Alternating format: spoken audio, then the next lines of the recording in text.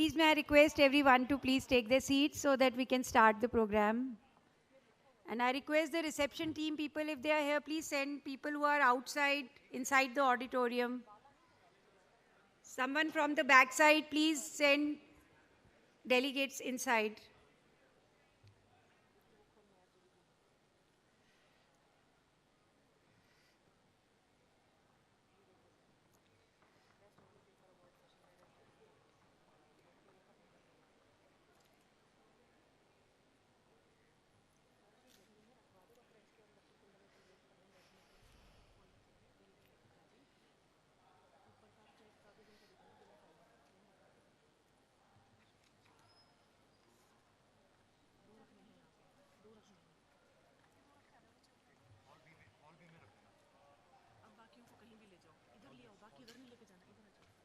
हो गया सेट तो करें स्टार्ट.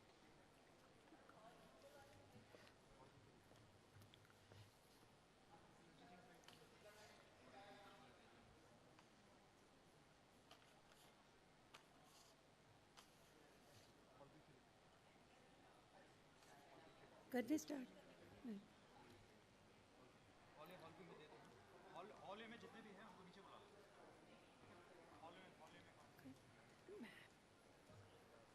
आ रहे कर दो.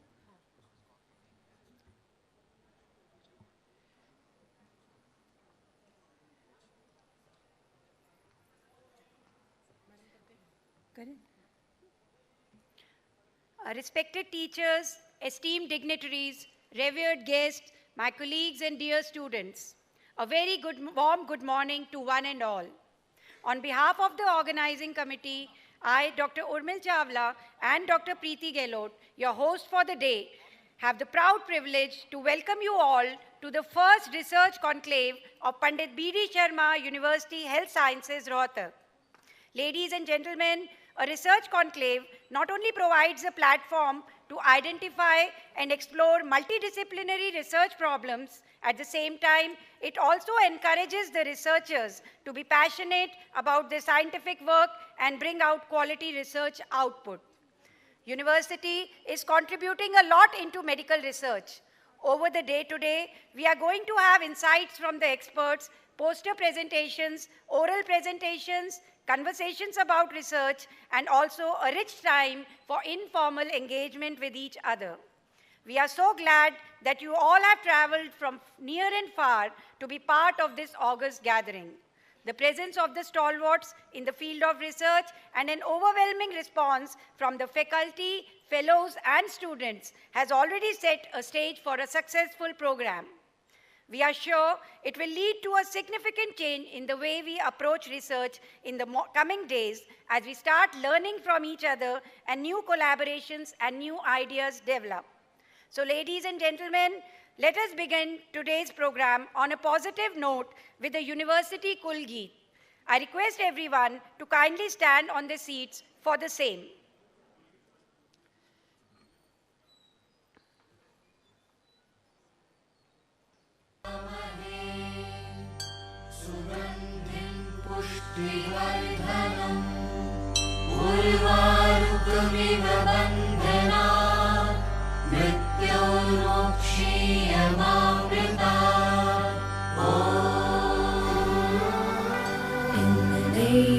Humanity, we will be always with humility.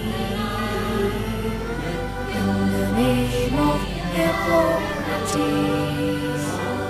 our knowledge and honesty of humanity will never be separated. Always with humility, with best of our knowledge, we will serve.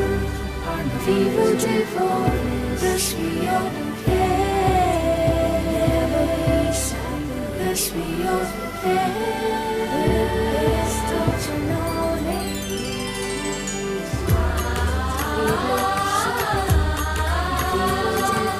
Sanskrit ऋषि के शन ज्ञान का देखो कैसा है वरदान. उस ज्ञान की हमने दीक्षा ली, जग का हुआ रोग निदान. चिकित्सकुल के हम कहरी सेवा ही परम धर्म है। व्याधि मुक्त रोगी की सेवा अपना कर्म है। राष्ट्र सेवा को रहे समर्पित, अपने जीवन का सारे ही हो। रहे सांसों की डोरी, सबका संस्कार यही हो। भारत को दे हम स्वस्थ नागरिक, तन मन कर चरणों में अर्पित। धन्वंतरि के वास पुत्र, हम जीवन कर पूर्ण समर्पित। परंपरा और तकनीकों का समावेश हम सब में है। विश्व जानता अपना कौशल गुण विशेष हम सब में है।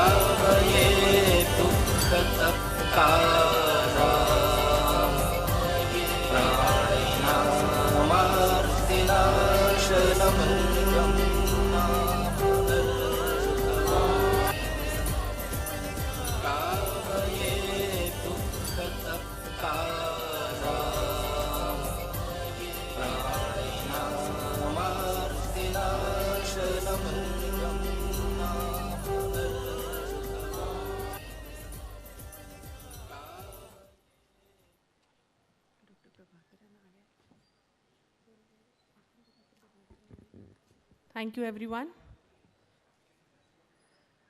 With that, we begin the scientific proceedings for the day with a highly energetic, informative, and a competitive session of the Best Oral Paper Award presentation by the residents and the fellows. This will be a moderated presentation, and may I now invite the judges for this session to kindly come and take their places on the dais. May I invite Dr. H.K. Agarwal, Registrar, University of Health Sciences, Rohtak, and Senior Professor and Head of Medicine, PGIMS, Rohtak. Dr. Kundan Mittal, Senior Professor and Unit Head Pediatrics, PGIMS, Rohtak. I request, sir, to kindly come and take your places on the dais to judge this session. PGIMS, Rohtak. May I also invite Dr. Abhishek Chaturvedi. He's a fellow physician of cardiovascular diseases, VCU School of Medicine, Richmond, Virginia. And I'm happy to announce he's also an alumnus of our own college, PGIMS Rohtak. So please welcome our judges with a loud round of applause to begin the first session and bring some energy into hall. I request all the audience to please welcome everybody with a loud round of applause. The rules for this session are as follows. I request the judges to kindly note. The rules are as follows for the session. There'll be a total of 5 participants. Each participant will get 7 minutes to present the research paper, followed by question-answer session of 2 minutes time. A timer will run on the screen for each presentation, accompanied by a buzzer sound to indicate that time is over. No extra time will be allowed, and I request the judges to kindly ensure the time frame compliance. To begin the session, with the kind permission from judges, may I now call upon the first presenter, Dr. Sandeep Kaur, PG student from General Medicine Department. She will be presenting on Association of Markers of Bone Mineral Disease in LVH in chronic kidney disease patients. I request Dr. Sandeep.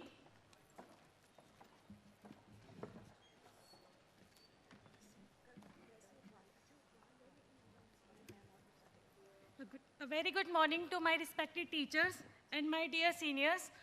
Today the topic of my paper is Association of Markers of Bone Mineral Disease and Left Ventricular Hypertrophy in Patients of Chronic Kidney Disease. As we know, chronic kidney disease is one of the leading health problems responsible for increase in morbidity, mortality, secondary to various complications, especially cardiovascular events. As we know, various traditional risk factors like hypertension, diabetes, dyslipidemia, and non-traditional risk factors like anemia, deranged more mineral markers, malnutrition, hypolipidemia has been responsible for increase in the incidence of cardiovascular morbidity and mortality. Many studies have been also proposed to study the role of hypertension, anemia, and deranged bone mineral markers in the development and progression of left ventricular hypertrophy in CKD, which is one of the key risk factors for cardiovascular events. And various studies have also established the roles of various markers in cardiovascular events, like hyperphosphatemia, cause vascular calcification, which will also aid in increasing cardiovascular events. Similarly, the new novel biomarker, the fibroblast growth factors, have been also studied, suggested its pathophysiology of LVH. So the aim of our study was to evaluate the marker of bone mineral disease in patients of CKD and to correlate these markers with the development of left ventricular hypertrophy, especially in pre-dialysis CKD patients. We done a single center cross-sectional observational study, and a total of 50 patients were included from stage CKD 3 to 5. The patients of age group between 18 to 70 years from stage 3 to 5 were included in the studies, and the patients who have pre-existing structural or ischemic cardiovascular disease or with history of any thyroid or primary parathyroid disease or patients who have taken treatment of any vitamin D supplements were excluded.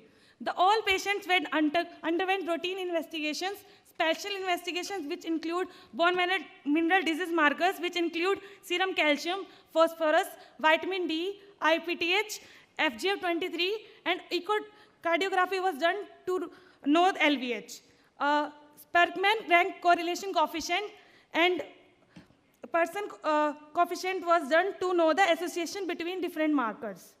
The results of our study was 72% CKD patient in our study has LVH, and the proportion of LVH was increased with increase in stage. That is more in CKD stage 5, then 4, and then 3.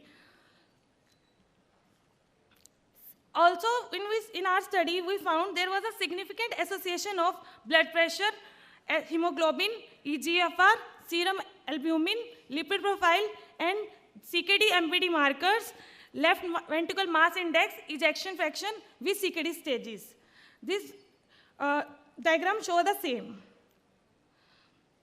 On multiple variate logistic analysis, as we know, there are multiple factors responsible for LVH in CKD.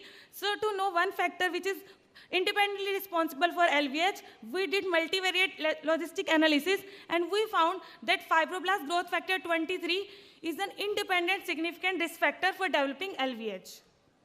So to conclude, as we know, cardiovascular complications are widespread in patients with CKD, and cardiovascular events are the most common cause of death in these patients, and LVH is one of the key factors responsible for this. So we can use LVH as a surrogate marker for CVD risk in CKD patients, and it also helps in improving the risk prediction for CVD patients. Present study also shows that there is a high proportion of LVH in CKD patients, and it increases with LVH with CKD stage. And we also found that CKD MBD, which is chronic kidney disease associated metabolic bone disease, is a common and very important non-traditional risk factor. And our study also shows that its markers are also significantly associated with increase in CKD stage and with LVH. So therefore, its early diagnosis, initiation of treatment can help in reducing the incidence of cardiovascular events, hence decrease the morbidity and mortality associated with CKD patients. Several novel therapies to reduce the risk of CVD in CKD are already in clinical development, raising the hope that there will be a decrease in cardiovascular events in future. So to help in this, all pre-dialysis CKD patients should be screened and treated more aggressively for any cardiac disease and its associated complications than the normal population.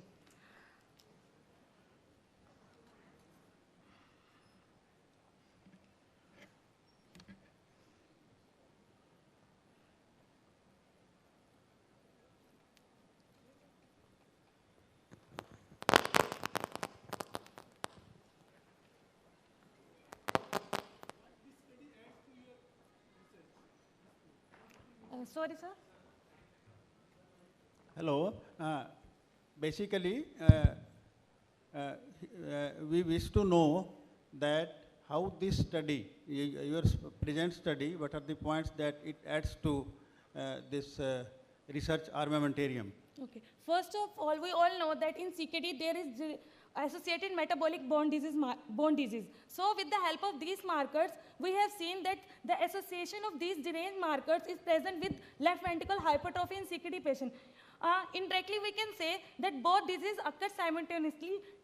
So if we diagnose the derangement in CKD MPD markers early, we can also predict that patient can land into LVH, because these factors, various hypotheses have been proposed that these factors can lead to left ventricle hypertrophy, thus leading to increased cardiovascular events in CKD patients.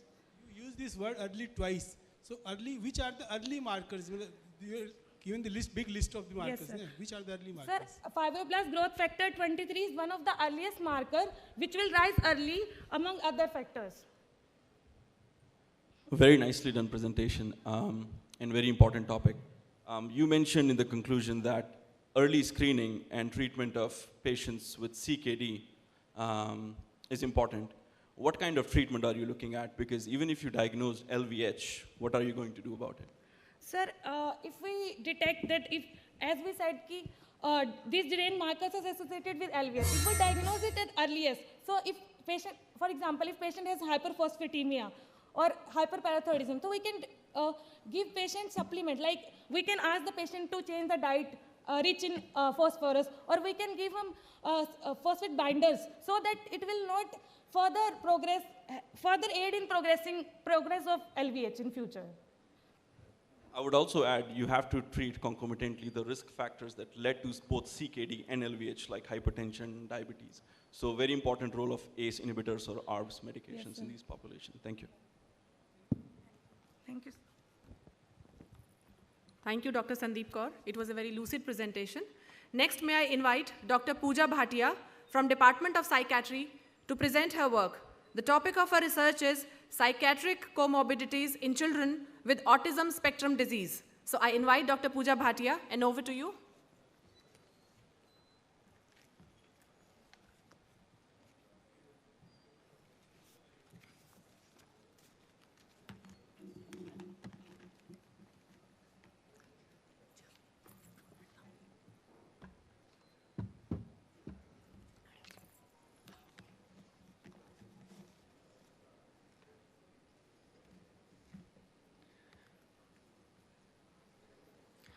Respected chairpersons, dignitaries, my teachers, seniors, colleagues, good morning. The title of my research paper is Psychiatric Comorbidities in Children with Autism Spectrum Disorder.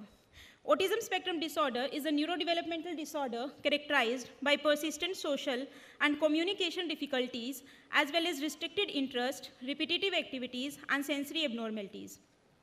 Persons with ASD are at increased risk for psychiatric disorders such as depression, obsessive-compulsive disorder, and anxiety disorders, as well as low adaptive outcomes in adult life.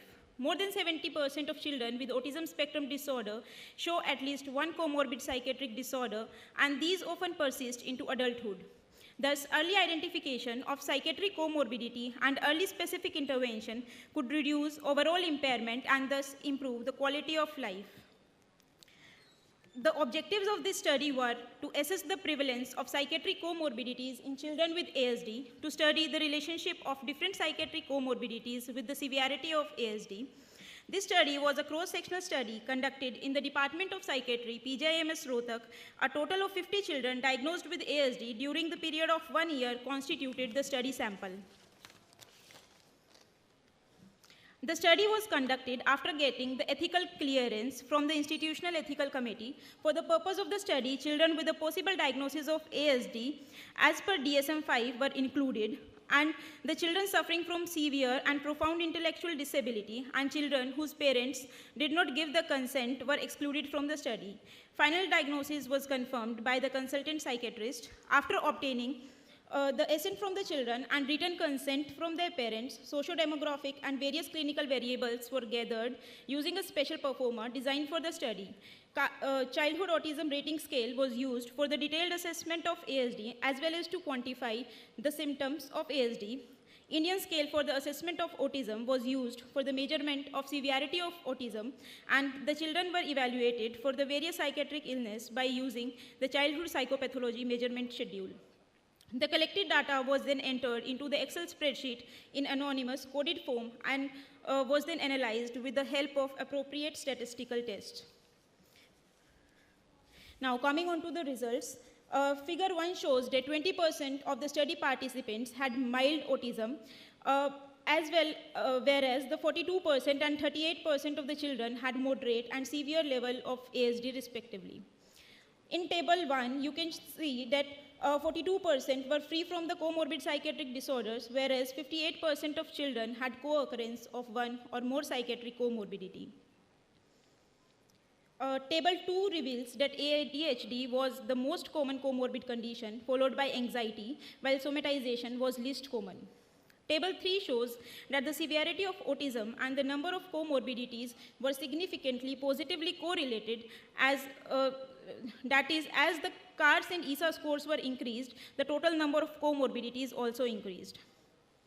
In table 4, it shows that the anxiety as a comorbid condition was more in severe forms of autism as compared to mild moderate, and it was statistically significant. However, other comorbidities were also more in severe ASD, but not statistically significant. In table 5, we conducted logistic regression to filter out various confounding variables and found that as the severity increased from mild moderate to severe autism, the odds of having comorbid ADHD and anxiety also increased, and this was statistically significant. The odds of other illness also increased as compared to their reference categories, but was not statistically significant. Now the discussion part. There was no significant association of psychiatric comorbidities and severity of autism with socio-demographic variable of children and parents, and this is in line with the previous studies done. The presence of psychiatric comorbidities, a significant number of children, that is 58%, had one or more psychiatric comorbidity. There are studies that reports rates lower than this study, but there are findings that are in contrast with other studies wherein higher rates of comorbidities have been reported. Relationship of comorbidities and severity of ASD. Severity of ASD was positively and significantly correlated with the number of comorbidities. Further, ADHD and anxiety were significantly and positively correlated with the severity of autism spectrum disorder. These findings are similar to other studies conducted before. Now, last is the conclusion. The psychiatric comorbidities is not uncommon in children with ASD. Number of comorbidities increased with the severity of autism. ADHD was the most common comorbid diagnosis, and somatic symptoms were the least. Most severe cases of ASD have more likely the chances of ADHD and anxiety. The strengths of the study, to the best of our knowledge, this probably is the first of its kind study in India which investigated the psychiatric comorbidities in the pediatric population. Use of two tools, that is the CARS and ESA, helped us to define the severity in better manner. The limitations, sample size of the index study was small, and it was a hospital-based study which limits the generalization of the results of the community. Diagnosis of comorbidity was based on clinical criteria for diagnosis rather than by using the standardized diagnostic instruments. Future directions, community-based studies with larger samples should be carried out. A longitudinal prospective study must be planned in order to study how the treatment of ASD affects other comorbid conditions. Thank you. Thank you. Very well presented. Dr. Pooja, just let us know what is these are certain observations which you have made. Conclusions, these are certain observations. What is the key message to the house? Key message from your study? Sir, the key message for this study is that the psychiatric comorbidity, the other psychiatric comorbidity is not so uncommon in the children with autism spectrum disorder, and the autism spectrum disorder children, they already have the difficulty in the social communication as well as in their behavior. So it is of importance to identify the other comorbid conditions also, so as to identify it as the earliest and to manage it specifically to improve the quality of life for those children. Very well done, Dr. Pooja. I have some research methodology question related to the project. You mentioned several correlations in association analysis. Do you think that represents its causal? Do you think autism spectrum disorders are causal to these psychiatric comorbidities that you mentioned?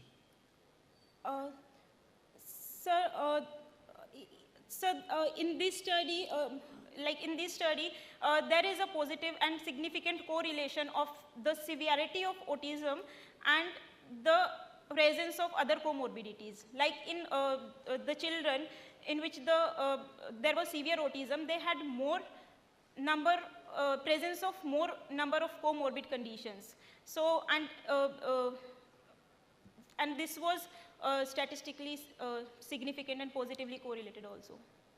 Very good. I just wanted to have you take home message, which is association is not causation. That's one of the basics of research methodology. So what you presented is very well. It's association. We should be mindful in terms of screening these patients early for comorbidities from psychiatric standpoint, but it's not causal. That's just one takeaway point. The other question I had for you is also research methodology based. You mentioned several correlation analysis. These were all univariate analysis. There was no multivariate analysis. Tell me one reason why it was appropriate for you to not do a multivariate analysis in this situation. The logistic and regression analysis was done it was done individually on every, it was done individually in every comorbid condition, and just to remove the other confounding variables which might affect the results of the study.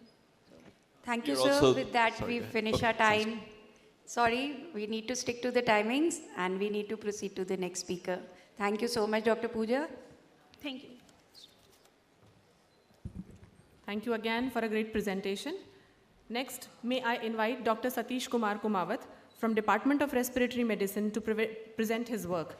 The topic of his research is Effect of Education Program in Reduction of Errors in Inhalational Technique in Patients with Obstructive Airway Disease. Over to you. Hello, good morning everyone. Myself Dr. Satish Kumar Kumawat. Title of my research paper is Effect of Educational Program on Reduction of Errors in Inhaler Technique in Patients with Obstructive Airway Disease. Coming to the background, inhaler devices are the mainstay in the management of obstructive airway disease such as COPD and asthma, and their proper uses require continuous training and monitoring. A low dose of medication can be delivered directly to the site of action in the airways through an inhaler device, which reduces systemic side effects compared to the oral medications. Poor inhalation technique causes less medication delivery and also causes poor disease control. Continuous correct inhaler technique reinforcement, either in person or by video demonstration, is rarely provided in the clinics according to the various studies. Errors in inhalation techniques have been reported to range up to 85%, and this study was conducted to assess the reduction of errors in inhaler technique after periodic reinforcement in the rural tertiary center of southern Haryana. Aim and objective of this study was the assessment of educational program on reduction of errors in inhaler technique in patients with obstructive airway disease.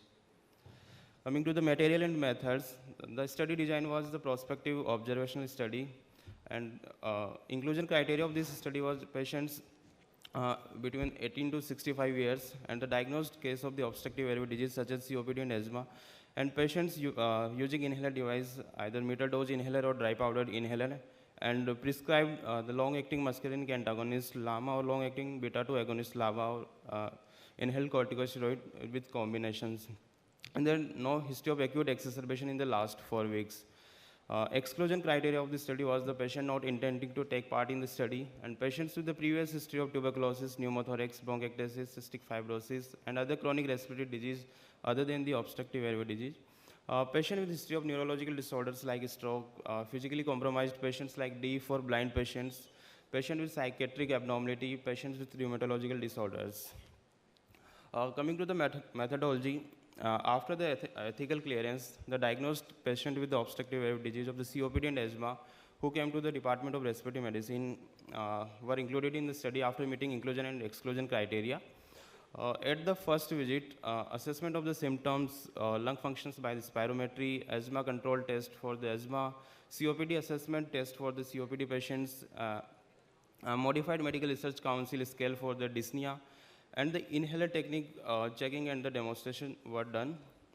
At the second visit, that was after 1 month of the first visit, and assessment of the symptoms, inhaler technique checking, and the correct demonstration of the inhaler technique was repeated.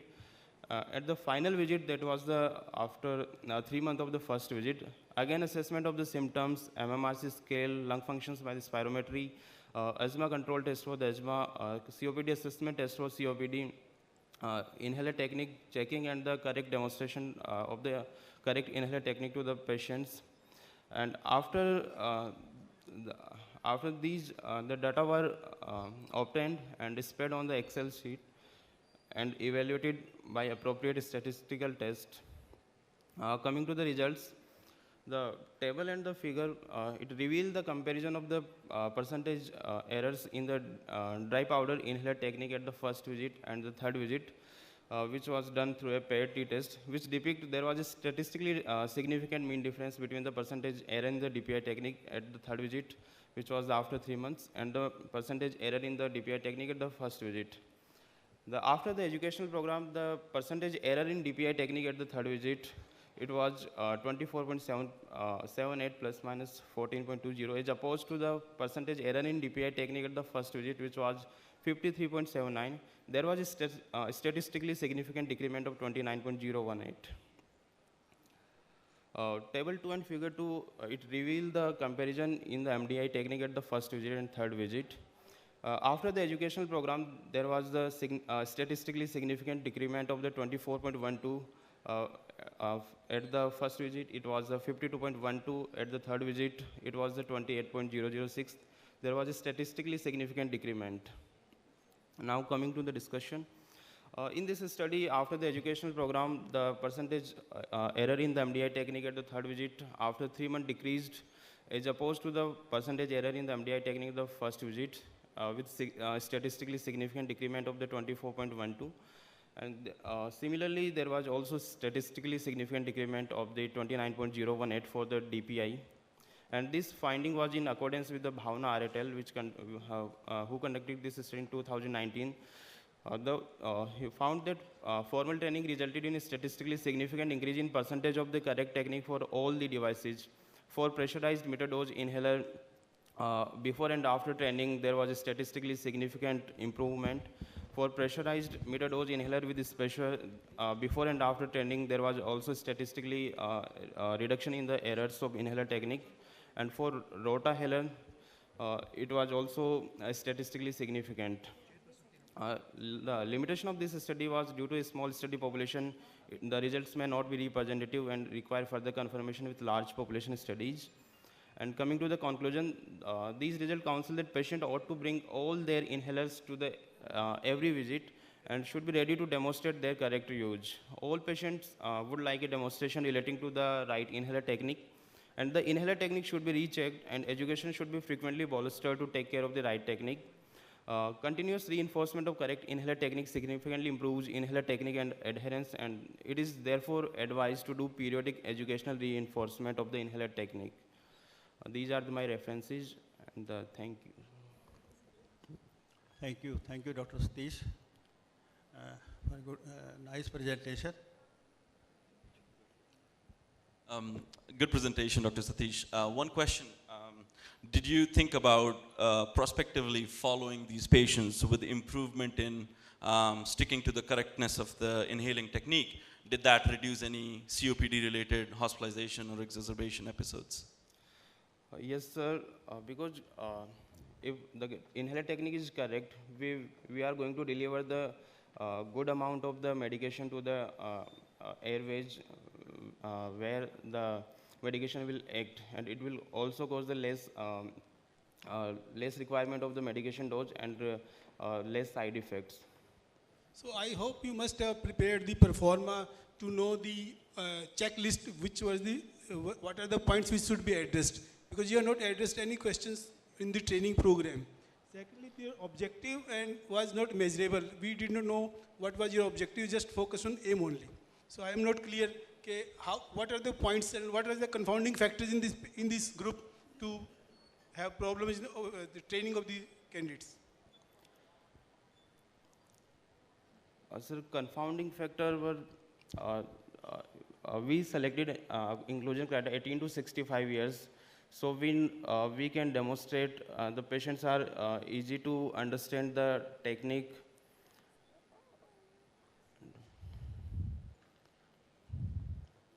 Okay, thank you, sir. Thank you, Dr. Satish. May I now call upon stage Dr. Garima Yadav from Department of Community Medicine to kindly present her paper. Her topic is RTI or STI among married females in rural block of India. That is reproductive tract infections or sexually transmitted infections. Thank you, ma'am. Good morning, respected faculty members. Myself, Dr. Garima Yadav, and my research title, my title for research paper is Reproductive Tract Infections and Sexually Transmitted Infections among Married Females in a Rural Block of Haryana.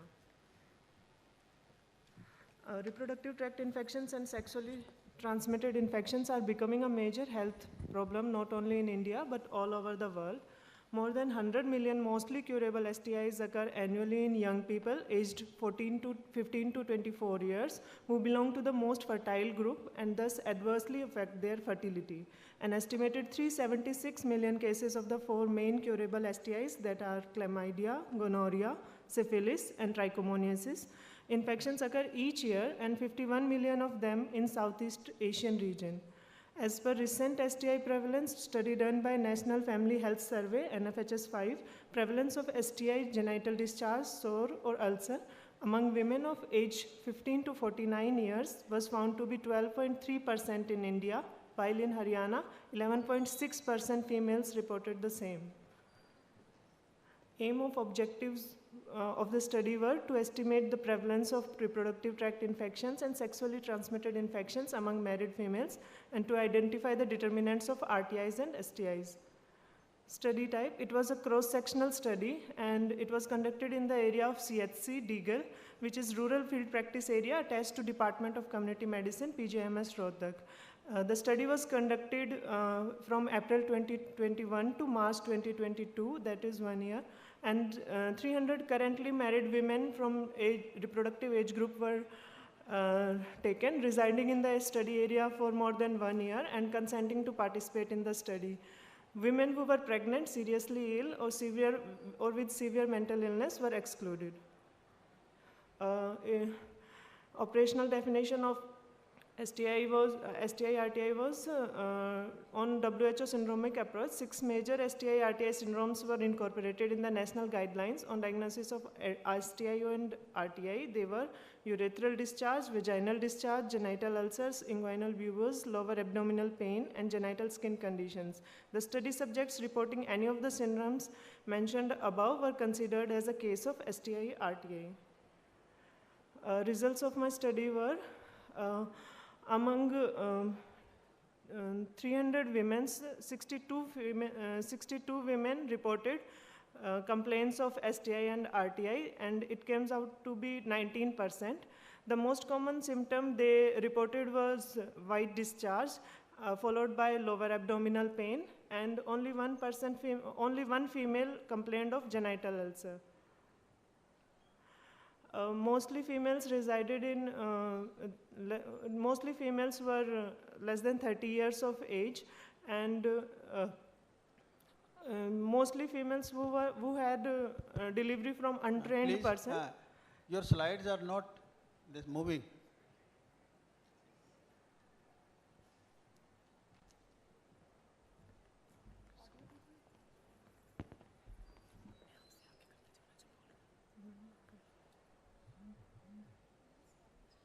इसमें move नहीं कर रहा।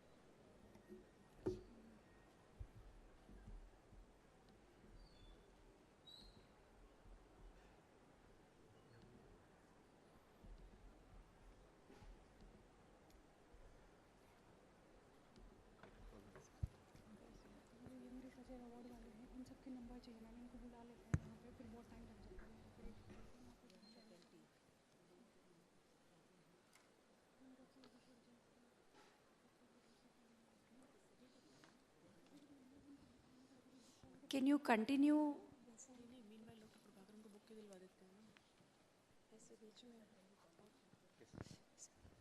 So can we continue, or you continue your? Okay, please. Okay, please continue. Yeah.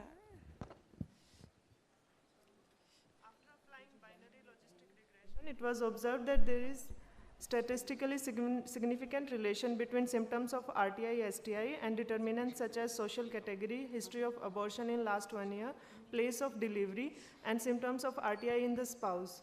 In type of social category, symptoms of RTI-STI among general category were nearly 20% lesser as compared to SC-ST category taken as reference category. Symptoms of RTI-STI were 50% higher in the women who underwent abortion in last 1 year, and symptom of RTI-STI were 7.28 times higher among women who had delivery at home from untrained person in comparison to those who had institutional delivery. And symptoms were higher, 2.2 times higher among women who had history of RTI-STI in their spouse.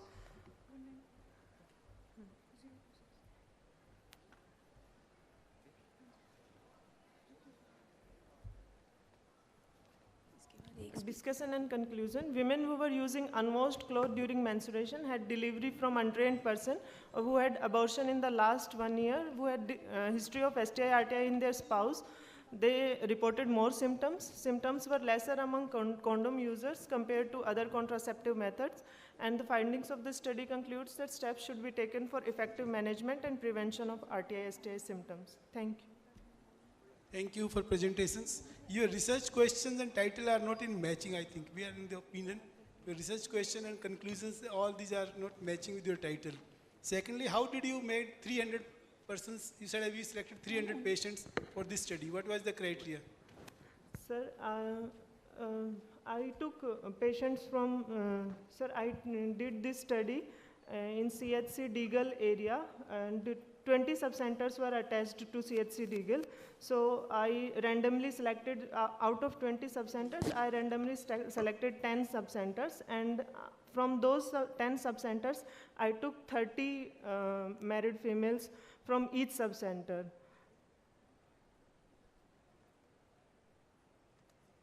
Thank you, sir. We have last speaker now. Thank you so much. Lastly, may I invite Dr. Shailesh Khayalia from Department of Pediatrics. The topic of his research is high fiber diet versus PEG in management of chronic constipation in children with cerebral palsy.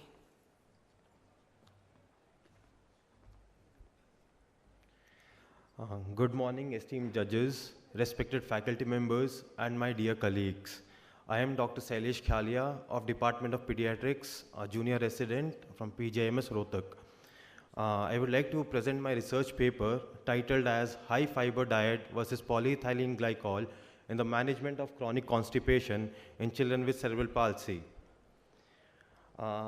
As we know, cerebral palsy is a group of chronic movement as well as muscle tone disorder which results from brain injury during a development of the brain. Cerebral palsy not only results in physical, but it also results in psychological dysfunctions.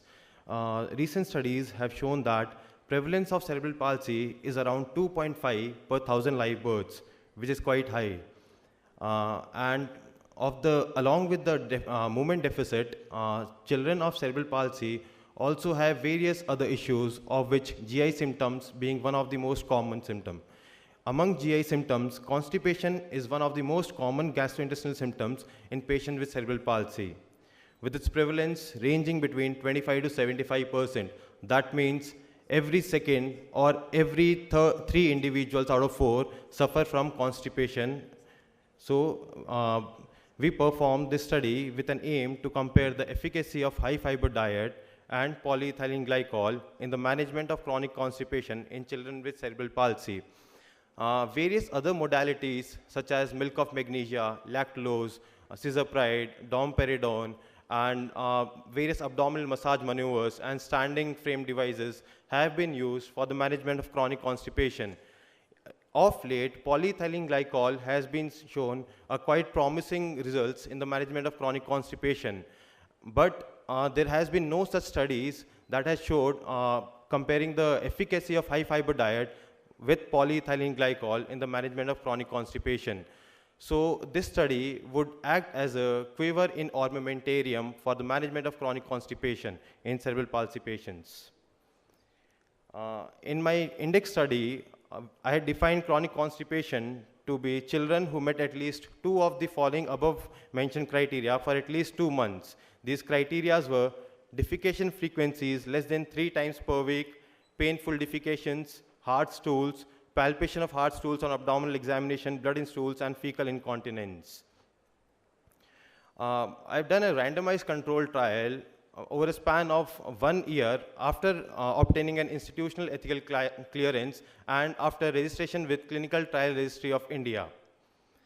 And informed consent with the patient's attendance was taken before enrolling the patients in the study. We had enrolled around 70 patients aged 1 to 6 years suffering from chronic constipation. After applying an inclusion as well as exclusion criteria, we had randomized around 70 patients in 2 groups. Group A received high fiber diet and Group B received a polyethylene glycol at a dose of 0.5 mg per kg in 2 doses per day. And high fiber diet, this diet was prepared by a clinical dietitian working in Kalavati Saran Hospital in Lady Harding. Diet was very flexible, and the instructions were given to the parents how to prepare a diet and what was the frequency of the diet to be given. We had given around 26 grams of fibers for children around 1 to 3 years of age, and children between 4 to 6 years of age, we had given around 38 grams of fiber. Both the groups were compared at the end of 28 days, which is 4 weeks, and at the end of 3 months in terms of achievement of satisfactory outcome. The results of my studies were, at baseline, we had seen that only around 17% of the individuals had a stool frequency of more than 2 in Group A, and 20% of the individuals had stool frequency of more than 2 in Group B. But at the end of 4 weeks, around 97% had a stool frequency of more than 2 in Group A, and around 90% had a stool frequency of more than 3 in Group B. At around 3 months, at the end of 3 months, Group A had around 90% individuals with stool frequency of more than 3 and more than 2, and in Group B, we had around 88% of the individual having a stool frequency of more than 2.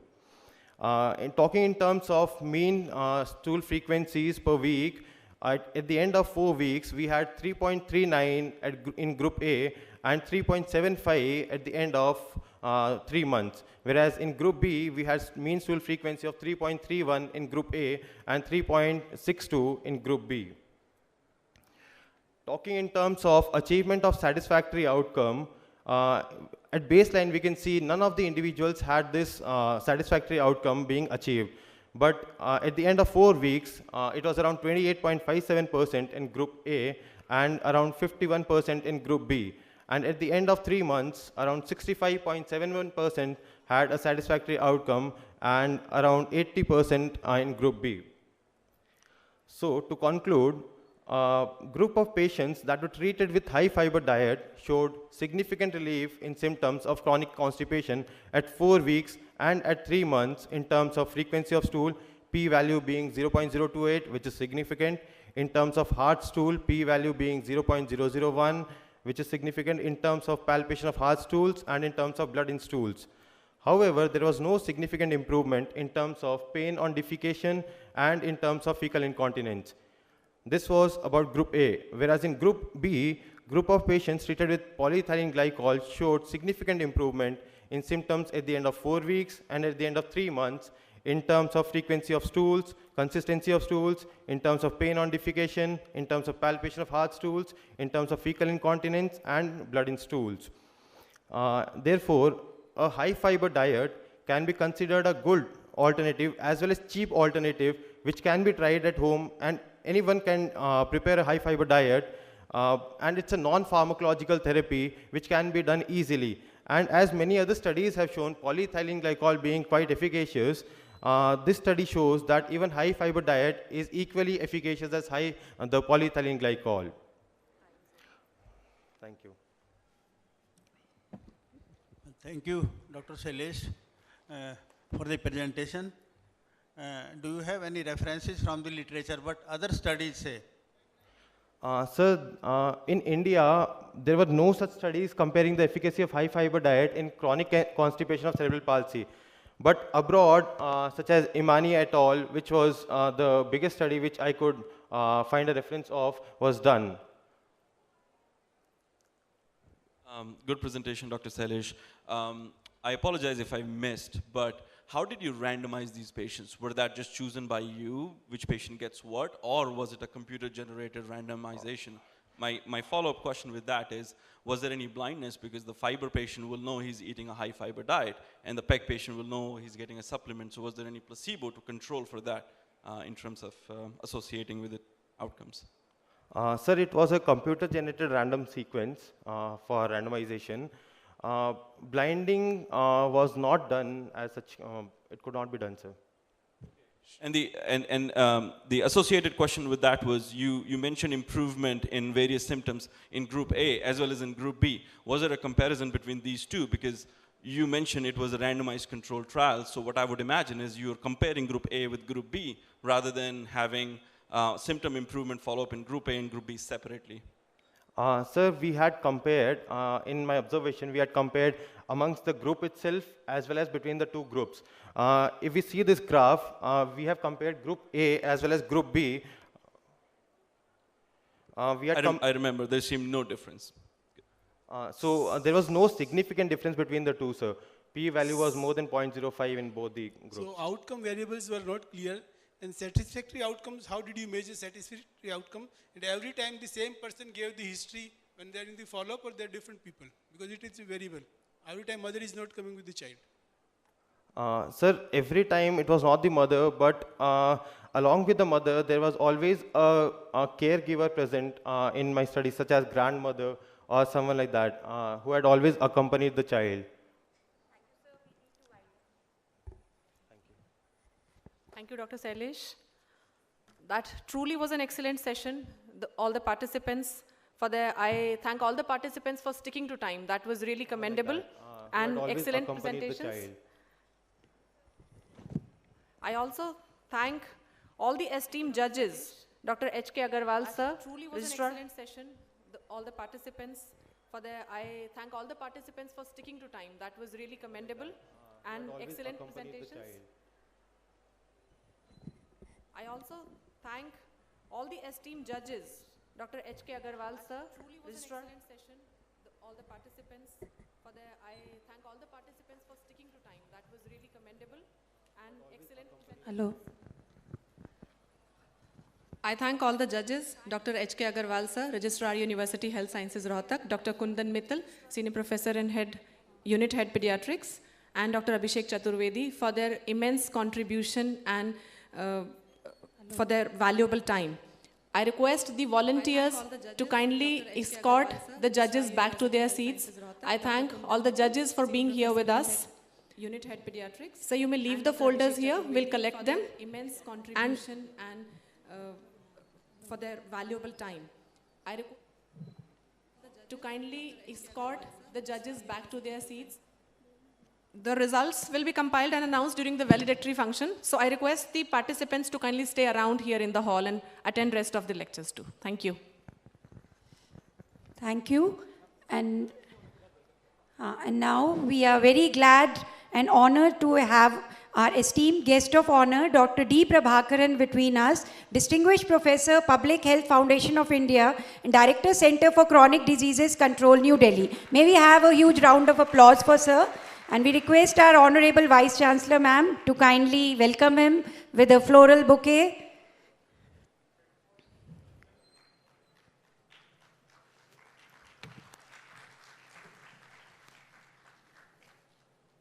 Thank you, ma'am. Ladies and gentlemen, now it is time for a highly informative talk on collaborative research in modern healthcare, why and how, by Dr. D. Prabhakaran, an eminent cardiologist, epidemiologist, and academician of global repute, and our worthy guest of honor for today. May I now please invite the chairpersons for this session to please come and take their places on the dais. I invite Dr. H.K. Agarwal, sir, worthy Registrar, University Health Sciences and Senior Professor in Head Medicine Department, PGIMS Rohtak, and Dr. Ishwar Singh, sir, Senior Professor and Head Neurosurgery Department and Medical Superintendent, PGIMS Rohtak.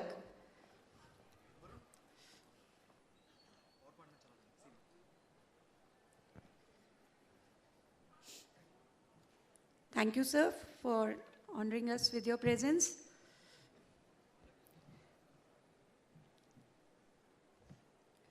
I request the worthy chairpersons to kindly begin the proceedings for the session.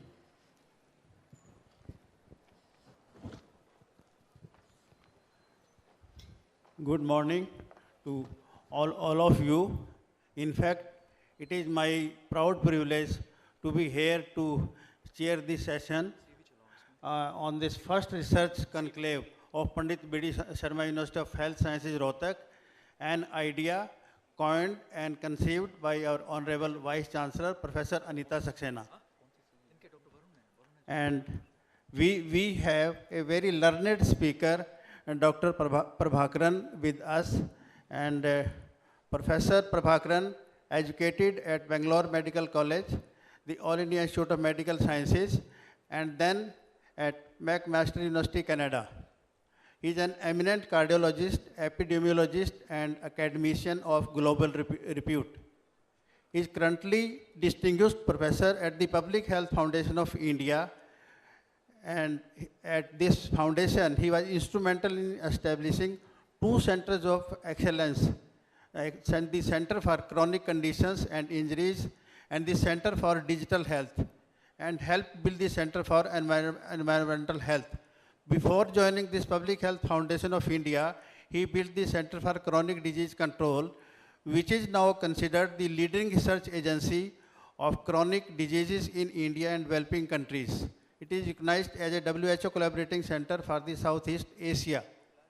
Professor Prabhakaran is also the founding director of the Center of Control of Chronic Diseases at Public Health Foundation of India, a joint initiative of 4 leading institutions. He holds professorship at Public Health Foundation of India, London School of Hygiene and Tropical Medicine, and Emory University, Atlanta, USA. In addition, he is a visiting scientist at the Harvard School of Public Health and an international fellow at the Population Research, McMaster University. Professor Prabhakaran has by far more than 600 publications in scientific journals such as the New England Journal of Medicine, Lancet, Circulation, BMJ, Nature, JAMA, and many more, with a H index of 104. And he has been listed as the topmost researcher in medicine in India in terms of publications for the year 2009 to 14 by Scopus and Department of Science and Technology, Government of India. And what is important to mention is that he has been listed recently among the top 2% world researchers by this Stanford University with a high ranking in medicine and cardiology. So a highly decorated scientist. I invite Dr. Prabhakaran to deliver his talk. Please welcome, sir.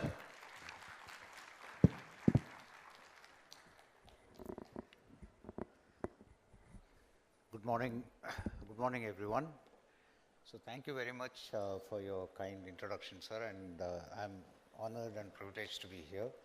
I'm extremely thankful to Professor Anita Saxena, who's been my teacher and mentor at All India Institute of Medical Sciences, and it's indeed a pleasure to be here.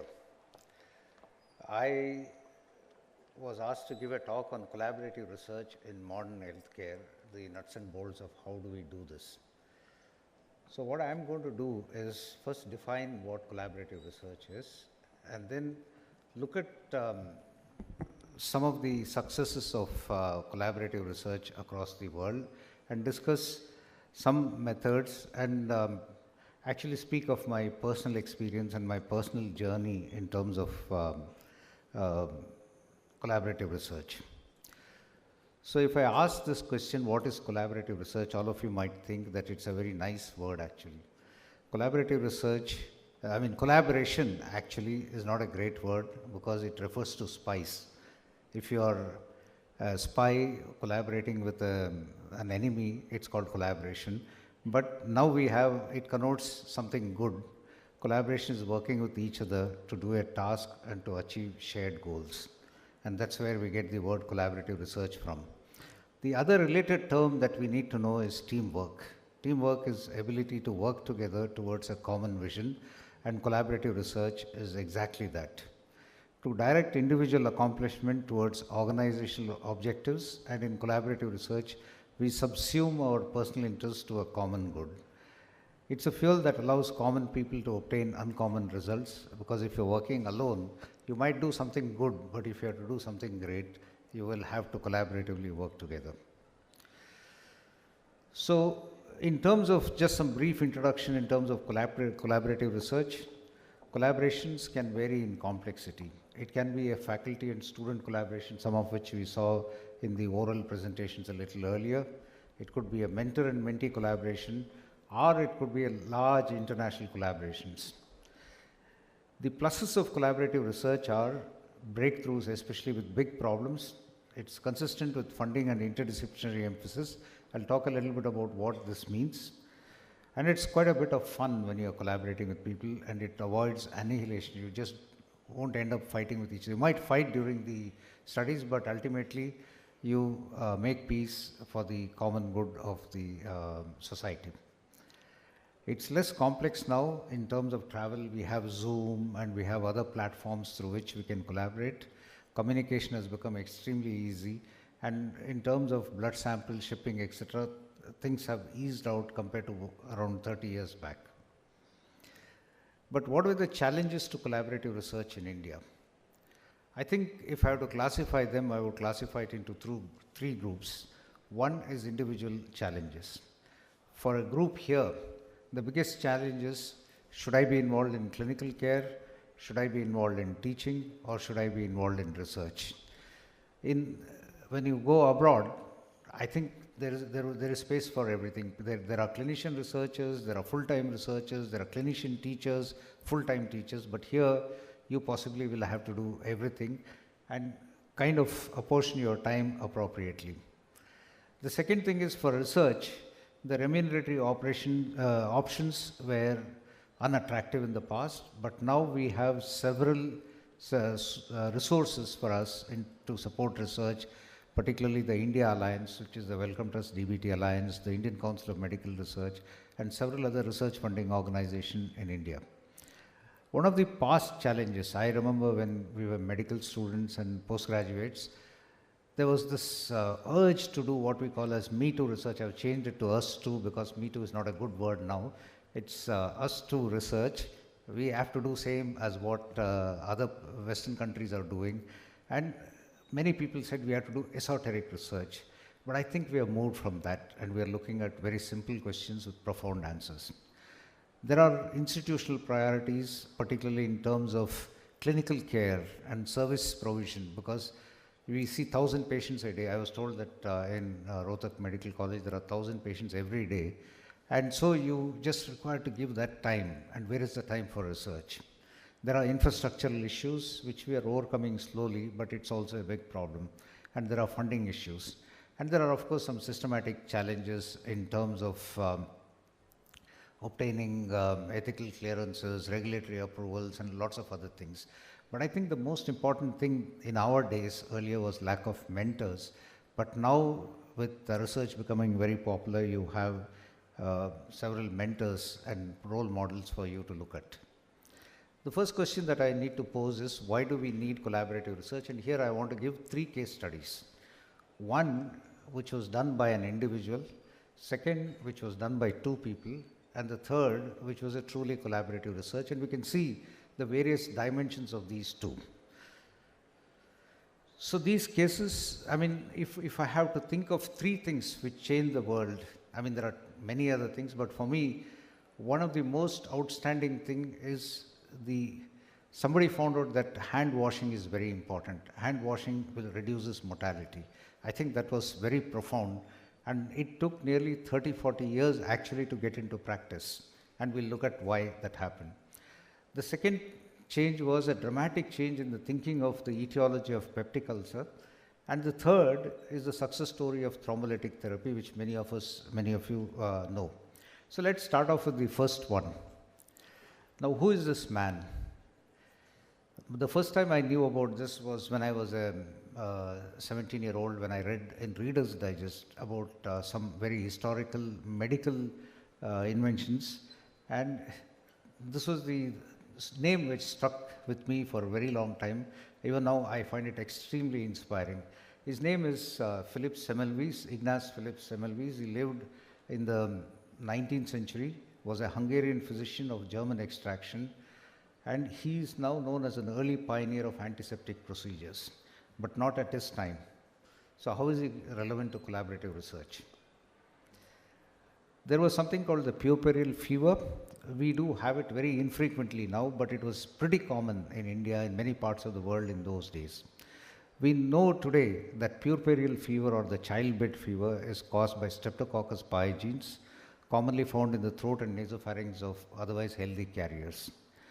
The mortality due to puerperal fever in Europe during the time of Semmelweis was 10 to 35%. Huge maternal mortality. The pathogens were not yet discovered at that time. In fact, most people thought it was bad air and they called it miasma at that time. There were differences. There were two clinics at that particular point of time. One clinic was managed by medical students and doctors, and the other one was managed by untrained or limitedly trained nurses and midwives. The first clinic was for the highly placed people in the society, and the second clinic was basically meant for people who were not married or who came from lower socioeconomic classes. So he found a very interesting phenomenon. The first clinic was the teaching service for medical students that I mentioned. What he found was the mortality in the first clinic, where there were doctors and medical students, and it was extremely high. It was almost 3-4 times higher than the clinic which was run by midwives only. So he said to me, it appeared logical that patients who experienced street births would become ill at least as frequently as those who were delivered in the clinic. What really protected those who delivered outside the clinic from these destructive, unknown endemic influences? So he was thinking and deliberating on this, and the breakthrough came in 1847. His colleague, a physician named Jacob Koletzka, died, accidentally poked with a student's scalpel, and the autopsy was very similar to the puerperal fever.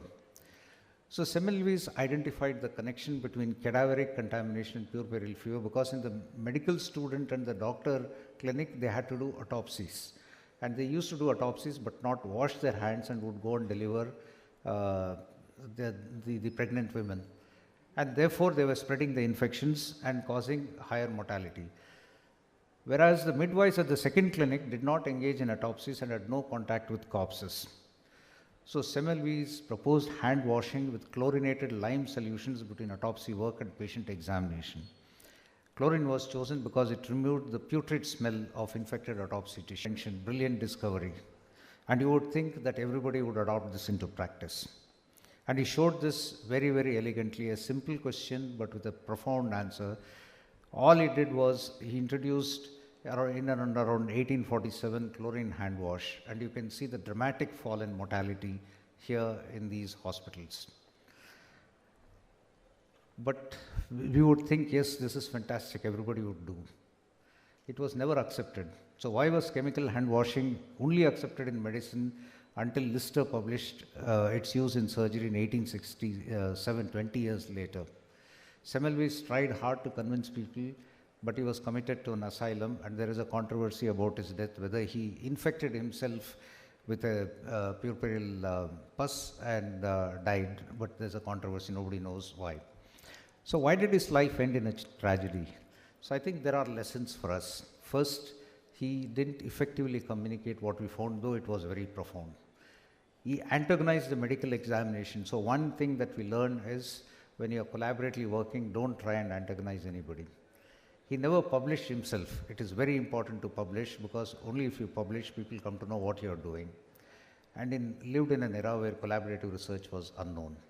So that's one major lesson. Despite such a massive discovery, his life ended in tragedy. Only around 100 years later, his contribution was recognized.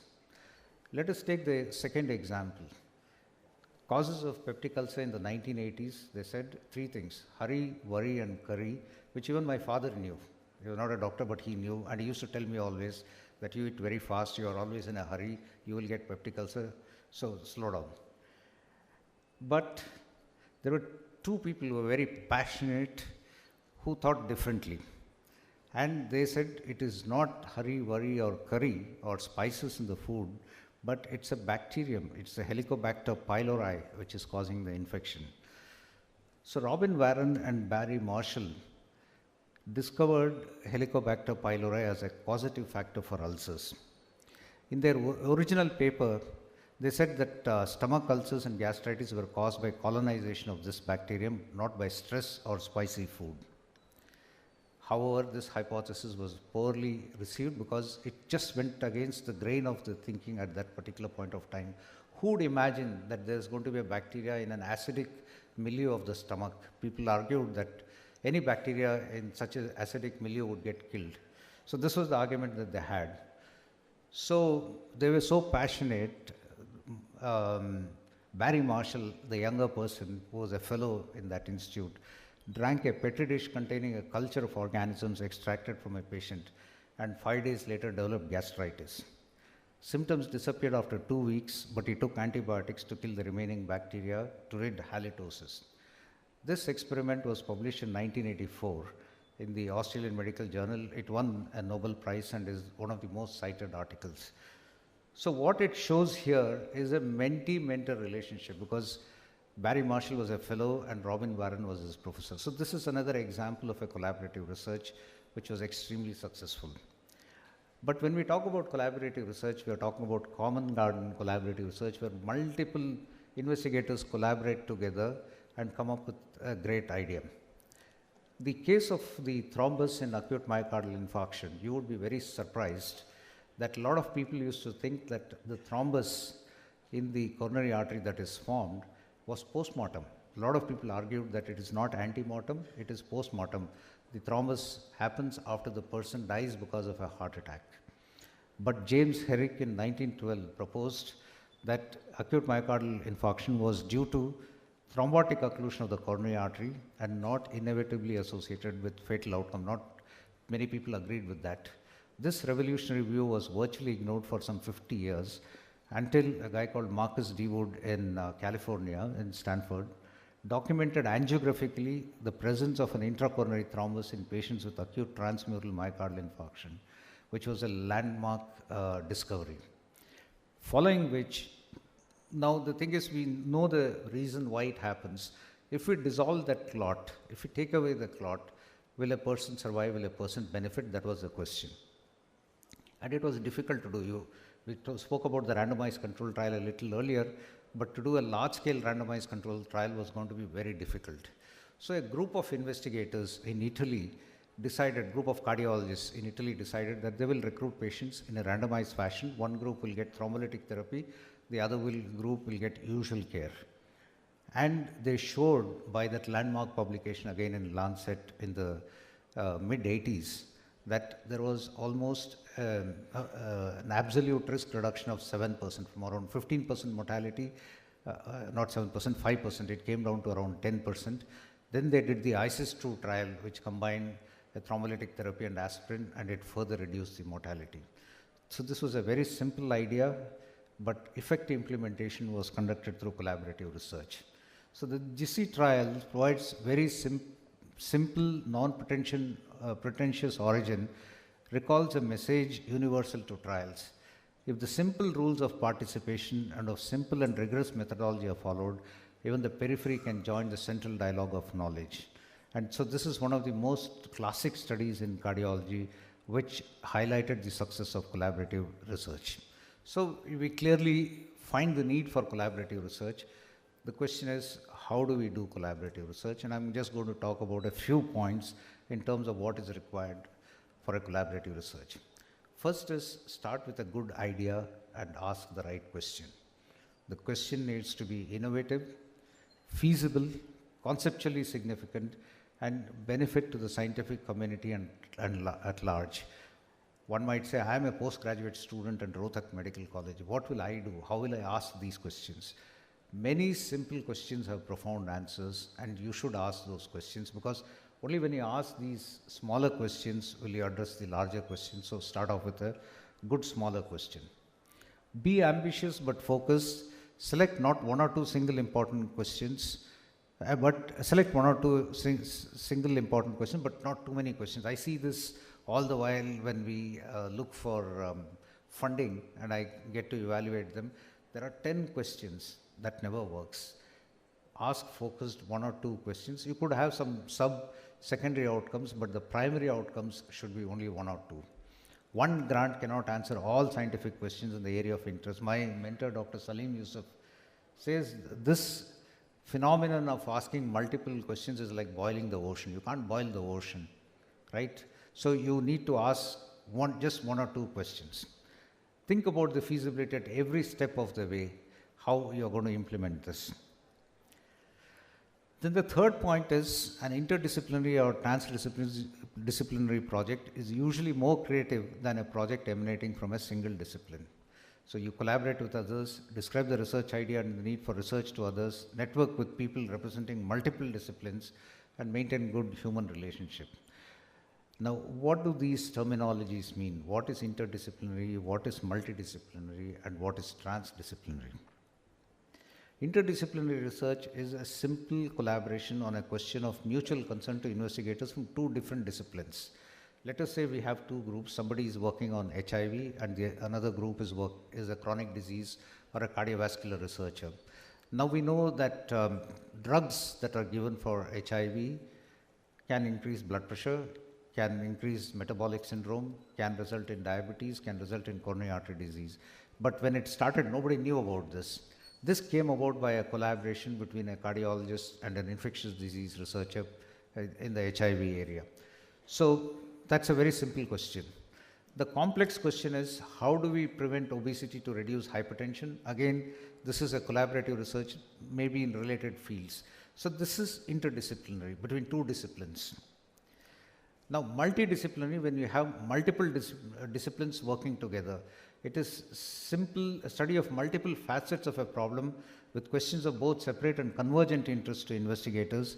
Example, cardiologists, biochemists, geneticists, public health experts, and policymakers. An example is the interstroke study, which was published around 10-15 years back, which is a very large international study of stroke trying to identify the causes. So that's multidisciplinary. Now, transdisciplinary implies conception of research question that transcend the individual departments or specialized knowledge bases, because they are intended to solve problems that are by definition beyond the purview of individual disciplines. If you want to study climate change, air pollution, food systems, you need to ask a transdisciplinary question because it transcends all the boundaries. Now, we know that unhealthy food is an important reason for cardiovascular disease, trans fats, high salt, low fiber, low fruit and vegetable intake. But what determines low fruit and vegetable intake? Is it that the person is not taking adequate amounts of fruit and vegetable? Is the person not affording the cost of fruits and vegetable? Is it not available? Is it lost during transport? Are the agricultural production adequate? So you see that there are questions starting from the farm where you grow these foods to the fork where you eat. So it's called farm to fork. And therefore, you have to ask a question which transcends all the boundaries and come up with an answer. So one example which Mr. Sudhir Saxena is here, he was one of our consultants from IT. We did a study called MWell Care, which is an integrated ML system for the prevention and care of chronic conditions. The idea was to evaluate a ML system aimed to improve the treatment and care of patients with any chronic disease risk factor or state. And the specific objective was to provide evidence-based decision support for physicians and primary healthcare workers and for patient self-management tailored for the individual patient and to monitor and give feedback to patients, physicians, and health service managers. So we did this in 2 states in India, Karnataka and Haryana actually here, and to produce a plan for ensuring scalability and sustainability in partnership with potential users. Look at the number of people in the team. We had epidemiologists, we had healthcare experts in cardiovascular disease, metabolic disorders, mental health and tobacco cessation, health economists, health system researchers, technology developers, business development experts, and experts in governance. So this is how you develop a transdisciplinary question. So if I have to explain this inter, multi, and transdisciplinary research by my own personal journey, when I was at All India Institute 20 years back, I started off with a single discipline research, worked on identifying the causes of heart attacks, looking at risk factors for coronary artery disease in the city of Delhi and neighboring Haryana. Then we moved on to interdisciplinary research, where I interacted with the goal of transferring knowledge from one discipline to another, and it allows researchers to inform each other's work and compare individual findings. My friend and colleague, Professor Vikram Patel, who is in Harvard, was working on role of community health workers in mental health, and I was working in the area of community health workers in hypertension. But then we spoke to each other and said, why not we work together and try and combine and see whether it's going to be beneficial, and that's how we moved from interdisciplinary to multidisciplinary and then on to transdisciplinary research. Now, how is this helpful in the bigger context? The WHO and the UN in the year 2011 said that NCDs, non-communicable disease, are impacting sustainable development, are the biggest killers, and so we need to do something about it. And they gave a set of 9 voluntary global targets, one of which is to raise blood pressure by 25% by the year 2025. So the big question that we posed was, can we reduce high blood pressure burden in India by 25% in the next 10 years? This is a very vague, really 35,000 feet level question. And how do we conduct research in this? So from a simple but broad question, we asked multiple focus questions. Can we reduce hypertension by 25% by the year 2025 was the larger question. But then we asked the next question, can we demonstrate the efficacy of frontline health workers enabled by IT or smartphones in reducing outcomes for patients with hypertension and diabetes? And so we evaluated.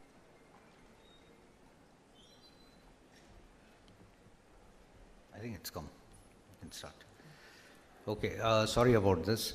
So what we did was we evaluated using multiple frameworks, multiple different methods that included observational studies, randomized controlled trials, cluster randomized trials, in multiple locations in the community, at primary healthcare centers, secondary care centers, and tertiary centers, and demonstrated that it's feasible. In fact, it's impactful, it's beneficial. The next question that arises, should we do research for research's sake, or how do we actually get into practice and policy? So we implemented this in 2 states, in Tripura and Mizoram, and now we are doing a national level pilot so that we can extend it across the several parts of India. So the pilots are underway in Punjab, and we would get the results soon.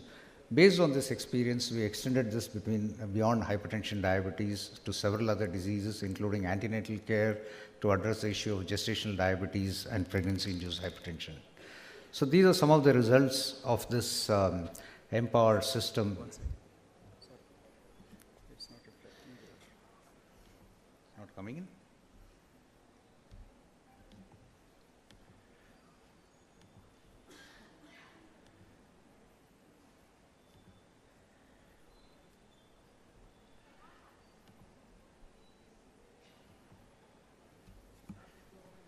No.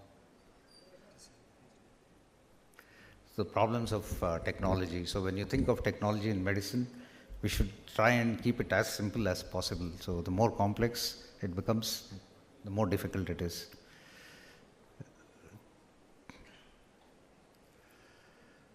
So it's not come on again.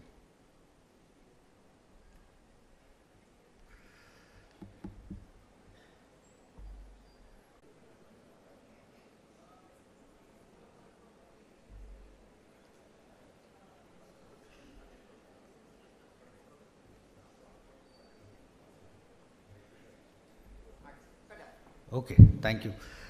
So what we did was to see whether it works under usual conditions using people from the health system rather than research personnel. And we did this demonstration in Himachal Pradesh, which showed that within a matter of 3 months, both blood sugar and blood pressure came down, and it persisted till 18 months, showing the utility of digital technology, that is clinical decision support system with task sharing and tracking of clinical outcomes and follow-up visits. And I said earlier that we scaled this up in the states of Tripura and Mizoram. Okay, so when we are thinking of collaborative research, first you can be ambitious, but it should be focused and select 1 or 2 single important questions, but not too many. Second is to use technology as appropriate for communication, for monitoring, for implementation. Dr. Pandey will talk about statistical analysis. So we use what is called as a central statistical monitoring in collaborative research, so that we know for sure that we are getting the right kind of data, and we need unassailable expertise. You need to collaborate, but not necessarily follow the herd. Sometimes you may have a passionate thinking about a particular way. So you should, if you have something like that, try and persuade your collaborators to change their mind. So be innovative, be creative, and demonstrate novelty in your approach. Collaborative grant writing is an art, because ultimately you have to write grants and win grants to do collaborative research. Don't write alone. Use mentors, colleagues, and collaborators. Seek help from lay people. Actually, many of the reviewers are not doctors. They may be non-physicians. So once you write the grant, give it to somebody else who is not a doctor, who is a lay person, to read it and see if they can understand. And look at old successful grants. 40% of the grant application is unrelated to the body of the grant, and there are a lot of other administrative reasons, administrative things, and one need to focus on that. Use mentor and experienced support staff in departments to help early with these parts, and ask for help early. A statistician is central and pivot in any collaborative research. And many times it so happens, people just go to the statisticians there and say that, you know, I want to do a study with 50 people. Can you give me how to work with this number? That's not the way. You should actually involve the statistician from the beginning. How many subjects will you need? Will revising your approach to the question make numbers less daunting?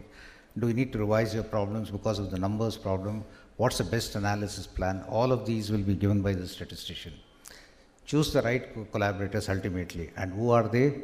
Experts that bring the project something you do not have. It's not that I want my friend or my wife or my relative to be part of the study. It has to be a real expert who's going to contribute to this collaborative research. Collaborators are researchers who have well known in the field, who have written papers in that area. They get the work done and are easy to work with. Identify a collaborator. There may be a person who is very well known, but is very difficult to approach, doesn't answer phone calls, doesn't answer mails, not that kind of person. Somebody who's easy to work with. Ask mentors or other senior investigators about potential collaborators. And we need to learn from other disciplines. If I'm a cardiologist, I look at what happens in the reproductive and child health area, what happens in the area of HIV, and I learn from their research. Not only that I learn from other disciplines, but I also learn from outside of medicine. How does advertising and marketing work? Can I use some of the principles? How does industry work? Can I use some of the management principles that are useful? So those are some of the things that you need to think of.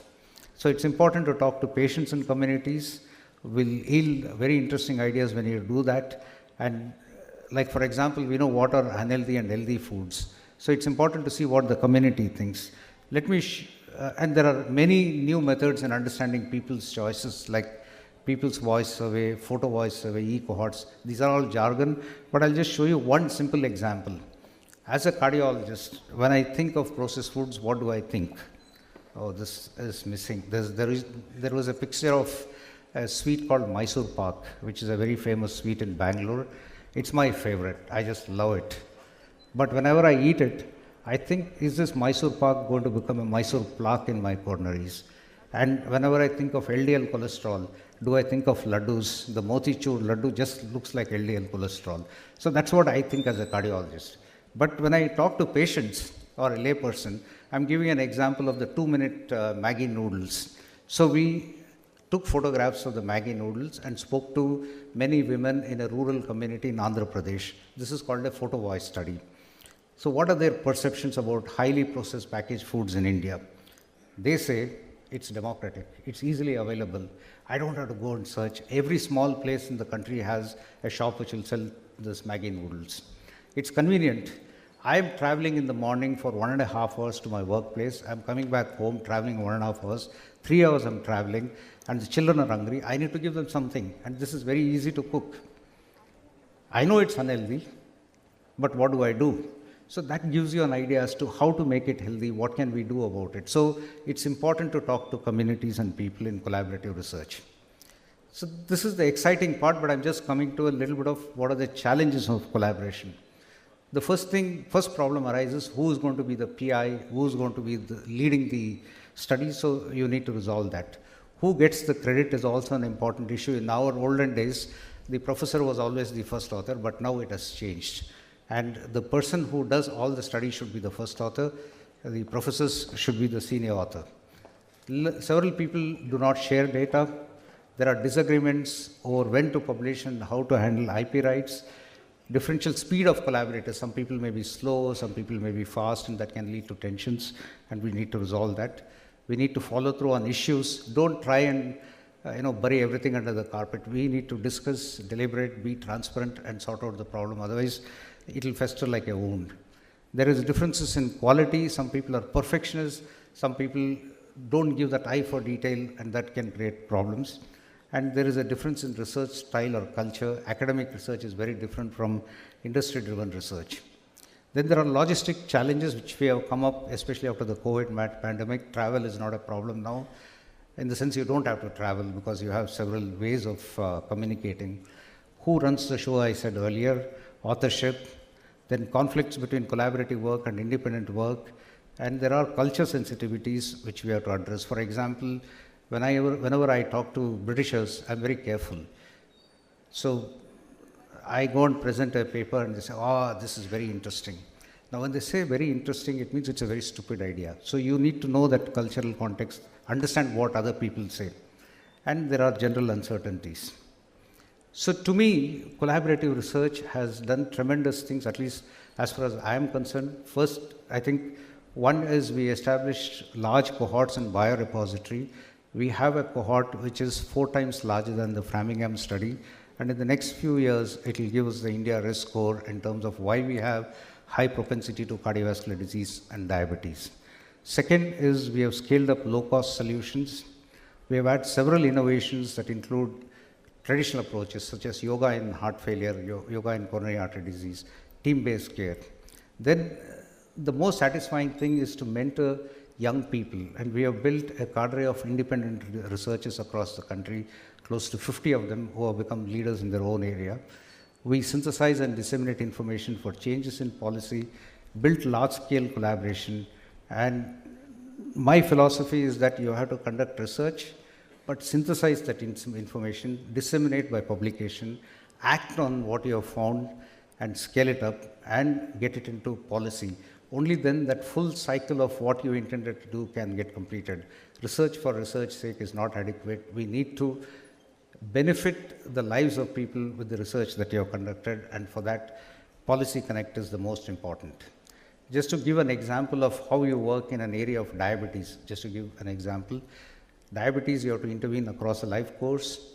Continuum of care from prevention to rehabilitation is required. We need to work both on population and individuals. We need to look at biology and social determinants. We need to think of integrated care and team-based care. And as I said, research to policy translation. These are some of the studies that we did. But I just want to give you an example. Like, for example, mechanisms, we established cohorts with a sample size of close to 32,000. And there are international collaborations, platforms for future research. More than 100 papers have been published, and we have understood the mechanisms now. In fact, in the next 2 years, we will have a new classification of diabetes. Right now, we know type 1 and type 2. But I think we are going to have type 2A and type 2B, because the diabetes, etiology of diabetes in Indians is different. We have insulin insufficiency rather than insulin resistance. We have looked at practice patterns and the heterogeneity in practice patterns. We have looked at burden, and we know that there's an urban-rural difference, and the burden is rising across the country. And we have looked at a variety of ways of improving care, including clinical trials and several other mechanisms. And we are embarking on a redesigning the health system using telemedicine platforms to see whether a combination of conventional care and a telemedicine care would work. And then most importantly is to build capacity both of researchers and primary care researchers. Finally, I always have this argument, people say, you know, this was my idea, that person has taken away my idea. The fact is, it's nobody's idea. The tracing of ideas is usually a guessing game. We can't tell who first had an idea, we can only tell who first had it influentially, who formulated it in some form, a poem or equation or a picture that others could stumble upon with the shock of recognition. So be generous with your ideas, only then you can actually have a fertile imagination in terms of thinking of new things. So I'll stop here. It's important to understand that a small group of people can make a big change. Margaret Mead is a cultural anthropologist from the US, and she said, never doubt that a small group of thoughtful, committed citizens can change the world. Indeed, it's the only thing that ever has. Thank you very much.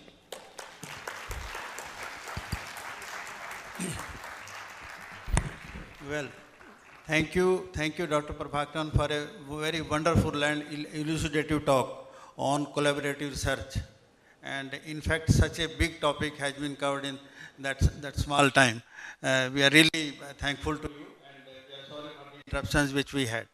And I, along with my co-chair, will again request you to give him a big round of applause. Thank you, sir. And may I now request our worthy chairpersons to kindly felicitate sir with the floor. Sir, please.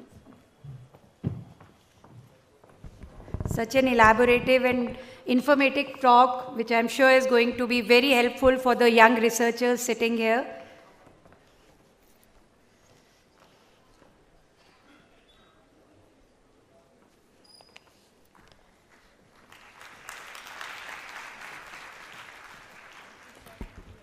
Thank you. Thank you so much, sir. Thank you. Thank you, sir. Thank you.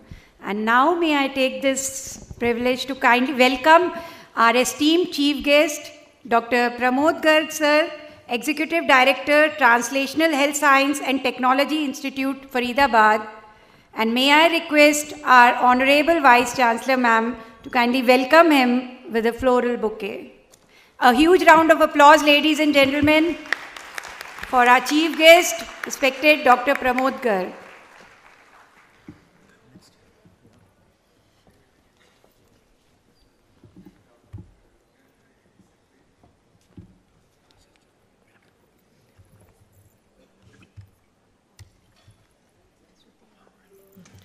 Thank you. Ladies and gentlemen, I once again extend a warm and heartfelt welcome to all the esteemed members present in this hall. With immense pleasure, I inform you all that we will now have a small inaugural ceremony. In our Indian culture, light symbolizes brightness and prosperity. It removes the forces of darkness and gives us positivity. Similarly, knowledge dispels ignorance and empowers us. So, to seek the choicest blessings of Goddess of Knowledge, to invoke Ma Saraswati, we will now have the lamp lighting ceremony. May I now request our chief guest, Dr. Pramod Garg, guest of honor, Dr. Prabhakaran, Honorable Vice Chancellor, Ma'am, Dr. Anita Saxena, Registrar, University Health Sciences, Dr. H.K. Agarwal, sir, Director, PGMS, Rohtak, Dr. S.S. Lochap, Dean Academics, University Health Sciences, Rohtak, Dr. Ashok Chauhan, Organizing Secretary, Dr. Pushpa Dahiya, ma'am, Professor in Charge, Research Cell of University Health Sciences, Rohtak, Dr. Dhruv Chaudhary, Dean PGMS, Rohtak, Dr. K.S. Lalad, Medical Superintendent PGMS, Rohtak, Dr. Ishwar Singh, Principal NC Medical College, Israna, Dr. Tevatia, and Director Maharaj Agrasen, Agroha Medical College, Dr. Alka Chabda, ma'am, to kindly come on the stage and light the lamp for seeking the divine blessings.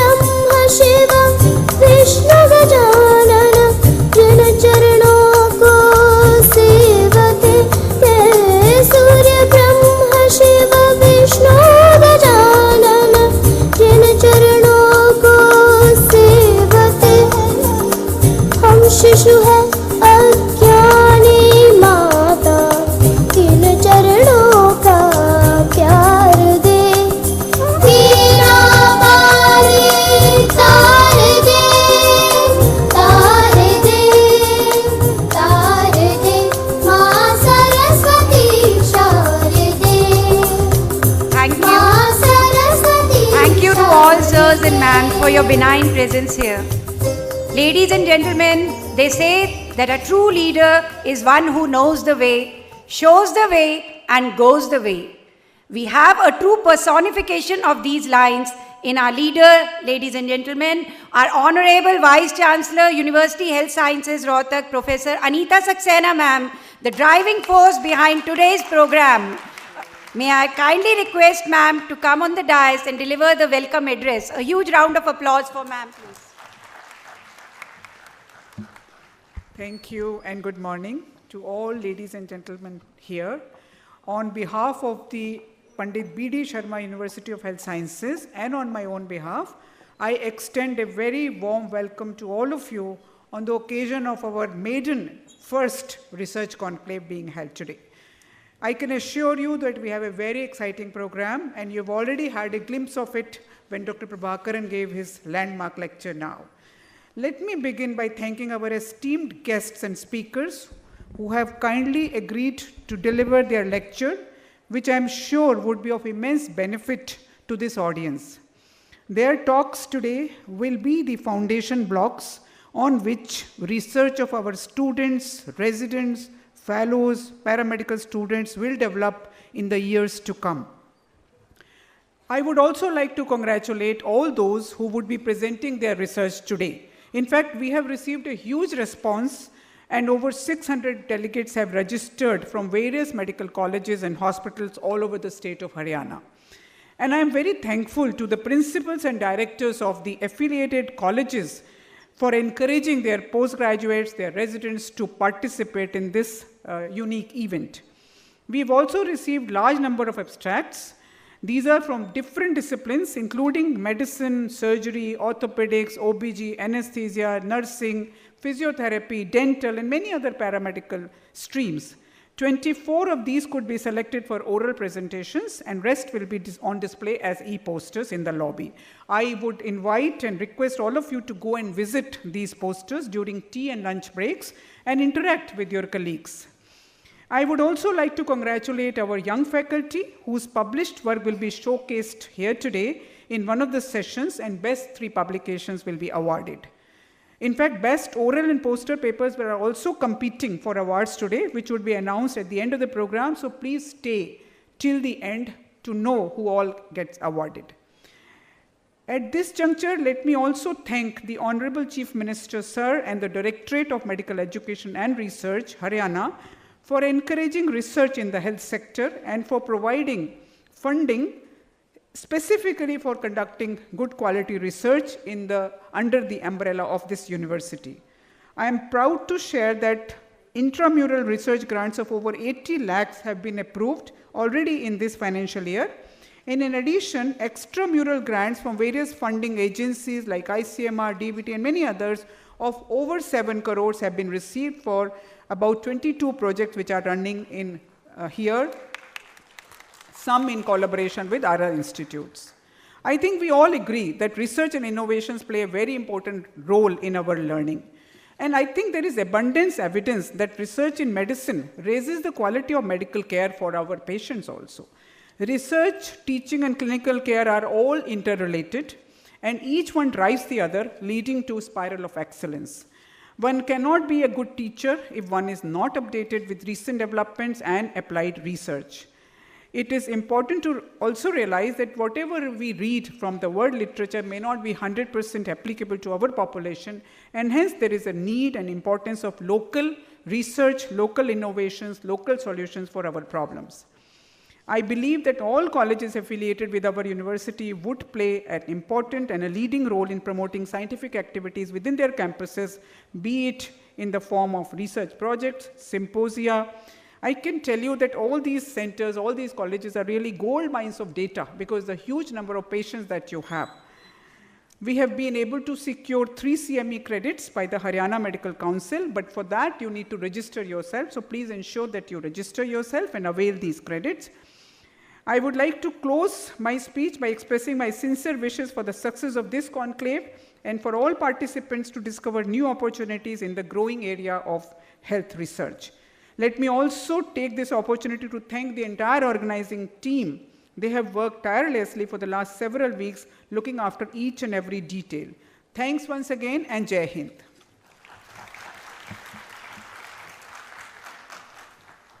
Thank you, ma'am, for your encouraging words and always being the guiding force behind each and every event we have been conducting under your guidance. Thank you so much, ma'am. Thank you, ma'am, for your encouraging words. We now move on to the inaugural address on research ecosystem in universities, Future Beckons Us. May I now invite the chairpersons for this session to kindly come and take their places on the dais. Honorable Vice Chancellor, ma'am, Professor Anita Saxena, and Dr. Dhruv Chaudhary, Professor and Head Department of Pulmonary Critical Care Medicine, PGIMS Rohtak. So I request you to kindly come and please take your place on the dais. And I request the chairpersons to then kindly begin the proceedings for this session. Thank you, Preeti. My co-chairperson is just on his way. So Dr. Dhruv, kindly introduce.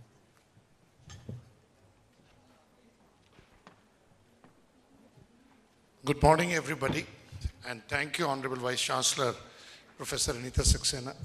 It's my proud privilege to invite Dr. Pramod Garg, who is currently working as Executive Director at what we call the TIST, but the Translational Health Science and Technology Institute, Faridabad. He is also the President of All India Institute of Medical Sciences, Bilaspur. Professor Garg has been a Professor of Gastroenterology and Associate Dean Research at All India Institute of Medical Sciences, New Delhi. He graduated and did his Master's in Internal Medicine from King George's Medical College and later completed his Gastroenterology Fellowship from All India Institute of Medical Sciences, New Delhi. He is an eminent gastroenterologist with special interest in pancreatology. He is a J.C. Bose Fellow and is a Fellow for all three National Science Academies, that is Indian National Science Academy, Indian Academy of Sciences and National Academy of Science, and also National Academy of Medical Sciences and Royal College of Physicians. He is in the Scientific Advisory Board of Indian Council of Medical Research and co-chair of Science Committees of Indian Council of Medical Research, Department of Biotechnology and Department of Science and Technology.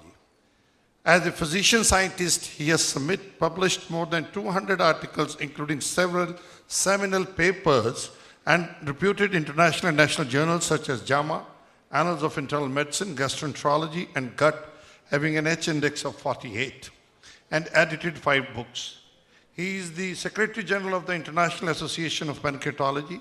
He has been bestowed with many awards for excellence in biomedical research. Notable among others are Om Prakash Bhasin Award, Basanti Devi Amir Chand Award by Indian Council of Medical Research, Hext Om Prakash Award and Olympus J. Mitra Award by the Indian Society of Gastroenterology, and Paul Webster Oration by American Pancreatic Association. He is an editor of International Journal of Pancreatology and serves on American Pancreatic Association. He is an editor of International Journal of Pancreatology and serves on the editorial board of many other international journals, including Gastroenterology, Scientific Reports, Nature, Gastrointestinal Endoscopy, and Journal of Gastroenterology and Hepatology. He has been invited by prestigious international societies, including American, European, Japanese, Korean, and Chinese scientific organizations, to deliver lectures, talks in international conferences. Here I present before you Professor Pramod Garg, sir. Good morning, ladies and gentlemen. So thank you very much for this kind introduction. First of all, I'd like to thank Madam Anita Saxena, who has been an inspiring figure for all of us working at AIIMS, both for her professional excellence as well as significant contribution to science. Madam, thank you very much for inviting me here. It's indeed a pleasure to come to Rohtak Medical College. I have some connection. My sister-in-law actually graduated and postgraduated from here. Many years ago, I once visited Rohtak Medical College and realized this is a very, very nice campus. In fact, this hall I was commenting is somewhat better than we have the auditorium at AIIMS. So very nice to be here this morning. And I'd like to thank all the organizing committee members, principals of medical colleges, and other dignitaries for their kind attention. So the stage has been set by an excellent talk by Dr. Prabhakaran, who talked about collaboration, but also touched upon the importance of research. And since it is a research conclave, I'm also going to talk more about why every one of us should engage in research, especially if we are working in academic institutions like medical colleges. So the outline of my talk would be, what is research? How do we engage in research? Are we equipped or prepared for research in this country? What is the role of universities for enabling a research ecosystem, and how do we conduct it? So after the Second World War, Churchill said, this is regarding the Russian actions during World War II, Russian actions is a riddle wrapped in enigma and shrouded in mystery. And then he added, but perhaps there is a key. And when we talk about the complex pathophysiology of health and medical diseases, the key here is research. And whatever we practice today is an outcome of the research having been done over hundreds of years, and that is how we are able to treat our patients. So in simple terms, research is you ask a clinically relevant question, you design an experiment, you collect your data, and it creates some kind of new knowledge or facts. That's the simple way. Now, when we talk about knowledge, it is related to philosophy. Philosophy is the study of fundamental issues such as knowledge, morality, reason, experience, and beliefs.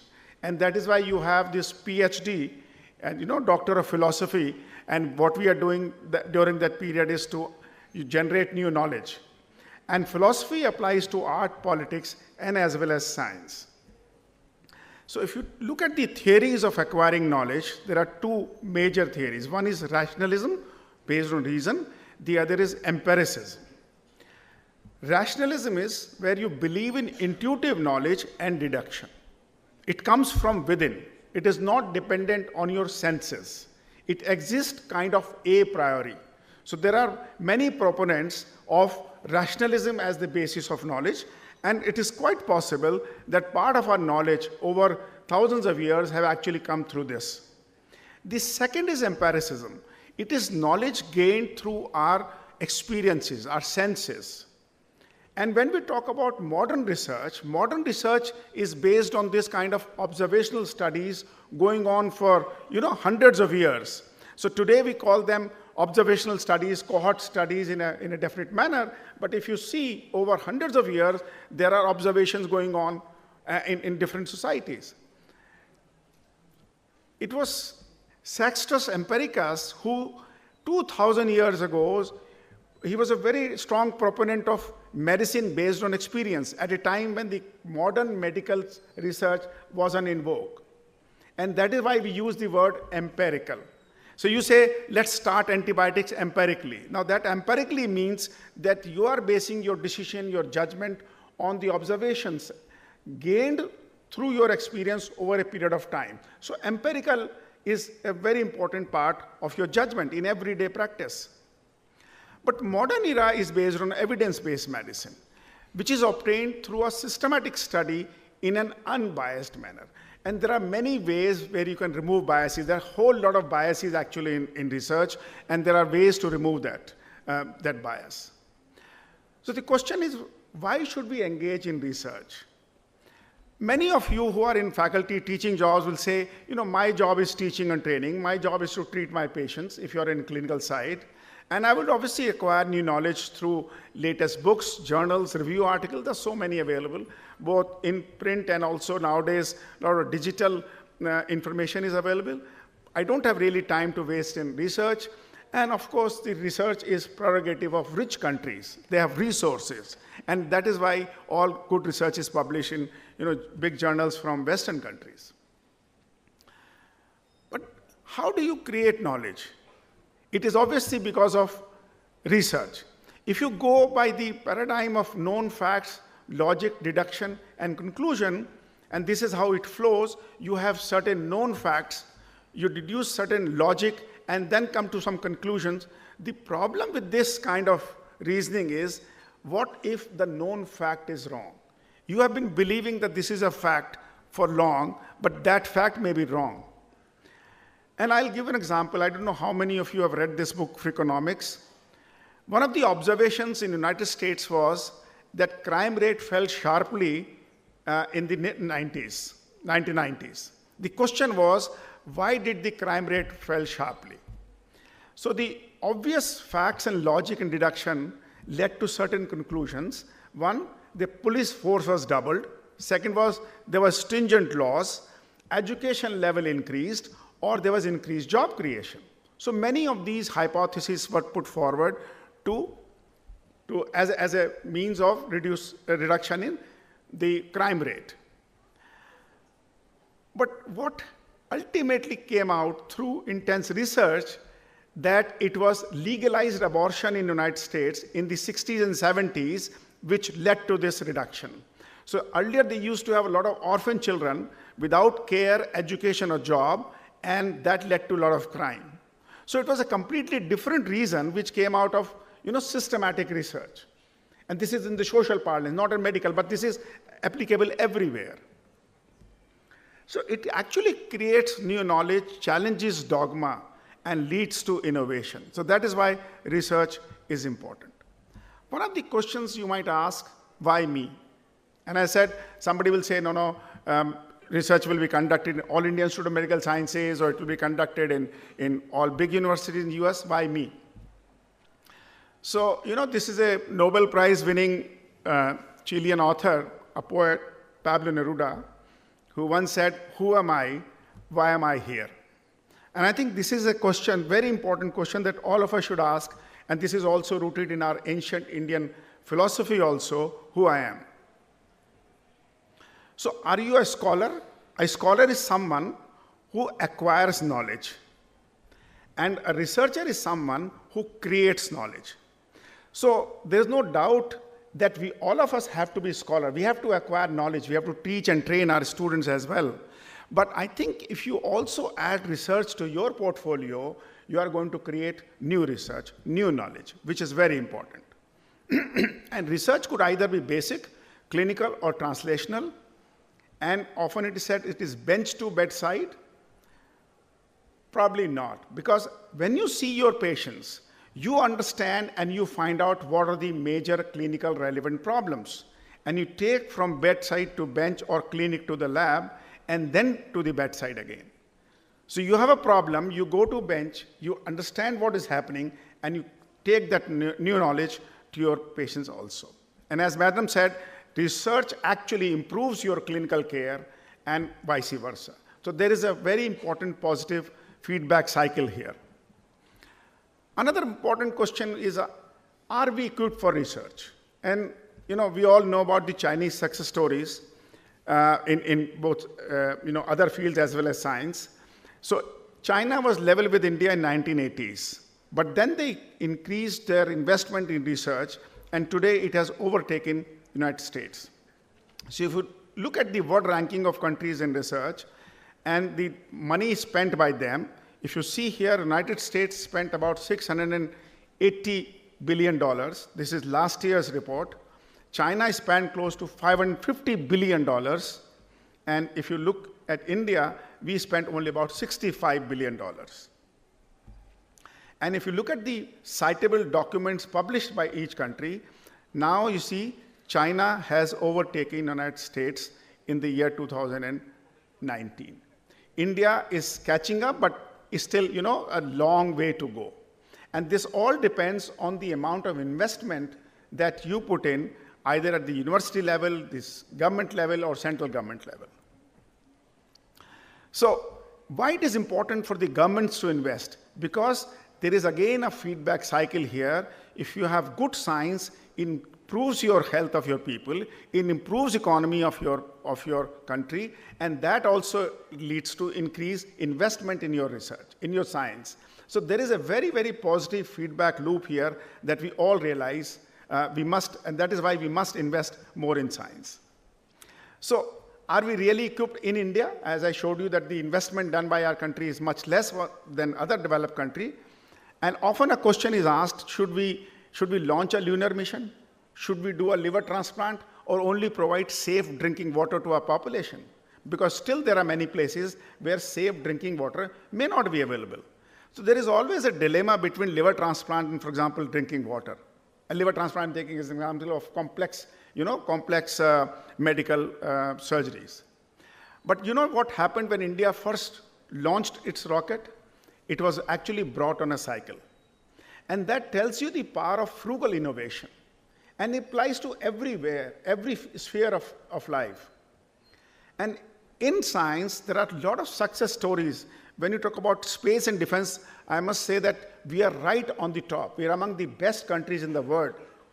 You talk about GSLV Mark III, Mars mission, anti-satellite mission defense, and therefore yesterday, you must have read a story in newspaper that India actually brought down an old satellite and burnt it.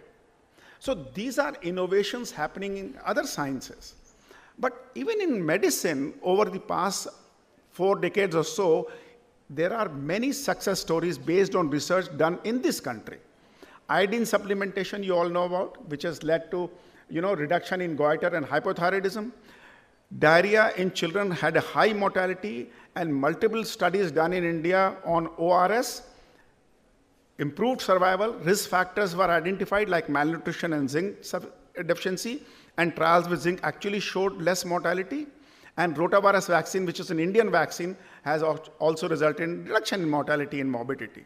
And even in cardiology, I must proudly say that at AIIMS, a lot of original research was done in congenital heart disease, rheumatic heart disease, which has actually resulted in improved outcome of these patients.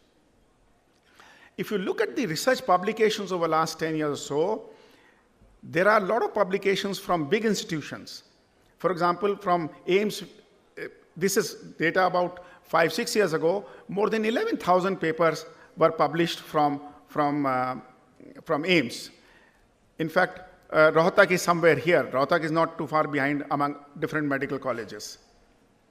If you compare the output with other top institutions in the world, for example, Mass General Hospital or Mayo Clinic, they published 46,000 and 37,000. AIIMS published 11,000 papers. But mind you, the faculty strength of AIIMS is only 800 or 900, while the faculty strength or overall strength of this institution is much, much higher. For example, in Mayo Clinic, the number of gastroenterologists they have in a department is 80, and in AIIMS, it is 8. So you can well understand the amount of publications that we can do and what they are able to do. So what is the role of institutions when we talk about research, and how do institutions actually help researchers to come out with better research? So first, who are the stakeholders? Researchers themselves, consumer, that is ultimately our patients, sponsors, which could be funding agencies, and industry, government, of course, and also scientific institutions. So the ingredient of good research that we have to have an excellent research environment.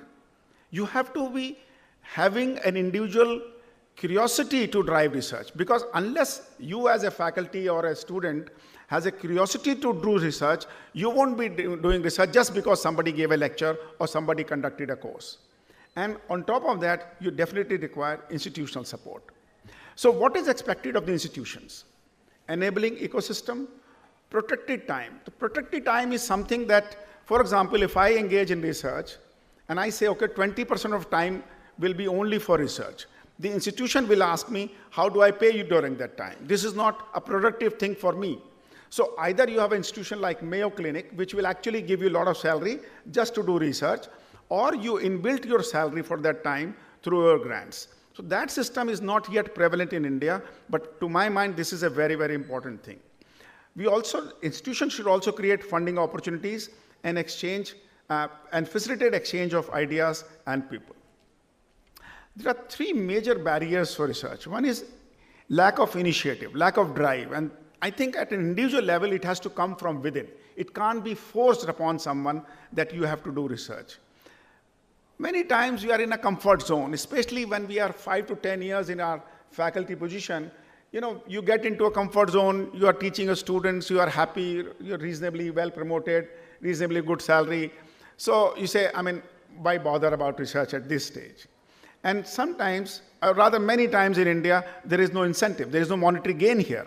The concept of having startups, concept of having your own companies, taking your innovative products to market is not existent, at least in India. So the role of institution becomes all the more important to promote research, advocacy for research, and generate funds. And to promote research, institutions have to inspire your faculty. They must recognize them. And I'm happy that, for example, today there's going to be an award session, and the faculty and students who are going good research will be awarded. The institution should eulogize research and academics, and then tell the government and all other stakeholders that why it is so important. They should provide fellowship for conferences and fellowship for training in research, both clinical and basic sciences, national and international. And I think all institutions can actually do that. Another important thing is to organize research methodology courses in basic and advanced, something like Train the Trainer, and you should, as an institution, fund research courses. And a 5-day course organized periodically will be very, very helpful both for the faculty as well as students. At AIMS, we regularly organize such courses. And then you have to fund, and I'm very happy that Madam said that 80 lakh rupees have been actually earmarked for intramural research for faculty and students here. This is, I think, an excellent way of promoting research within the institution. And I think all medical colleges should do that. Many times we ask, do we have the money? So there is a concept of deficit financing in economics, that you overspend in spite of budget constraints. And I think if you look at the states and the central governments, they always actually run on this kind of concept of deficit financing, that you have to finance your deficits through different means. And same can be applied to university-led research. You can get research from funding agency, and Madam just told 7 crore rupees have been generated. This is a very good amount of money. And I think if each medical college in Haryana generates 2, 3, 4 crores of research, and by the way, nowadays funding agencies are giving reasonable amount of money to research to academic institutions. You can get very good money from them. Industry can also support for research to a research fund. You can find donors. You can create an endowment fund. An endowment fund, and then you can ask all the big industrialists and philanthropists to give you money for research, and they'll be happy to do that because they also get, tax deduction there. So how changes paradigm? And I'll now, rather than just talking about theory, I will give an example how research can actually change concepts about diseases in India. And you heard Dr. Prabhakaran give a very nice talk on how research done in the community, in population level, actually inform policy of how to prevent diseases, how to improve outcomes. So I work on a disease called chronic pancreatitis. And in 1960s and 70s, large series was published on chronic pancreatitis from Kerala of more than 1,000 patients. And the description was that these are young patients, they were all malnourished, 90% of them had diabetes, and they had large stones in their pancreatic duct. And this was the typical picture. You see a malnourished young man who used to eat cassava or tapioca. He had large calcifications seen on plain X-ray. If you do a ERCP, you find large dilated duct here. They often required insulin but couldn't afford it in 1960s and 70s, and that's a fact of life, and they died very early in their 20s. So the description was that these patients die in their 20s and 30s. And it was termed as tropical pancreatitis. So when I grew up, and when I was taught in my MD and DM, we were told that this is the disease, tropical pancreatitis, which is kind of unique to this country. But when we started seeing our patients in the clinic, we really didn't find this kind of description. And we asked a very simple question, is it true anymore? So when you ask a research question, it has to be very, very focused research question. You can't do multiple questions in one single study. So we did a prospective study of about 411 patients with chronic pancreatitis, and we found 38% were actually due to alcohol and smoking. 59% were idiopathic, where no cause could be found, and 2.4% had hereditary pancreatitis, and there is a genetic basis to that. And we found the age of onset in our patients was 25 years. There were other 2 studies from Kerala and Chandigarh which showed age of onset of 30 years. So not in the early teens, as was reported earlier. When we looked at the nutrition of in another study of 224 patients, we found majority of our patients were well-nourished, or some of them overweight. But some of these patients lost weight after the onset of disease, meaning thereby that malnutrition was an effect of the disease and not a cause. None of our patients ate cassava, which was the prevalent theory at that time. In fact, further studies from Kerala also showed no association with cassava and pancreatitis. We found only about a third of our patients had diabetes, rather than 90% having diabetes. And then again, further studies from Kerala and also from northern India showed that it is only 40 to 50%. And only about 50% patients required insulin. When we looked at the survival of these patients, the probability of surviving for 35 years after the onset of disease was 83%. That means 83% of our patients were expected to live at least till the age of 60 years, because the mean age of onset was 25 years. So they were not dying very early.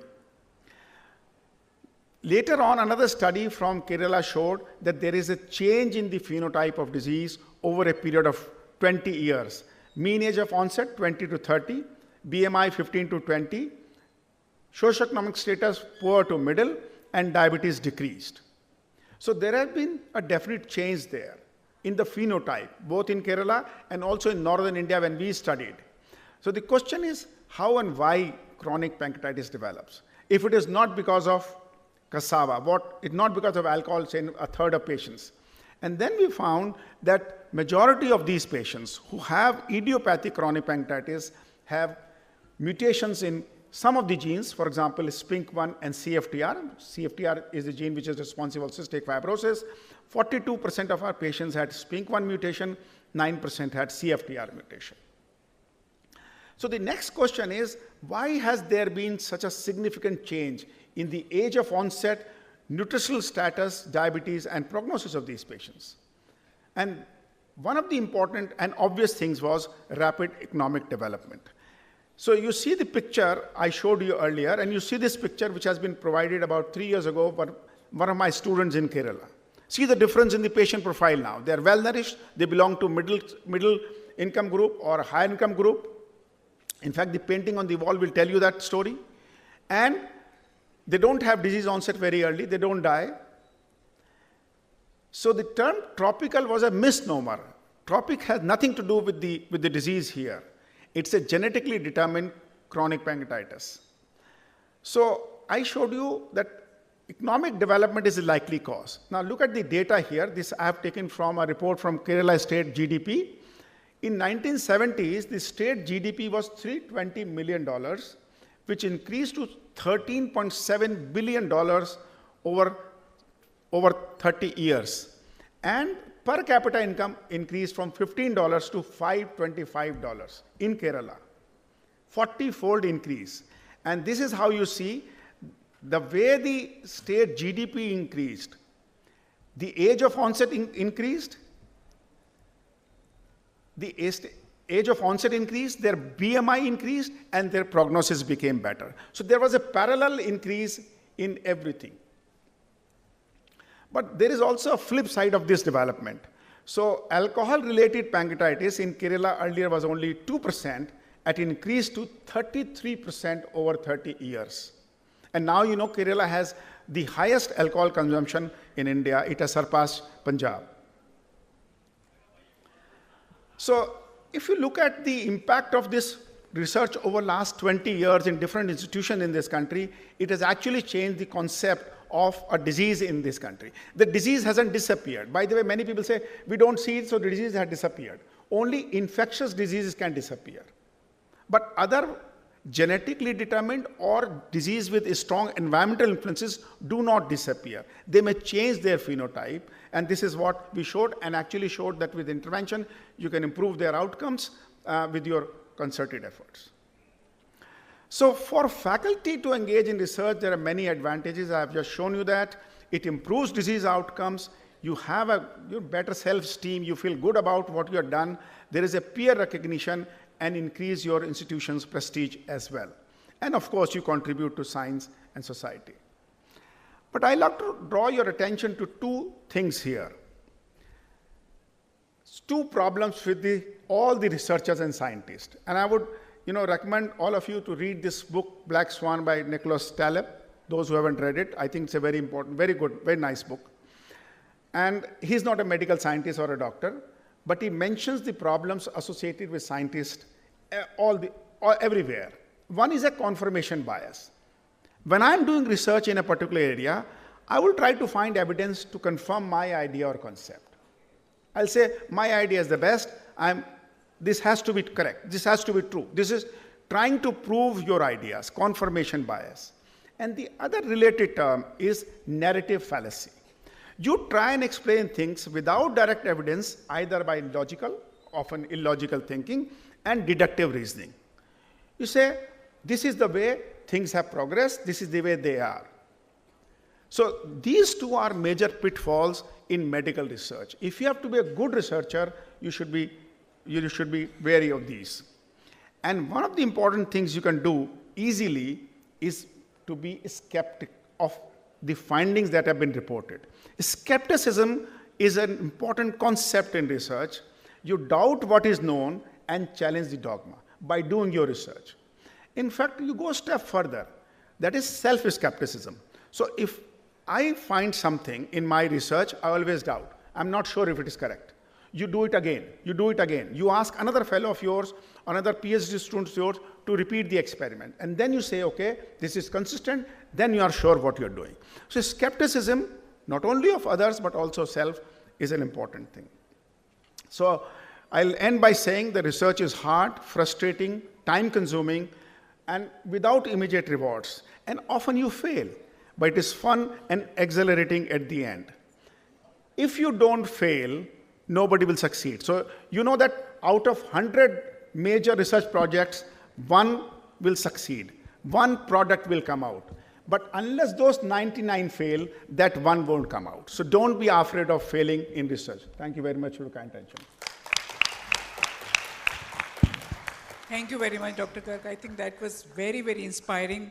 I would say not only for the students, but for the faculty also. Thanks very much. I think you've covered every aspect, what we always are scared of whenever we are trying to go in for research. Thanks once again. I think we give him a standing ovation for his great play. Thank you, sir, for enlightening us. May I now request Professor Anita Saxena, Honorable Vice Chancellor Ma'am, and Dr. Dhruv Chaudhary to please felicitate our chief guest by presenting him with a floral bouquet and a memento. We are really thankful to Dr. Pramod Garg for sparing his valuable time to be with us here today. I request all the audience to please give a loud applause to our chief guest who has traveled all the way to be here with us and to enlighten us with such a wonderful talk.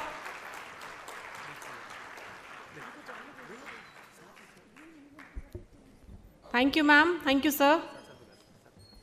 We would also like to take this opportunity to felicitate Dr. Prabhakaran, sir, our guest of honor. And may I request our worthy director, Dr. S.S. Lochab, sir, and Principal PGIDS, Dr. Sanjay Tiwari, sir, to kindly join for the felicitation of Dr. Prabhakaran.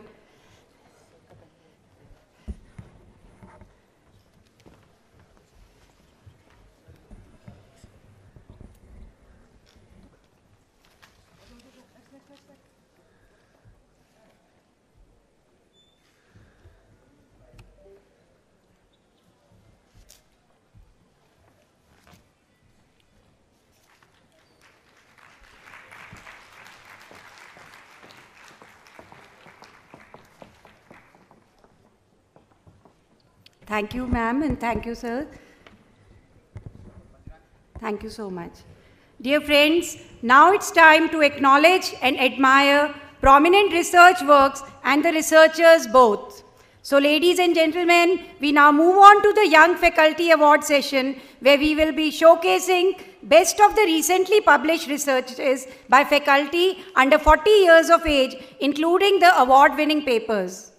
For the felicitation, may I invite and also request Honorable Vice Chancellor Ma'am, Professor Anita Saxena, Dr. Pramod Garg, our Chief Guest of the Day, Dr. Prabhakaran, our Guest of Honor, our worthy Registrar Sir, Dr. H.K. Agarwal, our Director Sir, Dr. S.S. Lochab Sir, Principal PGIDS, Dr. Sanjay Tiwari sir, Dean Academics, Dr. Ashok Chauhan sir.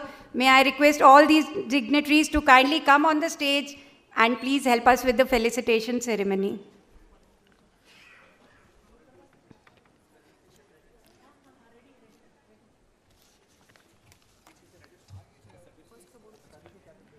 We received a great response from our young enthusiastic faculty members. And now we begin with showcasing of their published papers along with the felicitation. And ladies and gentlemen, after this we definitely have the lunch session. Before this, a big round of applause for all the award winners and the participants of this faculty award session. They really need your encouragement. The first to be invited on the stage is Dr. Abhishek Jaiswal from Department of Community Medicine, AIIMS, New Delhi. His research topic was establishing nomogram of blood pressure for late adolescents in India, secondary analysis of National Family Health Survey 4 data.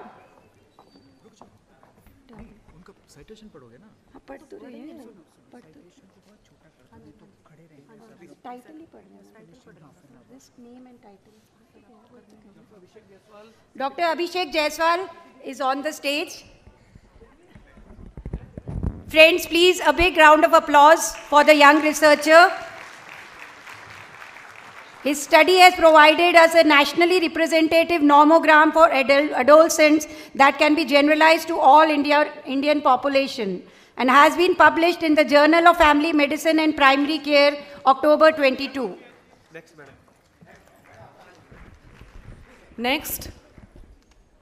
Next we invite, may I invite Dr. Charu Agarwal. In place of her, her PG student is here, Dr. Garima, to take award for her. I think she's not here, so we move on to the third one.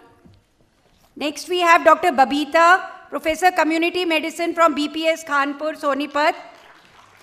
Her title was Determinants of Delay in Initiation of Post-Exposure Prophylaxis for Rabies Prevention Among Animal Bite Cases Attending a Rural Tertiary Care Hospital of Haryana, which has been published in Healthline Journal in June 2022.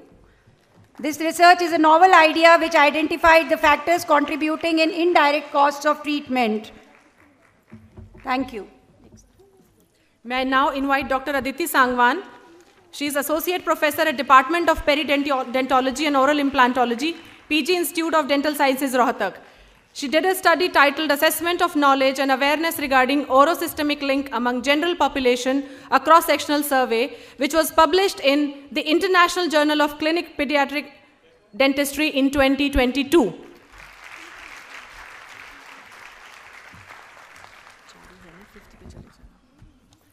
Next we have Dr. Jasleen Kaur from Department of Physiology, ESI, Faridabad. Her topic was Sudden Loss of Smell and Taste, Clinical Predictors of Coronavirus Disease 2019 Infection. It has been published in the Journal of Laryngology and Otology. It studied approximately 900 patients and noted that high positive predictive value for hyposmia and dysgeusia respectively, and so was helpful. Next, may I invite Dr. Mohammad Mukarram Ali. He is Assistant Professor at Department of Pediatric Surgery at PGIMS Rohtak. He published a study regarding surgical neonates with coronavirus infection disease and experience with 5 cases at High Volume Tertiary Care Center of India.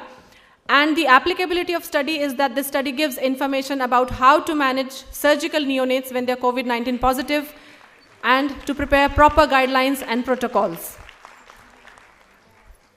Next we have Dr. Neha Adlakha from Department of Ophthalmology, Mewat Medical College.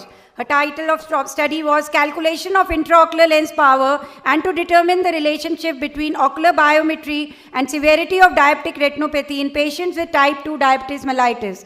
And it got published in the Indian Journal of Ophthalmology in 2021. Both diabetes and cataract being commonly associated are an important research subject.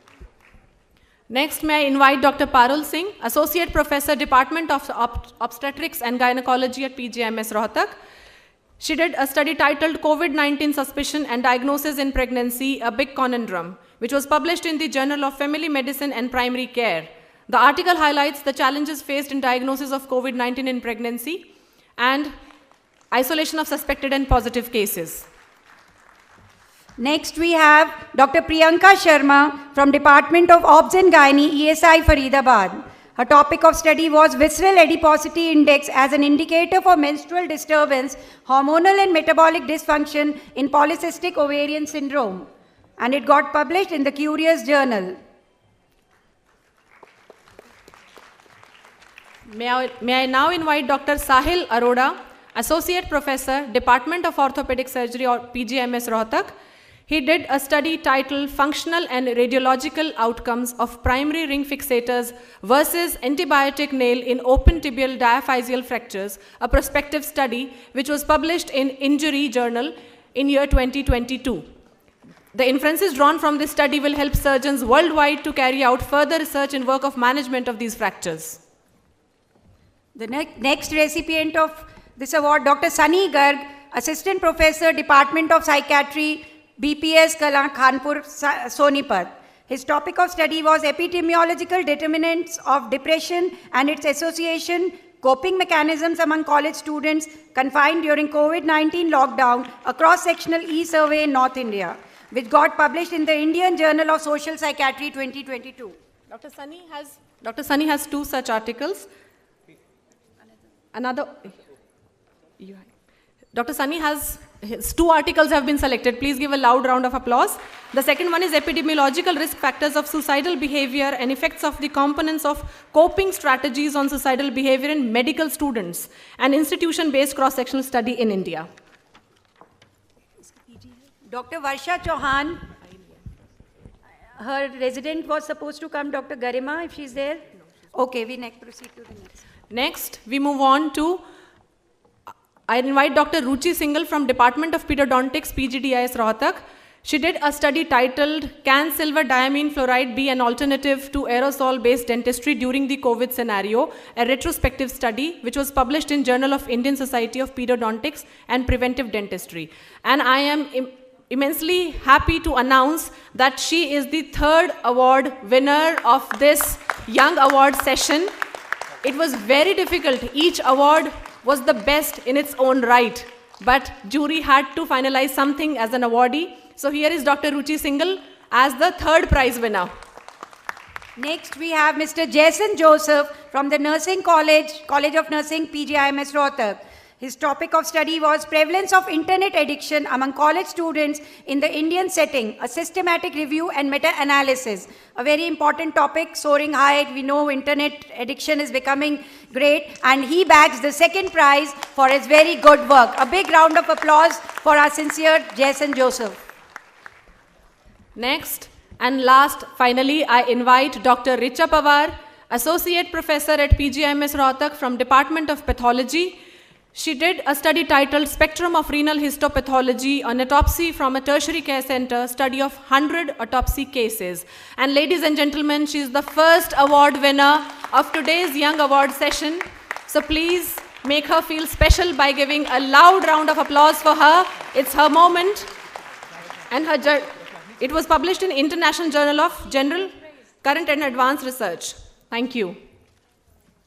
Thank you, sirs and ma'ams. With this, we finish the felicitation.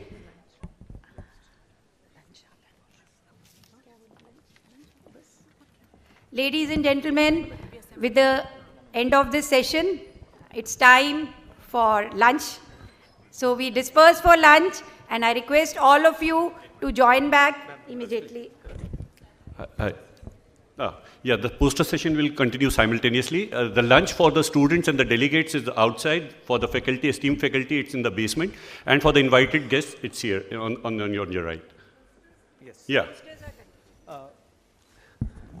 Moderated poster session will continue while the lunch is going on. May I request all the students, undergraduate and postgraduate, to please grab a quick lunch. It is in the parking area just outside the auditorium.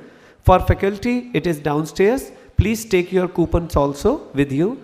And for the VIPs, it is on the left side of the auditorium. And we will be collecting again in half an hour. May I request all of you to please join again within half an hour. Thank you so much.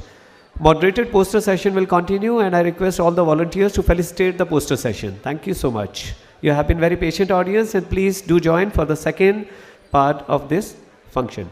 The best is yet to come, so please, we request all of you to come back and join us for the next.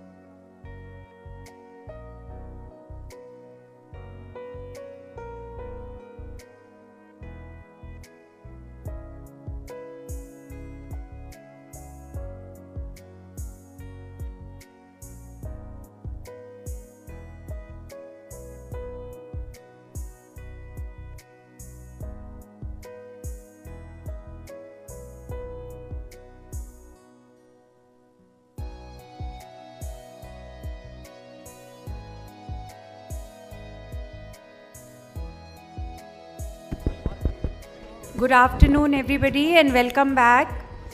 May I request all the students who are sitting on the back seats kindly come forward and please give a good look to the auditorium. Why such spaces empty? Come in front. All of you sitting in the back seats, please come in front.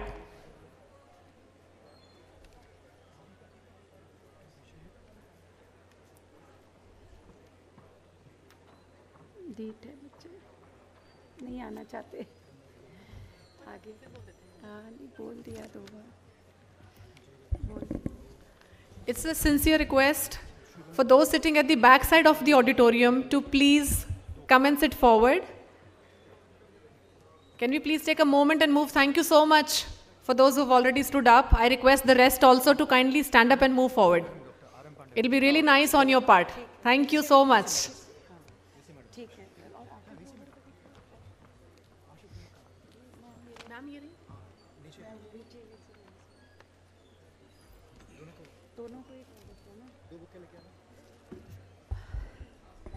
We are glad to have amongst us, ma'am, BC ma'am, कहाँ है ma'am कहाँ है? BC ma'am कहाँ है?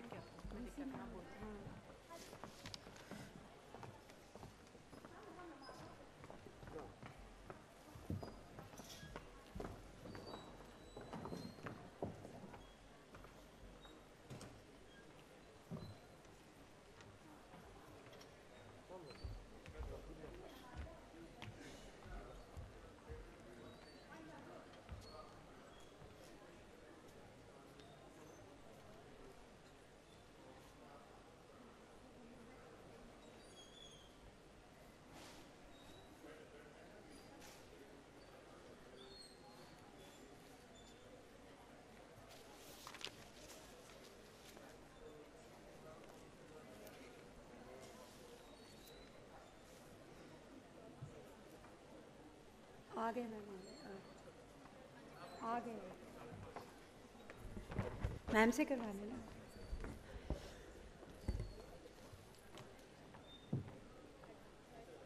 दोनों guest of honour है ना दोनों गेस्ट ऑफ ऑनर है ना guest of honour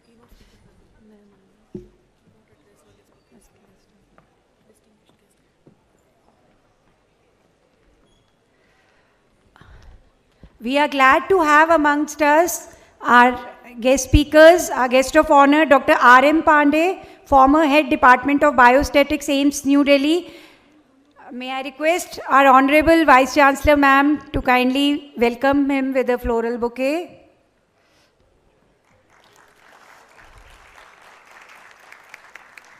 We also have amongst us Dr. Ashu Grover, Scientist, ICMR, New Delhi. May I again request our Honorable Vice Chancellor, ma'am, to welcome her with a floral bouquet.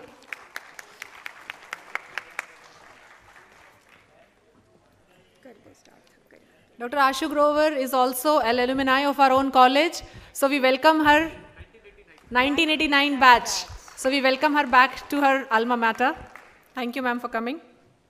Ladies and gentlemen, I welcome you back after a nice lunch break. We start the next session on essential of biostatics in health research. May I now please invite the chairpersons for this session to kindly come and take their places on the dais. I call upon Dr. S.S. Lochap, Senior Professor and Head CTVS Department and Director PGIMS Rohtak, and Dr. Sanjay Tiwari, Principal Postgraduate Institute of Dental Sciences, PGIDS Rohtak. I request the chairpersons to please be on the dais.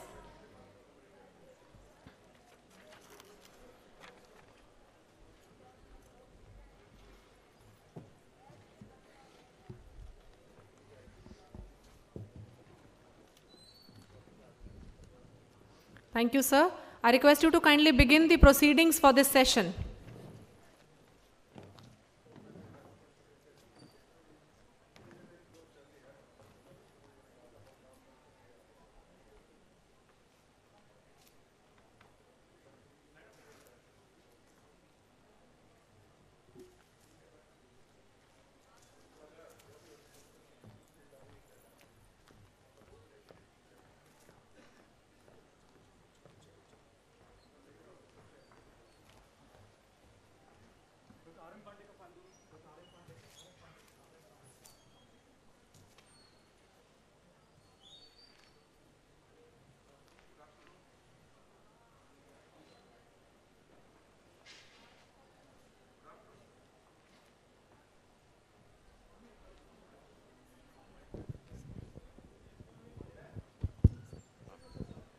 Good afternoon, everybody.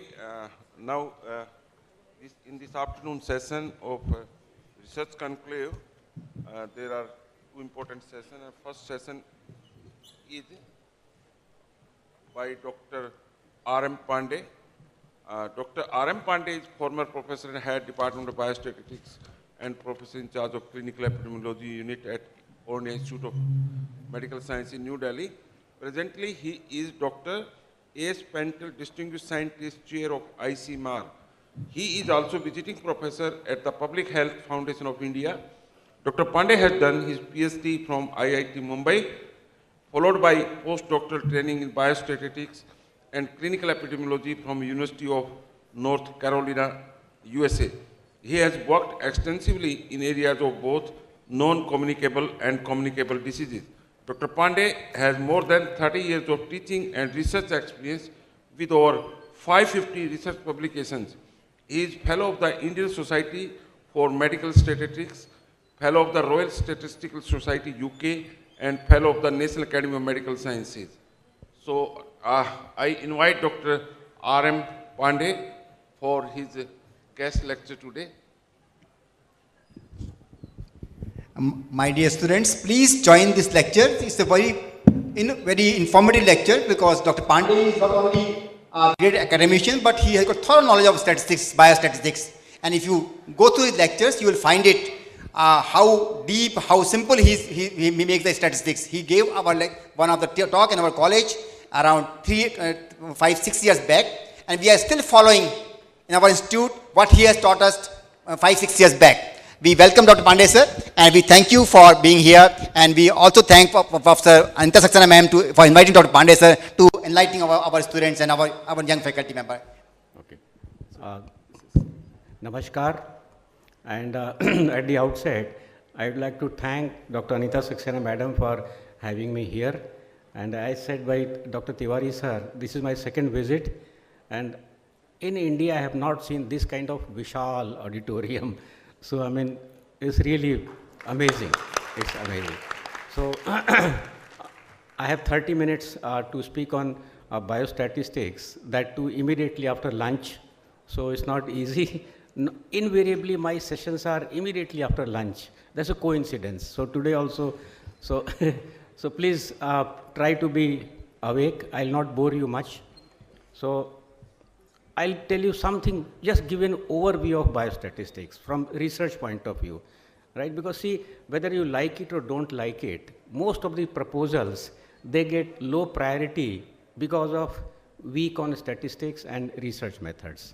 Most of the manuscripts, they get low priority based on poor statistics, right? So, I mean, it doesn't take much time to really pick up this. So I'll request you to please pay attention to these things. So let's proceed. As I said, I'll be talking from research point of view. So starting point in any research is research question. And research question is for the target population. Define target population, whatever target population that you define. So that is what is the research question. And it is nothing but an uncertainty in that population. But no one can ever do any study on entire population. You always do a study on sample, right? So always do study on sample. And on sample, you enroll participant, collect data, analyze, right? And whatever calculations you make on the sample that you have collected, that is what is statistic. So if you have 100 patients, and if you say out of these 100, or say 100 individuals, and 30% of them are hypertensive. So this 30% is statistic. And since you do a lot of calculations, so becomes statistics. And since in medical sciences, so biostatistics, right? So that's how you have agriculture statistics, economic statistics, pharmaceutical statistics, econometrics. So tool is the same, only thing discipline changes. So research question for the target population, but you do a study on sample. But whatever answer you give, you need to provide data. Without data, nobody will believe you, right? Only one question, if you say there is a God, nobody will ask you, show me the data. Anything else you say, they will say, show me the data. So you have to provide data, right? Whether you like it or don't like it. This is what is sequence of research. You start with a research question, develop protocol, right? And go through this. pre-test questionnaire, carry out the study, analyze and draw conclusions, and in that process, you may you may be able to answer your question, but you may be able to generate some new research questions. So this is what is sequence and cycle of research. Basic question in research. See, almost 95% of the questions in research is trying to see relationship between an exposure and an outcome. Only about 5 to 10% of the questions are trying to quantify burden of the problem. What is the prevalence? What is the incidence? Otherwise, almost 90 to 95% of the questions, whatever may be the discipline, is try to show relationship between something and something. And one of them is exposure, other one is outcome.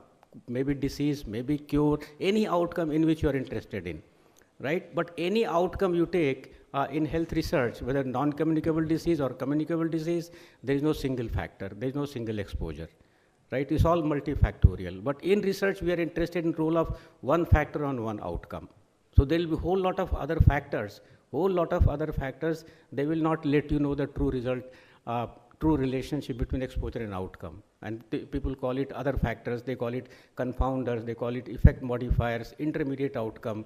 So those are other factors, so you have to pay attention to, right? So in research, whatever discipline we are in, we only deal with 3 kinds of variables. Research deals with variability, no research, no statistics, right? We deal only with 3 kinds of variables, no 4th variable. One is exposure, second is the outcome, and our question is to know relationship between exposure and outcome. This is basic epidemiology, right? And other factors could be your confounders, could be effect modifiers, could be intermediate outcomes, or whatever you call, right? So this is what is your framework. We deal only with 3 variables. Those are exposure variable, outcome variable, and other factors. When you submit your proposal or when students write their research, basic problem is not framing your question properly. So when we review proposal, first thing that we look at is what is your research question? How you have stated your objective, right? So the moment I read objective, I should know what is your population you are trying to answer your question. Is there any intervention or is there any exposure? And are you comparing something with something? So what is your control group? And what is your outcome? Outcome is something, not the outcome of your study. Outcome is in which you are actually interested in. Suppose you are interested in knowing prevalence of hypertension. So hypertension is the outcome. Prevalence of obesity is the outcome of interest. So what is your outcome? And then if your studies follow up, then at what time point you are going to compare your outcome? You may measure outcome repeatedly, 30 minutes, 60 minutes, or say 1 month, 3 months, 6 months, 9 months. But at what time you are going to compare? So time also has to be mentioned. So all of these terms should be reflected in your objective. Because if it is not reflected, then it gets almost like low priority kind of thing. Research questions. How many research questions are there in health sciences? How many research questions are there in health sciences? So many disciplines, so many levels, right? You have PG student, you have PhD student, you have faculty member, you have huge, big faculty members who do multi-site and multi-centric studies, large multi-country studies, right? Like Dr. Prabhakaran kind of people, they do large multi-country studies. So how many research questions? Is it finite or infinite? Good thing in research is everything is finite. Everything is finite. There are only 9 research questions in health sciences, whatever may be the discipline. I'm repeating again, there are only 9 research questions in health sciences. There is no 10th research question. I'm going to list it. Please, I'll leave the slide. And if you find 10th research question, please add it, right? And email me also. There is no 10th research question. Things are very, very limited, very straightforward in research. There are only 9 research questions. To answer a question, you may use whatever study design, right? So those are research methods. Now, let's go to the questions. First question very commonly is, what is the prevalence of a condition? You may do a survey to find out what is the prevalence of whatever condition. Very common research question. Second kind of question can be, I want to find out mean of something. What is mean systolic blood pressure? What is mean heart rate? What is mean BMI? What is whatever mean, right? That is second kind of question. Third kind of question is, I want to study relationship between 2 quantitative characteristics, correlation. Fourth is two methods, I want to find out, or two raters, I want to find out agreement between the two, right? Fifth question is, I want to compare a new diagnostic test with a reference. That's where you calculate sensitivity, specificity. These are 5 questions. If your question is one of these 5, you use one study design, one kind of study design called cross-sectional. If your question is any one of these 5, you will use the study design as cross-sectional, and everything will follow for the cross-sectional. Question number 6, follow-up studies. What is incidence of an outcome? You may take a group of, you may take 100 patients and you may follow them for whatever time period to look for incidence, right?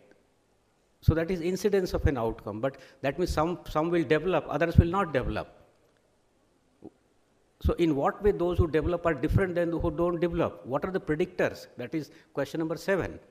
So if your question is number 6, number 7, you use cohort study, right? And everything will follow as in a cohort study. Design, analysis, everything will be as per the research study design for cohort. Number 8 is etiology of study, risk factor studies, that is case control studies, right? That is number 8. And question number 1 to 8, investigator did not do anything to change the outcome. That is why these are called observational studies, right? And last one is you are intervening and want to see the effect of intervention. That is what is clinical trial. So there are only 9 research questions, no 10th research question. Your words may be different, right? But it has to fit into these 9, right? Even if you do meta-analysis, it has to fit into, you have to frame a question, right? So it has to fit into one of these 9, no 10th research question, right? And so these questions, they really dictate everything. Suppose your question is, what is the prevalence? So what would you calculate? You will calculate what is the prevalence. You would calculate prevalence in different subgroups, isn't it? And not only that, you would also generate hypotheses in terms of what are the factors that could be associated, so that next time you could try to test those hypotheses of association. Like mean, again, so if you have written your objectives clearly, everything will be understood. How do you, now let us go through this. How do you classify a study? Very straightforward. Suppose you have done a study and I want to know what is your study design. So I will ask you these questions in this manner. Did you assign the exposure? If yes, then it's an intervention study. What was the manner of assignment of intervention? Was it random? Randomized control trial. If no, non-randomized control trial. If you did not assign the exposure, then you then your question is from 1 to 8 somewhere. That is observational study. You did not assign, so then it's a basically observational study. Then next question is, do you have a comparative group? If yes, it's an analytic study, right? But in analytic, then what is the direction of study? Direction is, did you start with exposure and followed for outcome? Cohort study. Did you enroll with outcome and looked at exposure backward? That is case control study. Did you enroll both at the same time? So that is basically cross-sectional study, right? And if you don't have any comparative group, then it's simply a descriptive study. It could be prevalence study, it could be incidence study, right? It's not necessary that every study will have hypothesis. Only those studies will have hypothesis where you are comparing something with something. If you are not comparing, no hypothesis. So it's not necessary that every study has to have a hypothesis. Almost 90 to 95% of studies will have hypothesis where you're trying to establish relationship between exposure and outcome, right? Otherwise, 5 to 10% of study, they're only descriptive, no hypothesis. So basically in research, from statistical point of view, we need to understand about variables from 2 perspectives. One is from their functional relationship point of view, from their position, and second is from analysis point of view, measurement and analysis point of view, right? From functional relationship point of view, like if you give your data to me, I will not be able to analyze it unless you tell me what is your exposure, what is your outcome, and what all could be other factors which could also influence the outcome, right? So if you tell me that, then I know what is a form of variable. I can see, is it quantitative, is it categorical, is it time to event, so, right? So then I can proceed. But if I don't have knowledge about exposure, outcome, and confounder for a study, I mean, I don't know the framework. I don't know the position. I will not be able, nobody will be able to analyze. So you need to understand variables from two perspectives, from one from the framework and second from the measurement point of view. Many times we measure variable in some form, but we analyze in some other form, right? So say for example, you have measured height, weight, and then you create BMI, and then you categorize BMI, obese, and analyzes obese, non-obese, whatever. Right? So we have to see at the time of analysis what is the kind of thing. Whatever may be your question, at the end of the study you provide answer to your question. Right? And for every answer that you provide, 2 questions are inevitable. They will ask you 2 questions. Tell me how valid your results are. You have research question for target population. You have studied a sample, and based on sample you are saying about the population. So tell me how close your reported results are to the true unknown result in the population. That is accuracy, that is validity. Right? Second question they will ask you is, you have done only you have done your study on sample, and you got this result. If you repeat this study under same protocol again and again, are your results reproducible? Are you likely to get the same result? If not, then in what range? In what range? So that is basically the reproducibility or reliability. So 2 questions you have to answer for every answer that you provide. So your research protocol must prepare to answer all the aspects around these validity and reliability. Validity is the function of conduct of study, right? And reproducibility is the function of sample size, right? Suppose your target population is 1,000, you say forget about sample, I'll study entire 1,000 population but in wrong manner. So you get wrong result. So your results are not valid.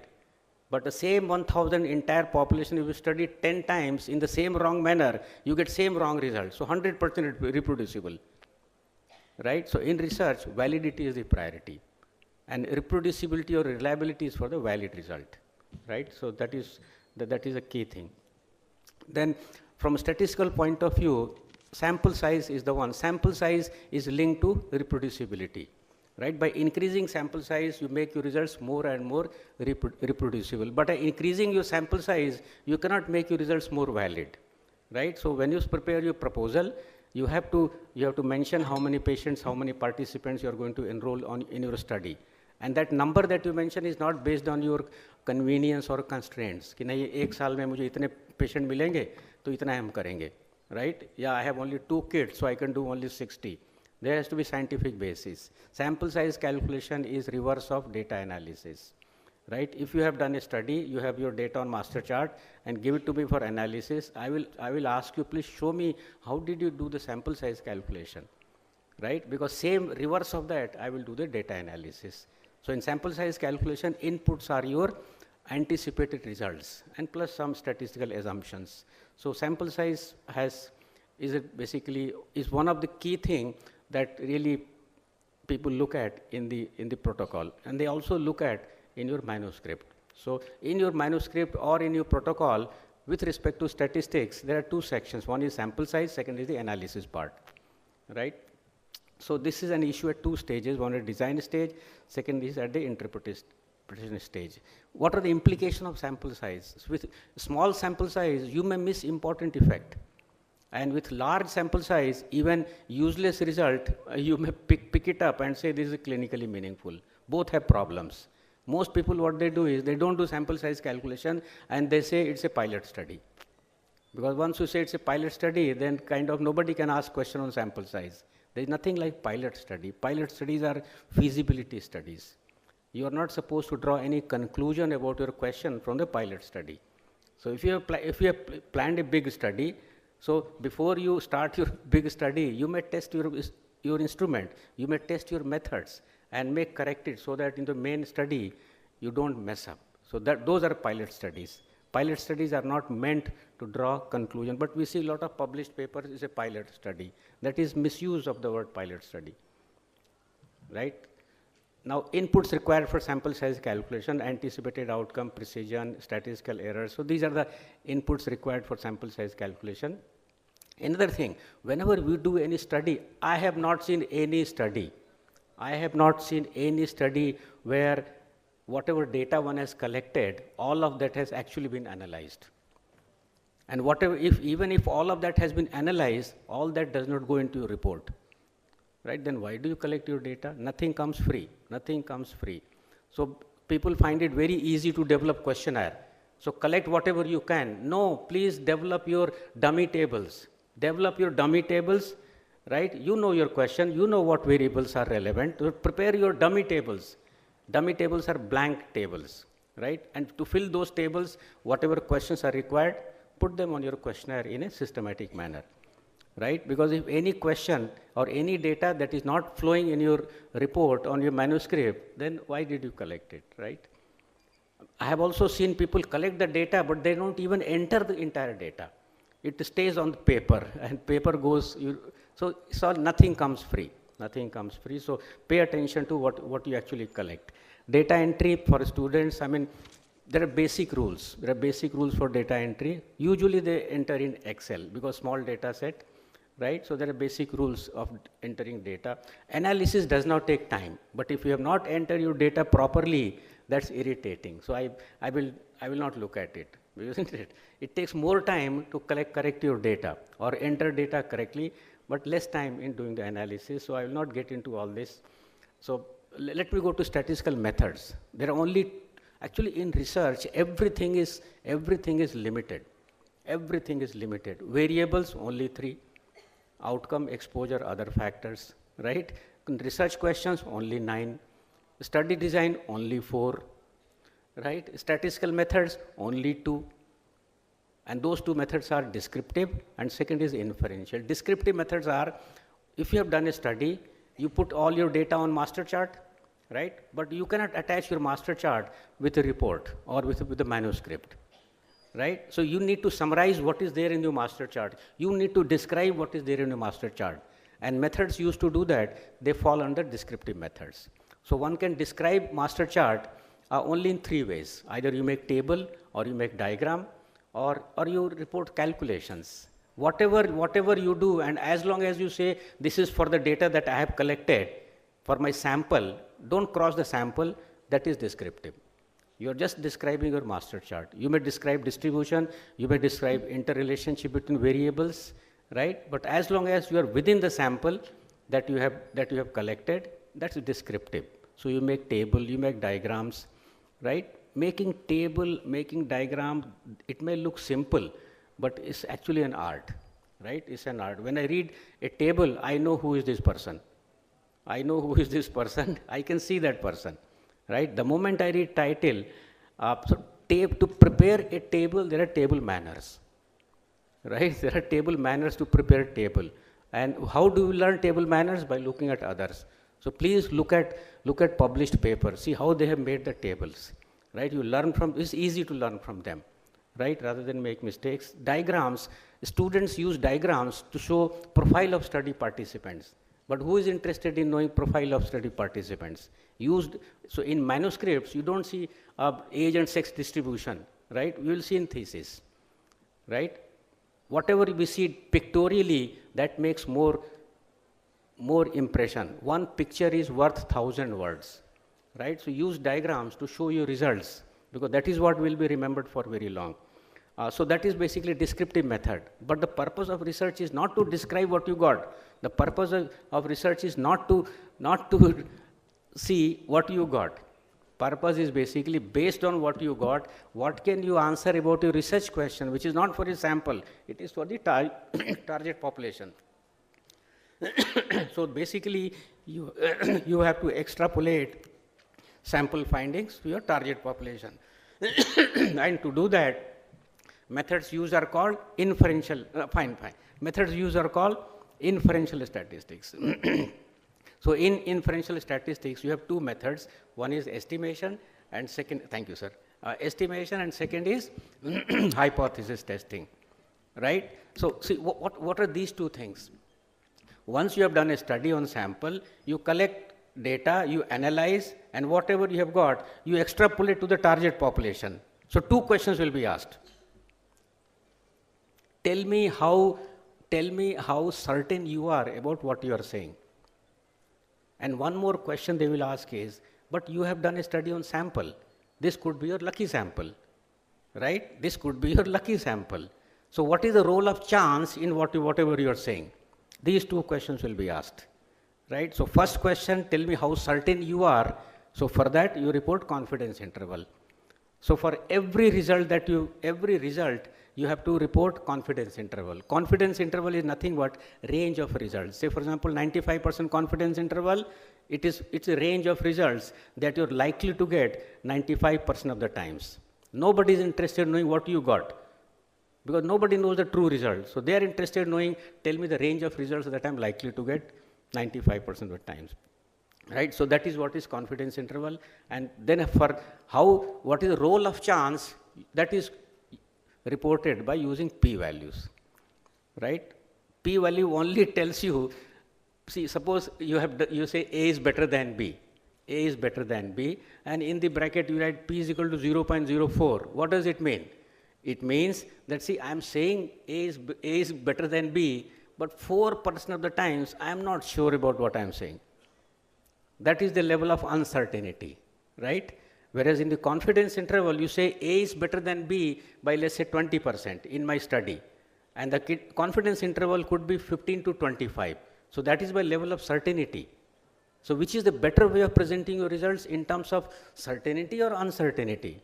In terms of certainty, right? So that is why always report your results using certainty, that is confidence interval. P-value only tells you, P-value does not tell you whether your result is good or not. It only tells you how often you can get whatever you have got by chance alone. Right? So that is what people do. So these are the two things which are used.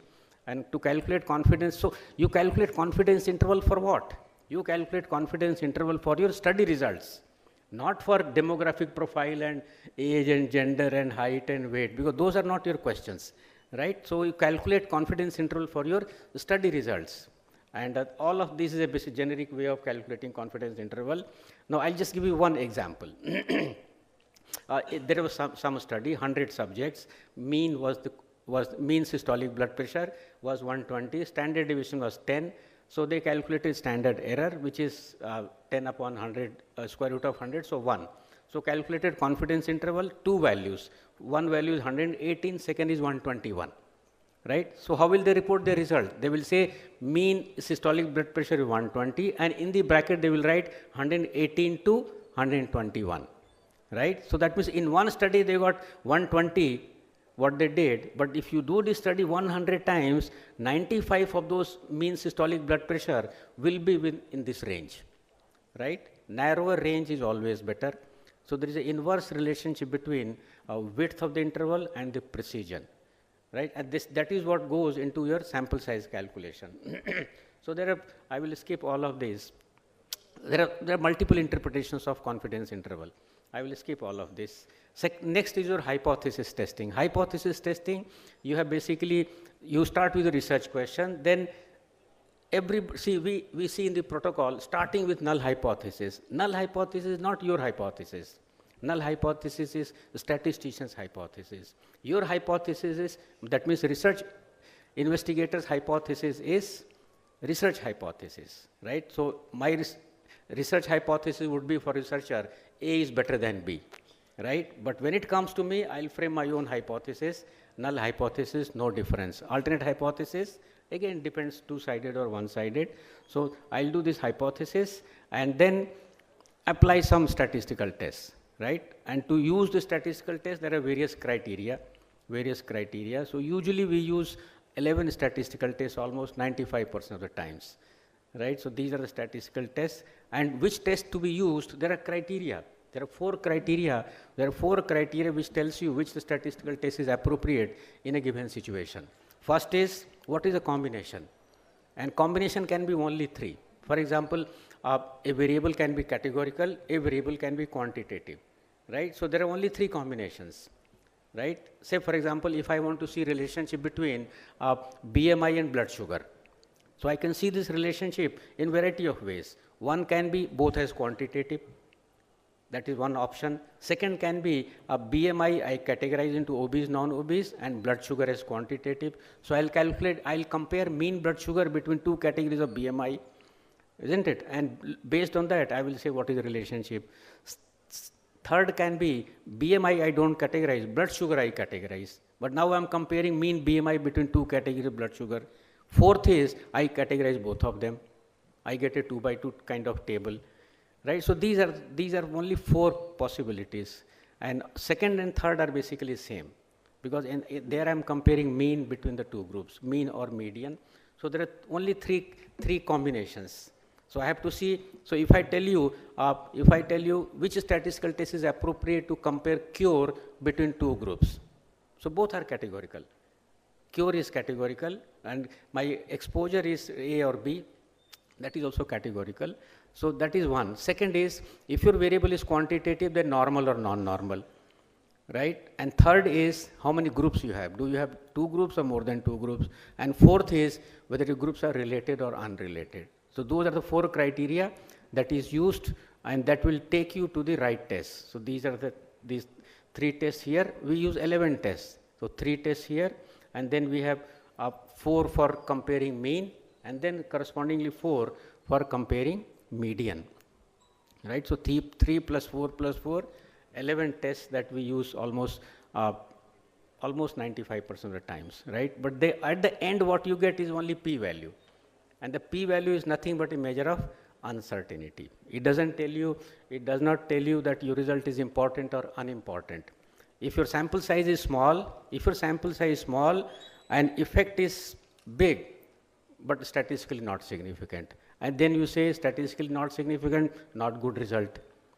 On the other hand, your sample size is large and the effect that you see is very small, clinically meaningless.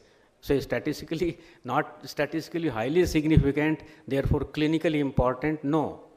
First is look at the difference. Look at the difference, is it meaningful or not, right? A difference is a difference which makes difference. So if you have such difference, then you go and apply statistical test to see that difference, is it a real difference or is it just a chance finding, right? So first you have to look at your results, and see p-values have lot of problems. There was a big article also, there are a lot of articles. So they say they have done, p-values have done a lot of damage to health research.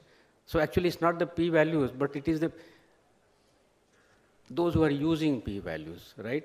It is like knife is used by surgeon, knife is used by bad people also. So who is using what? Nothing wrong with p-value, but the wrong understanding of p-value or misuse of p-value. So I know my 30 minutes is almost over, so I'll stop here. I know there are presentations, so I'll stop here. So thank you.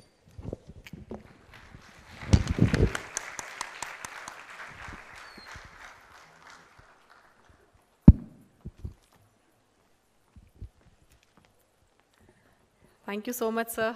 We had almost gotten back to the classroom days. Thank you for enlightening us once again. May I now request Dr. S.S. Lochab, Director PGIMS Rohtak, and Dr. Sanjay Tiwari, Principal Postgraduate Institute of Dental Sciences, our chairpersons, to kindly felicitate our keynote speaker, Dr. R.M. Pandey, for honoring us with his gracious presence by presenting him with a memento. So we are highly thankful for your presence, that you traveled all the way. I request the audience to please give a loud round of applause for our guest. Thank you so much, sir. Sir वो एक कहावत है कि इस पूरे विश्व में 2 ही दाता हैं, एक ऊपर वाला जिसको किसी ने देखा नहीं, एक दूसरा डाटा जिसे कोई समझ नहीं पाता. तो एटलीस्ट आज आपने एक डाटा के बारे में हमें थोड़ा बता दिया. तो ऊपर वाला दाता तो नहीं देखा, आज हमने डाटा जरूर थोड़ा समझ लिया. Thank you so much. A big round of applause, ladies and gentlemen. Thank you so much, sir. Thank you, sir. Please.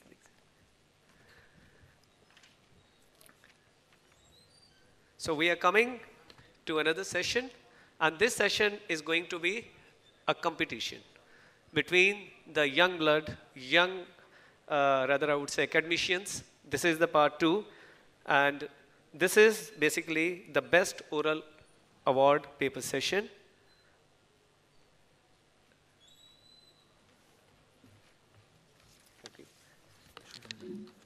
So we are going to start the session, and with this we begin the scientific proceeding for the day. And first of all, may I request to invite the judges for this session, to kindly come and take their seats on the dais. I'll take this opportunity, first of all, to invite Dr. Ashok Chauhan. Dr. Ashok Chauhan, sir, am I not able to see? He was just here.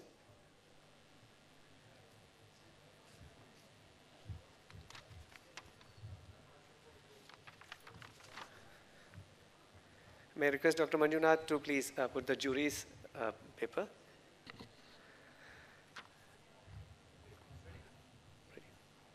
So, I'd like to invite our second judge, Dr. Roop Singh, Principal, College of Physiotherapy and Senior Professor and Unit Head, Orthopedics Department, PGIMS Rohtak. I request you, sir, to please take the seat on the dais.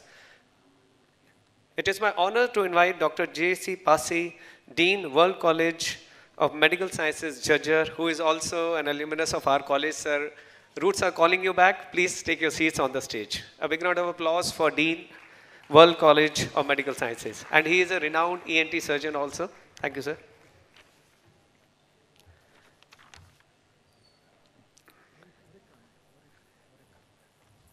Sir would be joining soon. Yeah, right.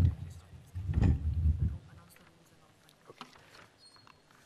So we have all the 6 participants for this session. First of all, let's start with the rule, and I request all the participants to please listen to the rules carefully. Each participant will get 6 minutes to present the research paper, followed by question and answer session of 2 minutes time. A timer will run on the screen for each presentation, accompanied by a buzzer sound to indicate that time is over, and no extra time will be allowed, and I request the judges to kindly ensure time frame compliance. So if somebody overshoots time, the numbers may be detected accordingly. So I'd like to invite Dr. Ashok Chauhan, sir, Dean Academic Affairs, University of Health Sciences, Rohtak, Senior Professor, Department of Radiotherapy, sir. Please join us on the stage.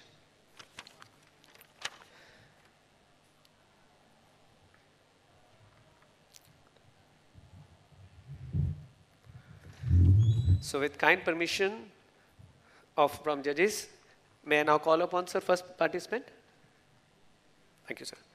So the first presenter is Dr. Shubham Rai, PG student from Department of Radio Diagnosis, PGIMS Rohtak. And his topic is assessment of post-radiotherapy changes in oral cancer.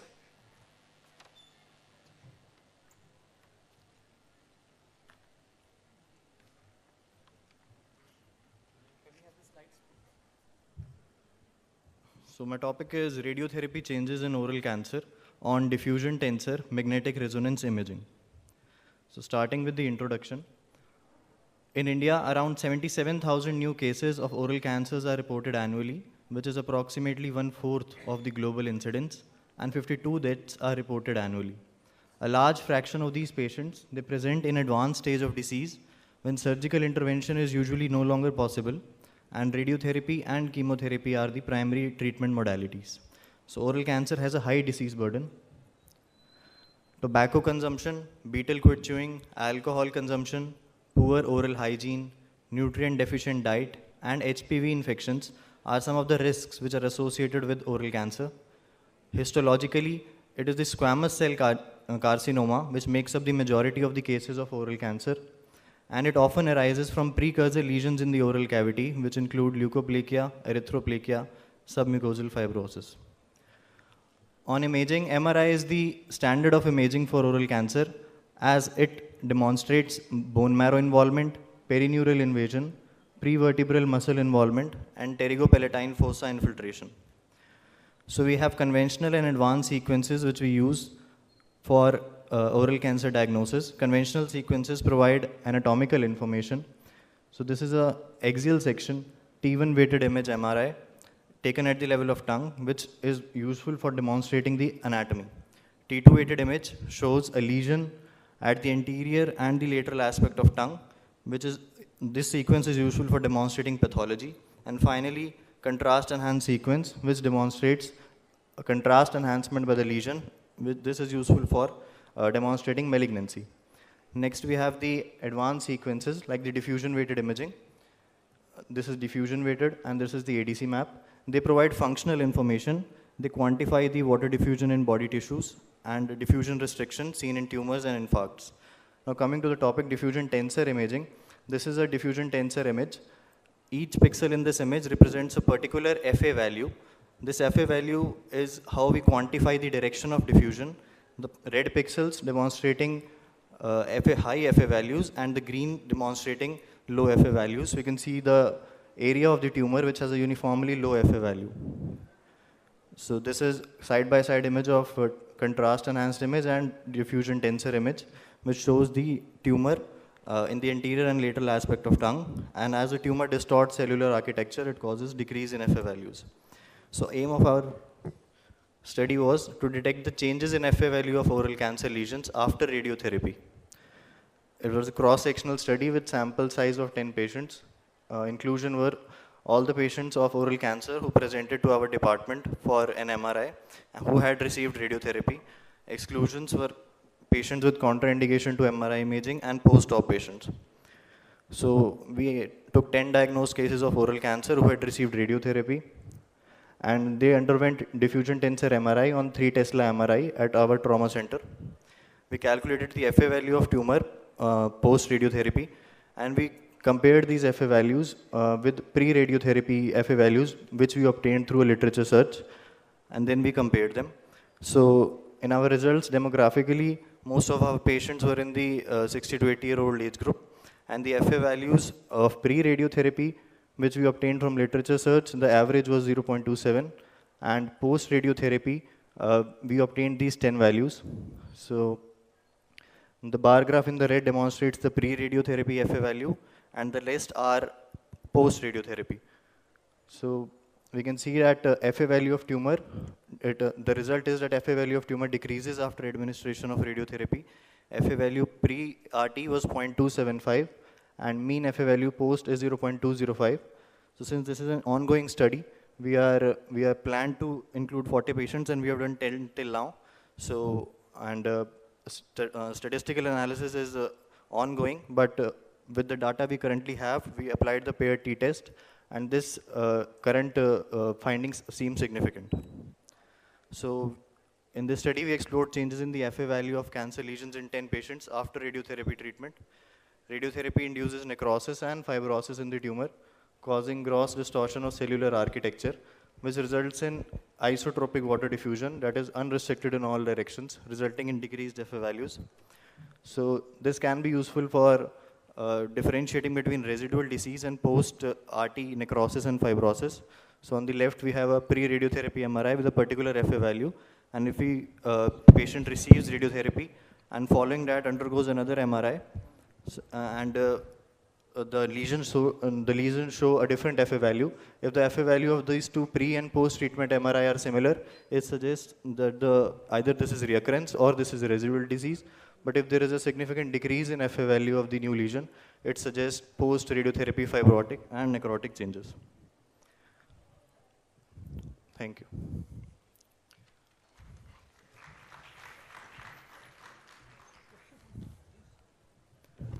So any question from the audience?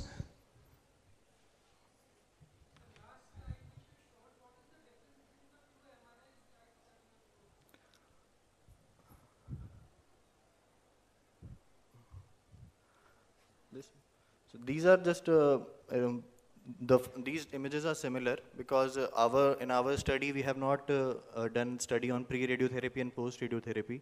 We have just analyzed the post-radiotherapy people, and pre-radiotherapy FA value have sourced from the literature.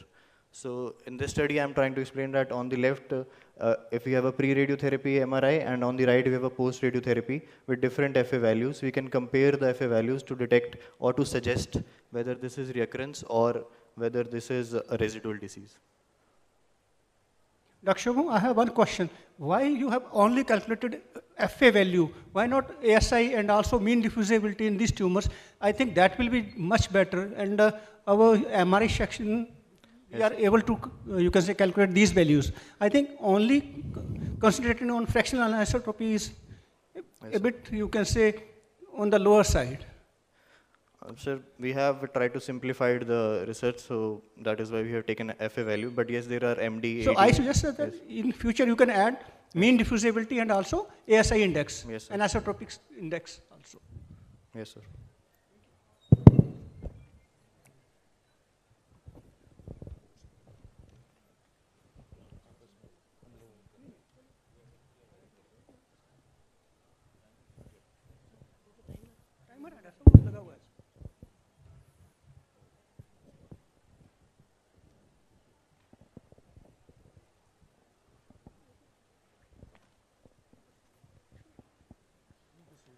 ठीक है, it's all right.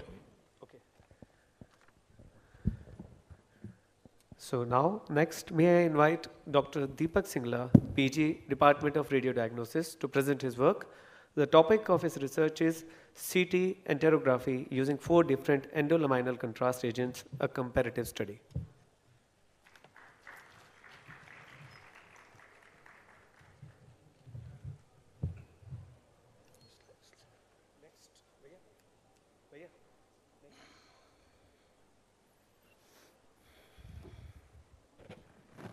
Good afternoon, everyone.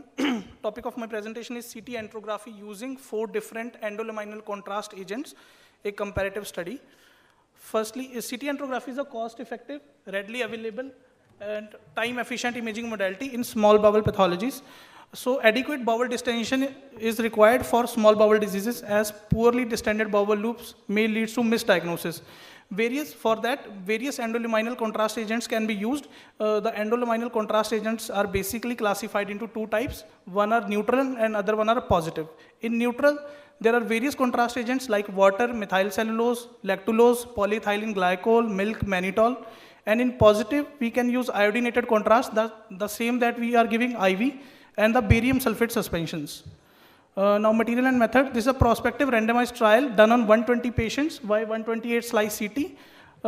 Patients are randomized into 4 groups. Out of 4, 1 group was allocated, and total 1500 ml of the oral contrast was given. Group 1, 3% mannitol was given. For group 2, polyethylene glycol given. In group 3, 20 ml of iohexol.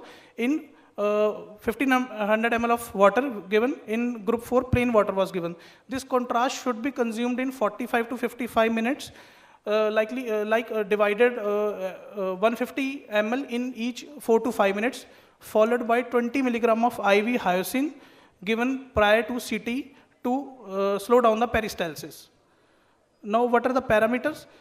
In qualitative analysis, we have recorded on axial images at specific anatomical level, like we have taken duodenal distension at second part, and for jejunum, we have taken measurement of the jejunal loops on right side and left side at the level of origin of superior mesenteric artery, renal artery, and inferior mesenteric artery, and we have graded according to them. Grade 0 is if the bowel loops are collapsed. Grade 1 if the distension is less than or equal to 1.5 centimeter. Grade 2 is more than 1.5 centimeter. And in qualitative analysis, this was done on coronal images. Score 0 given if less than 25% of the bowel loops are showing distension or homogeneity. Score 1 or good is 25 to less than 75% of the distension, and excellent is 75 to 100%. We have taken into consideration the artifacts because artifacts can lead to misdiagnosis and degradation of the image quality. Grade 0 if there is no artifact. Grade 1 if artifact with no degradation of image quality. Grade 2 is artifact causing severe degradation of image quality. IC junction was separately evaluated on the coronal planes for distension and mural pattern using same scores. Then acceptability was also taken into consideration, like palatability if the taste is bad, reasonable taste then score 2, and for good taste 3. Nausea, absent, mild or severe. Vomiting, diarrhea and vomiting, absent or present. Like these are the axial CT images showing variable distension of, this is the second part of the duodenum.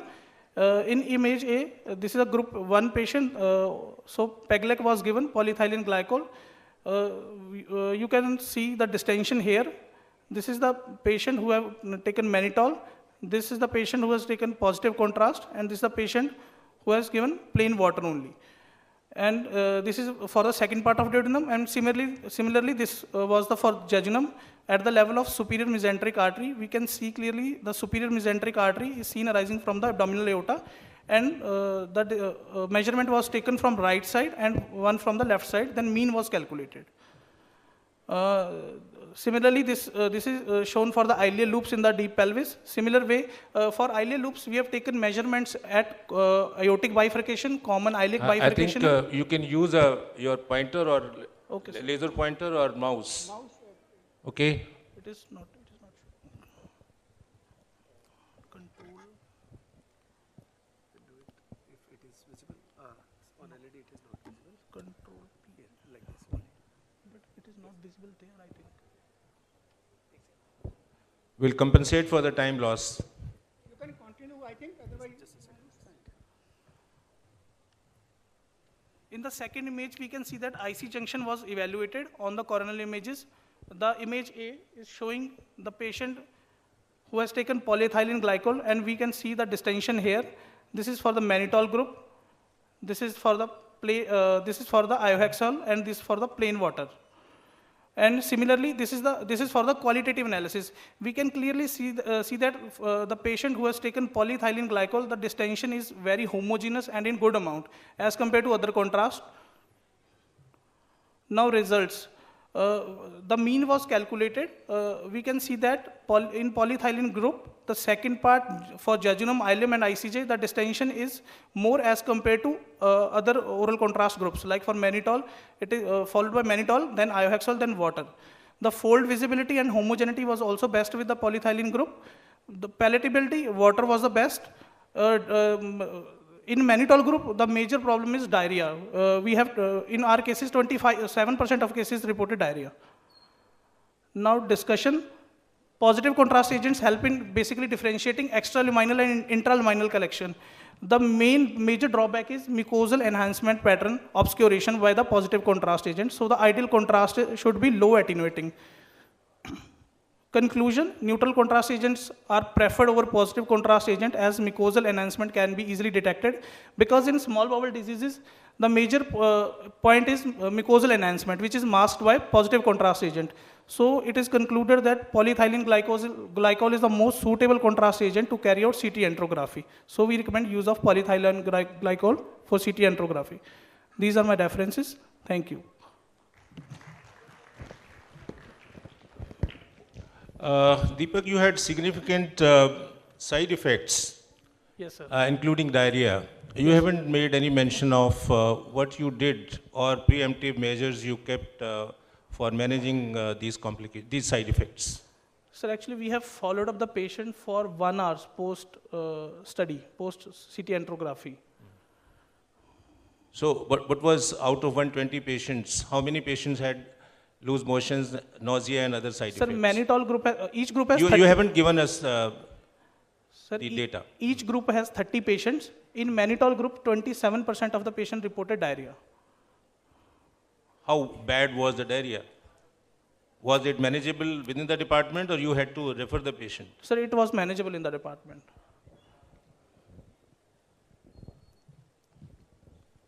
Next, please. Thank you, sir.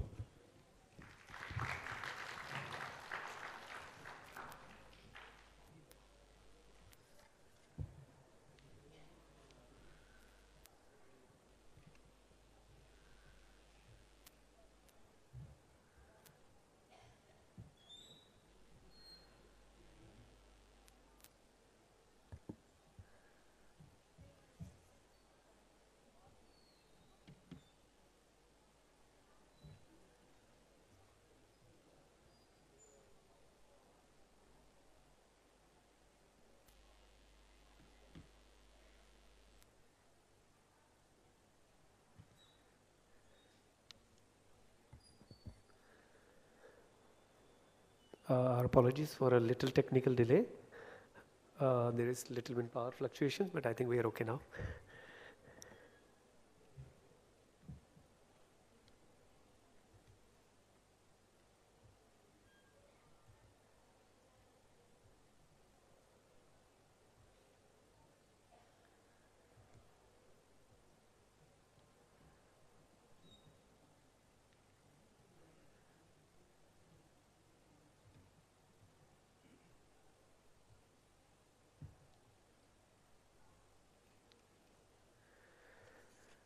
So we are back in business, and now may I invite Dr. Diksha, PG, Department of Radiation Oncology, to present her paper. She will be speaking about assessment of concurrent erlotinib with radiation in non-small cell lung cancer.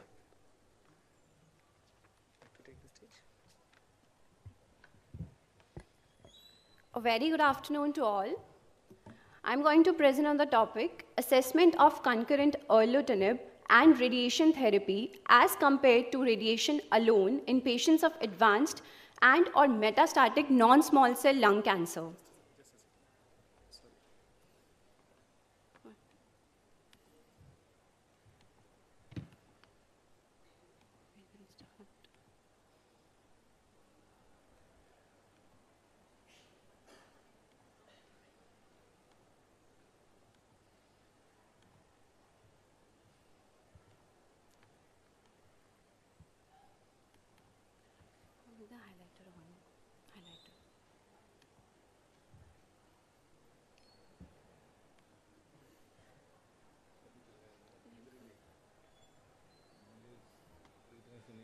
India select करने दोबारा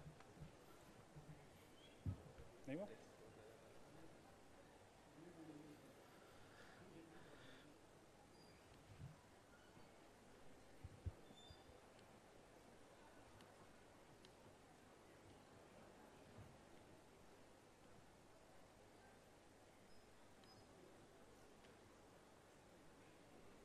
Hmm. 5 years.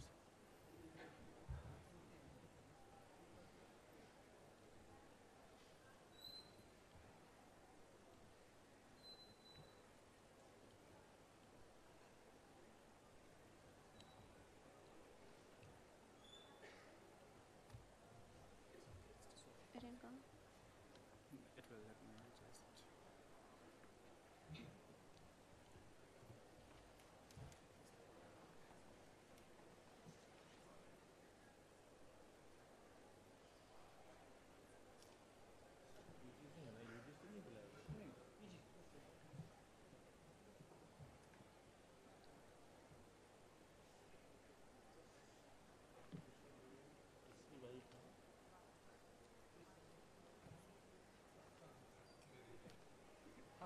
अब तो कोई chance नहीं है change होने का.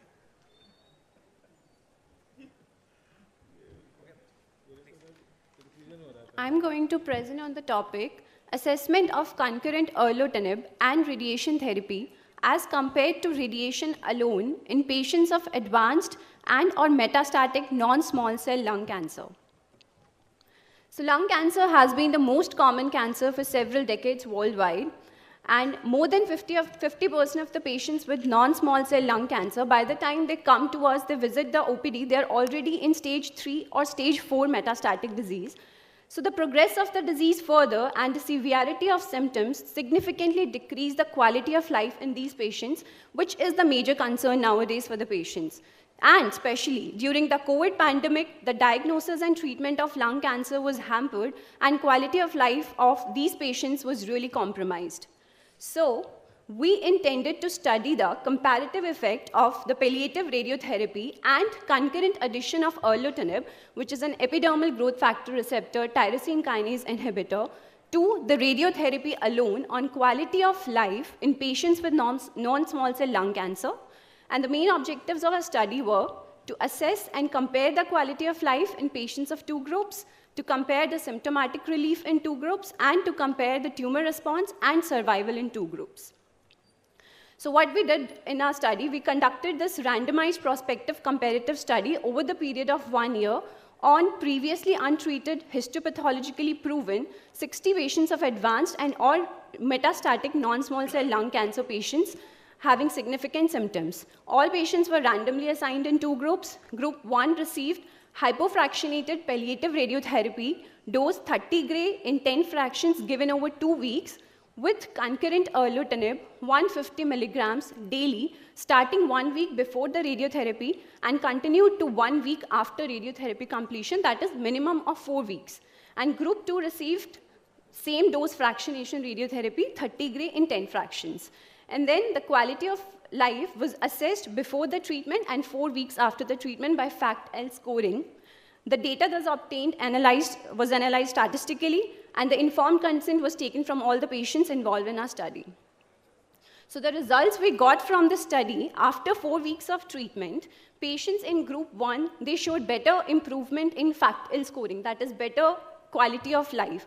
As we can see in this graph, group 1, that is erlotinib group, is showing better improvement in quality of life. This improvement in FACT-L is difference between pre-treatment and post-treatment FACT-L scoring. Then even more number of patients in group 1 showed partial response. Here 19 patients in erlotinib group, whereas only 11 patients in group 2 showed partial response. And if we talk about the progression, there were 5 patients in group 1 and more patients in group 2 who showed progression of the disease. And even group 1 patients had more symptomatic relief in terms of dyspnea, chest pain, cough, and hemopsis than group 2, though not significant as we can correlate from the graph.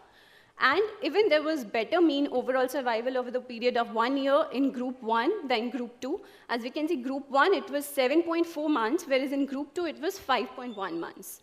And toxicity, 6 patients in erlotinib group, they had erlotinib-induced skin rash, but it was mild and no one of them had to discontinue erlotinib. So what we concluded from our study was, this study, that in comparison to hypofractionated palliative radiotherapy alone, concurrent erlotinib with hypofractionated palliative radiotherapy in advanced or metastatic non-small cell lung cancer patients result in improvement in quality of life, better tumor response, and increased symptomatic relief and survival, although not significant. Thank you.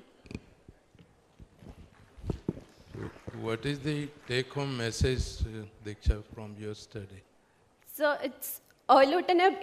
Erlotinib is epidermal growth factor receptor tyrosine kinase inhibitor. If we give concurrent with the radiation therapy, it results in better quality of life, improvement in quality of life in non-small cell lung cancer patients. Erlotinib you gave for 4 weeks. Yes, this sir. is the regular protocol, or this was something different? So this was the period of our study. Like we conducted the... About this particular drug, this is given like this only? No, sir, we can continue it afterwards also. Okay. Yes, sir. We are not clear about how you decided quality of life was better in group A and It's not in group there B. is scoring called FACT-L scoring, Functional Assessment of Cancer Therapy Lung. So this is 36. What were the parameters used for So determining? there are 5 parameters in this. This is 36-item questionnaire actually. There are five items: physical well-being, emotional well-being, social well-being, functional well-being, and additional concerns of patients. If I say in terms of respiratory discomfort and pain, group 1 showed a better response? Yes, sir. Okay. So one thing is, as you have used only one, you can say, quality of life. Otherwise, in all international, in the orthopedic tumors, they always say we should include at least one more functional score, just like WHO quality of life BRAF score or SF36. I think that was specific for only tumors. Once we are talking in the terms of quality of life, at least it is internationally recommended that one such score should also be used for overall evaluation of a treatment, and this is mandatory. Okay. I think you have missed in your study that only use the very specific quality of life scores. Okay, thank you. Okay, sir.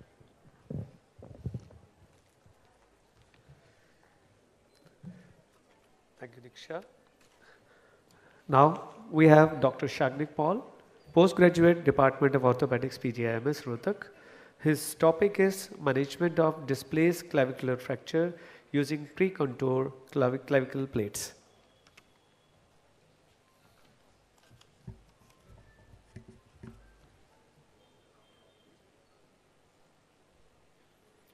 A very good afternoon to one and all present here, respected dignitaries on stage, and everyone present in the audience.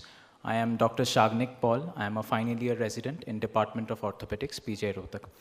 My topic of presentation today is going to be management of displaced clavicular fractures using pre-contoured clavicular plates. We did a prospective observational study, a case series comprising of 25 subjects.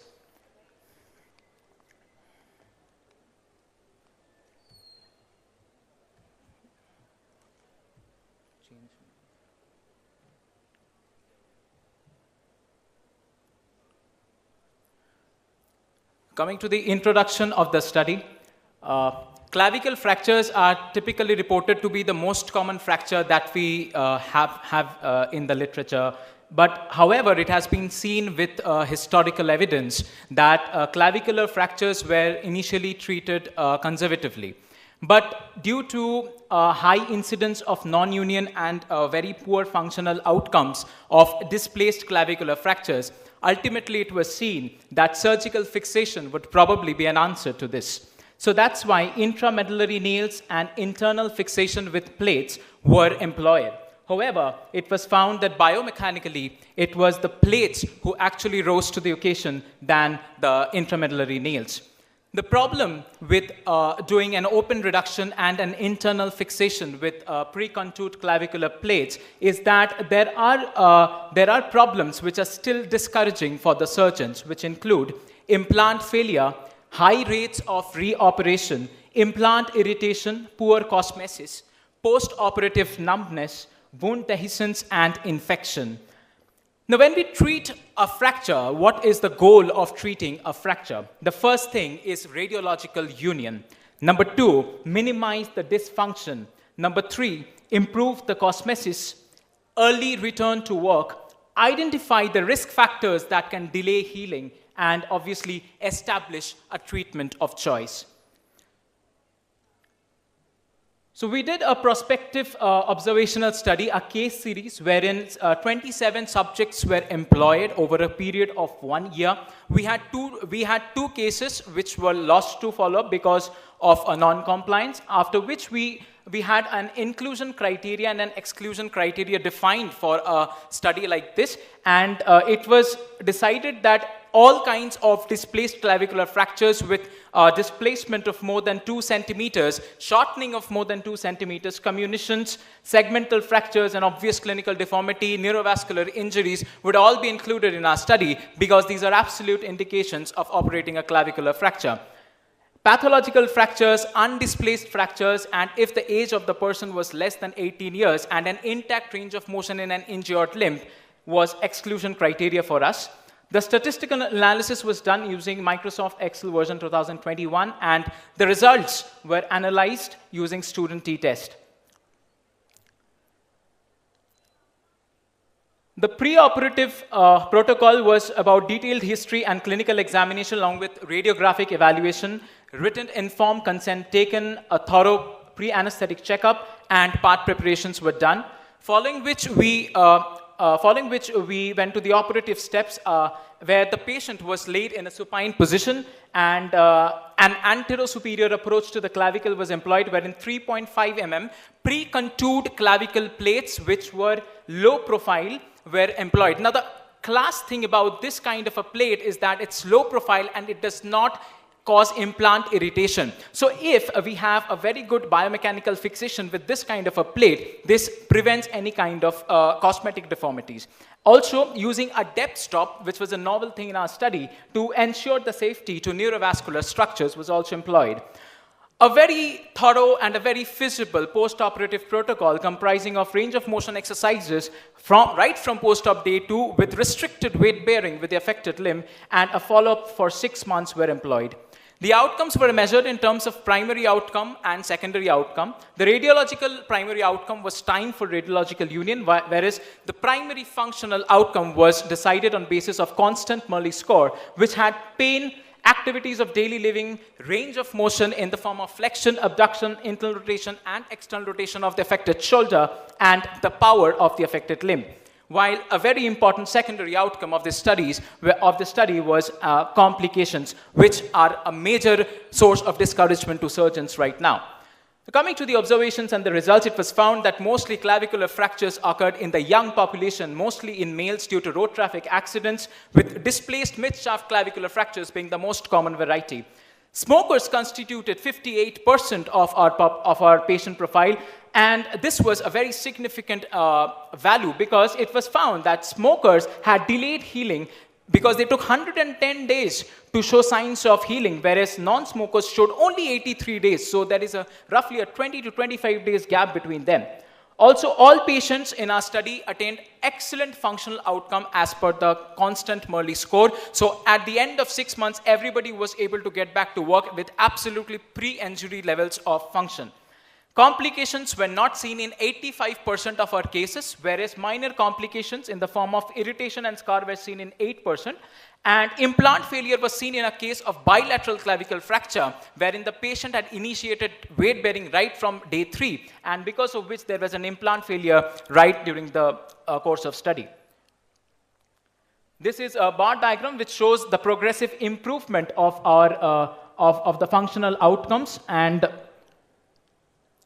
these are a few radiographs which show that displaced mid-shaft clavicular fractures treated by pre-contoured clavicular plates, wherein we prefer minimum soft tissue dissection to preserve as much of periosteum as possible so that the healing is not impaired. And this is an intraoperative photo that shows fine dissection. And Paul, you conclude. You are overshooting your time. Sorry, just need a minute. And depict the fine dissection and preservation of the supraclavicular nerves, which are often a source of post-operative numbness. Full range of motion was obtained with excellent cosmetic scar. So we come to a conclusion that excellent functional outcomes and with minimum complications can be attained when we are doing it, when we are operating clavicle fractures with pre-contoured clavicular plates.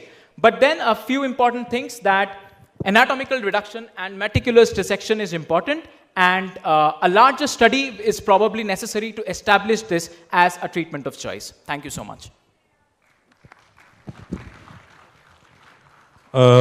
You exceeded the time limit. Shagnik, you did not elaborate what this plate is about. Pre-contoured is all right, but what is the material? What is the approximate cost? Is it available in your institution free of cost for the patients? Coming to the first question, sir. Pre-contoured clavicular plates are actually low-profile clavicular plates which are designed in shape of the clavicle, and that is why it fits right onto the patient. So we do not have to do intraoperative bending of a plate because it decreases the stiffness of the plate, number one. Number two, this plate is readily available right now. It is available both in stainless steel as well as titanium. It is available in any implant shop in Rohtak as well. And the cost of this plate, well, it ranges from around 5,000 to somewhere around 50,000 for those which are made up of titanium and belong to the AO group of plates. You had complication up to 7%, implant failure as well as reoperation. Right, sir. Is it not significant percentage?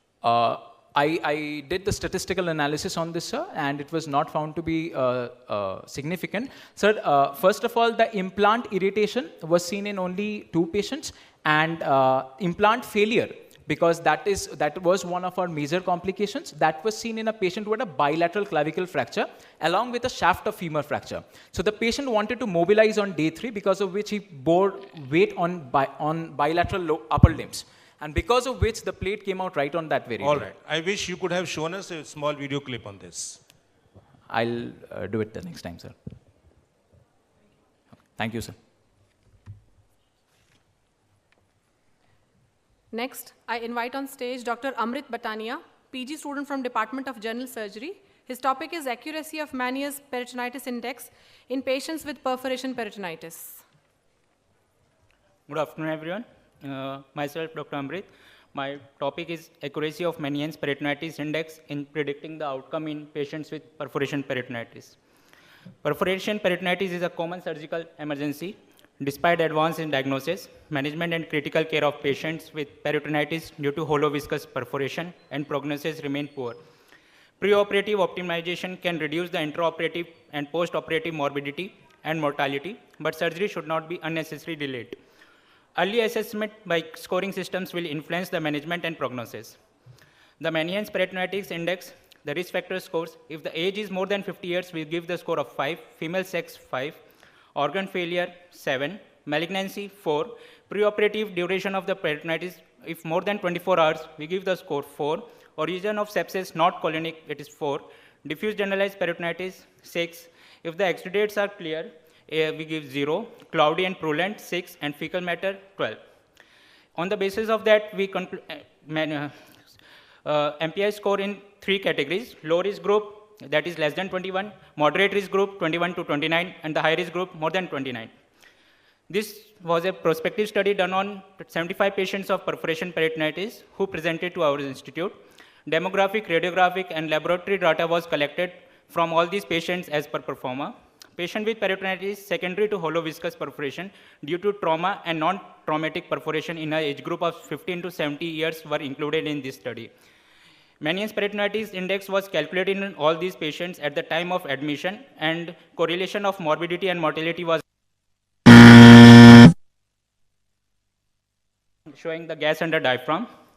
and operated in intra-op findings showing the ileal perforation. Commonest age group affected was 41 to 50 years.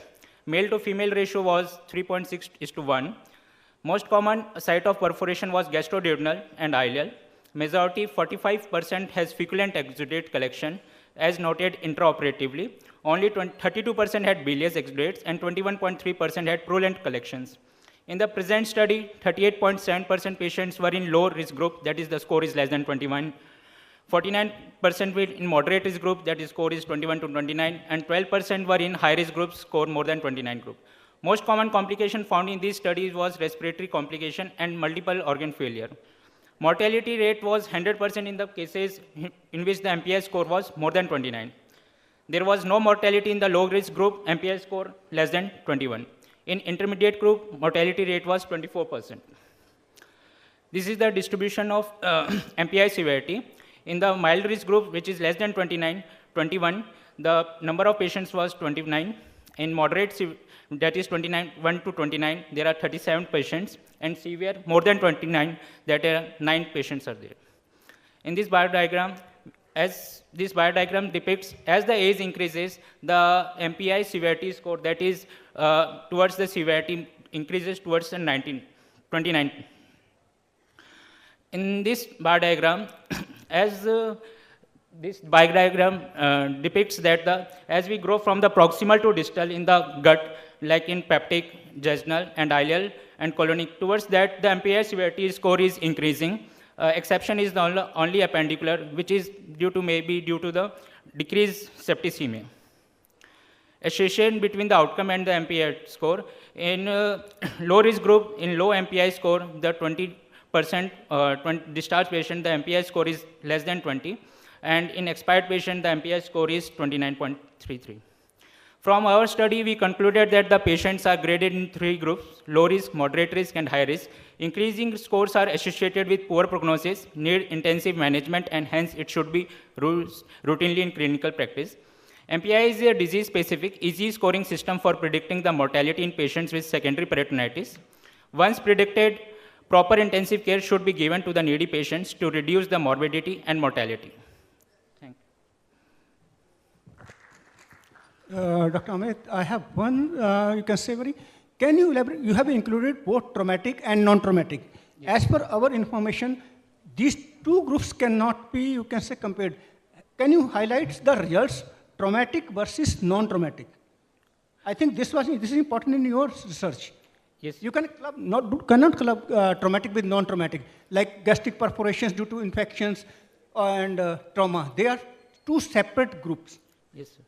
So, can you highlight those results also? Actually, in the study, we have excluded those patients who are basically peritonitis due to the primary leakage.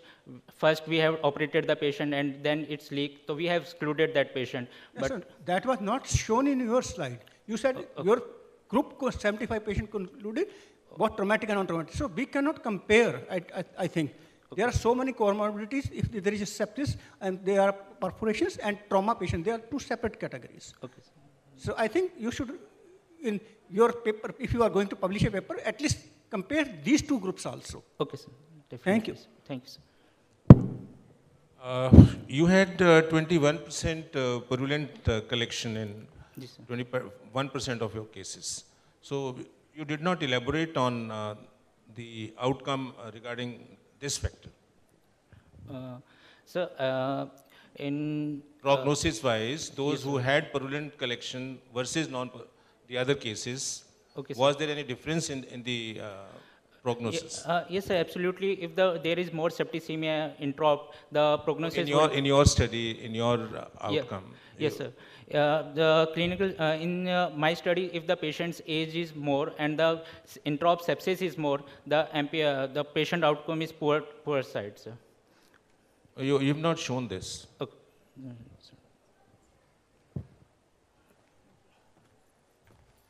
Thank you so much, Dr. Amrit. We now move on to the last presentation of this session by Dr. Anvi Munjal, Senior Resident, Department of Ophthalmology, ESIC Medical College, Faridabad. Her topic is rhino or bitocerebral mucormycosis in COVID-19 patients in North India.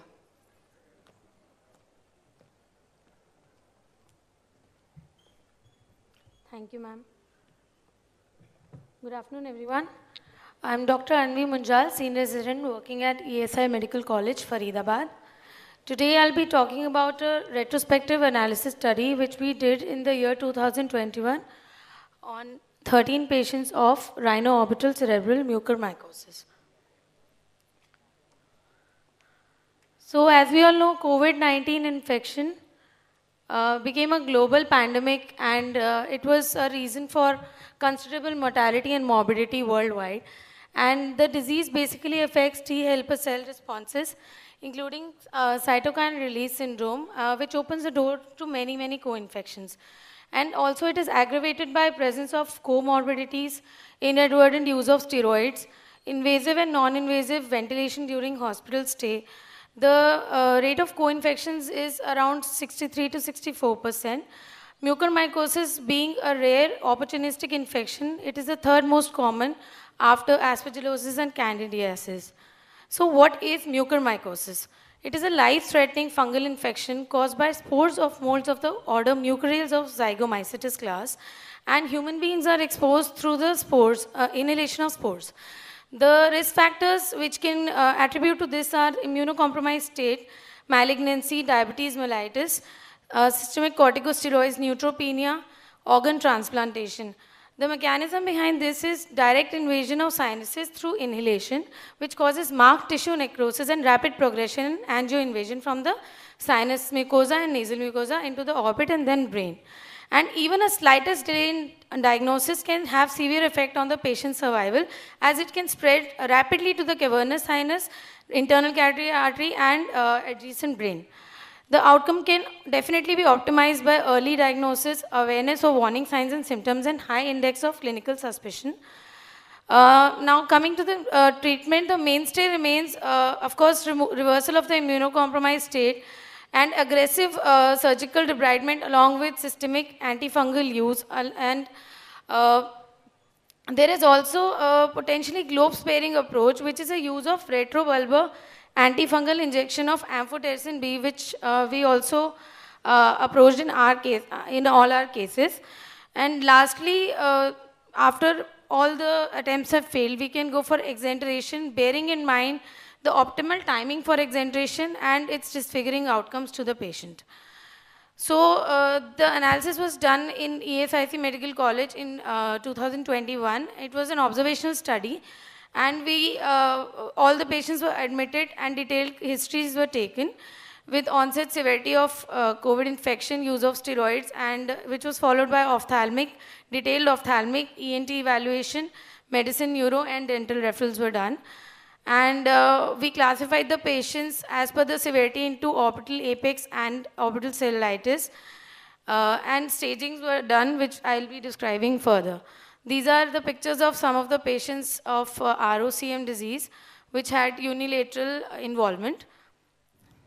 We did the routine investigations, and specimens were taken from nasal cavity and paranasal sinuses, and they were diagnosed on KOH and SDA media, which showed broad aseptate hyphae with right angle branchings. And HPE was also done in past on periodic acid skiff and glucose methionine silver stain. And all the patients had went for CE MRI, paranasal sinuses.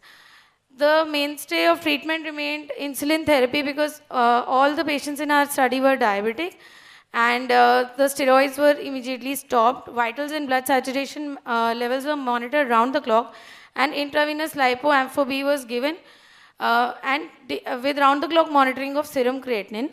And FES was performed with extensive debridement of involved sinuses. The specimens were obtained during the surgery, and they were sent for examination, and repeat surgeries were done whenever necessary. Retrobulbar ampho B was also given in patients with stages 3A to 3C, which I'll be showing further. And the patients in the last stage, they were with severe ocular damage, they had to undergo exenteration. So there was a proposed staging by the Indian Journal of Ophthalmology, in which the stage 1 had involvement of nasal mucosa, stage 2 involvement of paranasal sinuses, stage 3 had involvement of orbit, which were further divided by according to level of severity and locations into 4 parts, and then stage 4 had involvement of CNS. In our study, the results were, the mean age of patients were 46 to 47 years, and around 92% patients had unilateral eye involvement, whereas 8% patients had bilateral. All the 13 patients were diabetic, and all had history of COVID infection and hospital stay with intake of steroids. Most common presenting features are headache, orbital pain, periocular hyperesthesia, facial edema, and decreased vision. QH smear and lactophenol cotton blue showed Rhizopus species, which was most common, was Rhizopus arizus, and MRI showed pansinusitis and orbital involvement in 100% of patients and CNS invasion in 69% of patients. They were treated with intravenous liposomal ampho B and retrobulbar ampho B injection, and exenteration was done only in 2 patients. Mortality rate was 15%. 2 patients died. And this is a image showing the 9-gauge, this is a 9-gauge photograph. Your time is over, These are Dr. some Anvi, sections. please. All in all, we conclude that ROCM with COVID-19 infection had high morbidity and mortality, and it requires a multidisciplinary approach and prompt initiation of treatment. Retrobulbar injection, ampho B, is a good alternative therapy with IV antifungals and FES. And exenteration can definitely be avoided. Thank you all for listening. Yes. Okay. Can you tell us how you took samples from the paranasal sinuses? You are an ophthalmologist. So it was a combined study. So the samples were taken during the FES surgeries, and we used to With the help of collect the data. ENT surgeons. Yes, sir. Oh, all right. And this retrobulbar amphotericin B Yes, sir. injections, how much did it help in out of your 13 patients? Sir, it significantly Could you avoid further surgery in most of these cases? Sir, we could avoid exenteration, yes, in many patients. You have to tell us the figure Sir, out of 13, no? Sir, in our study, 2 of the patients had extreme complications, ocular damage, which Once you say, you yourself said it starts from the nasal mucosa, paranasal sinuses, ethmoids, and then it enters the orbit. Yes. So that means once you are giving retrobulbar therapy, the infection in the paranasal sinuses and nose remains untreated. So how can you expect cure for such a patient, or avoidance of spread into the brain? Sir, along with the surgical treatment, with the surgical debridement of the sinuses, if we were giving intraorbital injections on alternative basis, like we gave around 6 doses to... That was for treating the entire mucormycosis in the patient, not for the orbital region only. Sir, we have avoided exenterations. How much amphotericin B you injected? Sir, 3.5 milligram. Which form of amphotericin B? Sir, there are 3 forms. Liposomal ampho B. Yes, sir. All right. Thank you, sir. Thank you. Just a minute, Doctor. So we thank all you can see the participants, and for all of you, there is one word of wisdom that all of the, you can say, presenters had slides which were either they were used, font size was not proper, or they were overcrowded. So please, in your future, it's a word of advice. You will be presenting more in conferences and all other competitive exams. So always prepare a slide which should not be overcrowded. Font size should be appropriate so that the person sitting in the end should also see clearly. So especially for you, your slides were very overcrowded and font size was very small. Thank you. Thank you, sir. One more word. You have all heard Dr. Pandey's lecture, such an elaborate account of how you should go about it. So you should learn from him and practice the same way. And about the text, it was too crowded. Yes, that I think all 3 of us agree with that. You should be more pictorial, video clips. He said it is one diagram is worth one. Dr. Pandey, you said 100 or 1,000 words? 1,000 words. He said one picture is worth 1,000 words. So why not pictures? Why not videos? Why so much of text? There should be minimum text. Thank you. Thank you, sir. All the presentations were really excellent, like sir pointed out, and I thank all the participants for their keen enthusiasm. I also thank our esteemed judges for their observations that made the session even more stimulating and for all the suggestions that you suggested for our participants. I request the volunteers to kindly escort our judges back to their seats. Thank you, sirs. And this brings end to this best paper session. The results will be compiled and announced during the valedictory function, which will be held after 35 or 40 minutes or so. So I request the participants to please be present in the hall for the prizes to be announced. Thank you.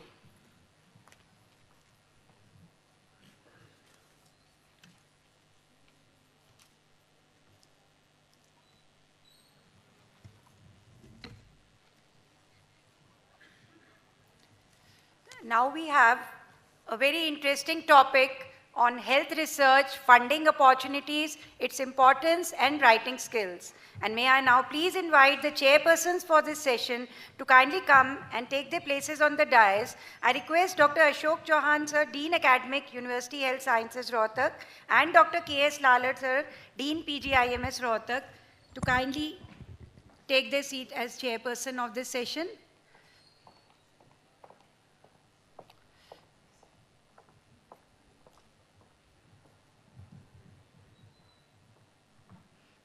Thank you, sir.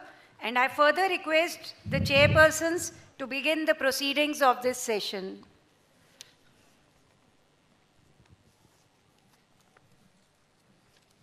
Thank you so much. Now we have come to the last session of today's proceedings, and I am happy to invite our own alumni, Dr. Ashok Grover, and I would request Dr. Lale to give a brief introduction of Dr. Ashok Grover, please.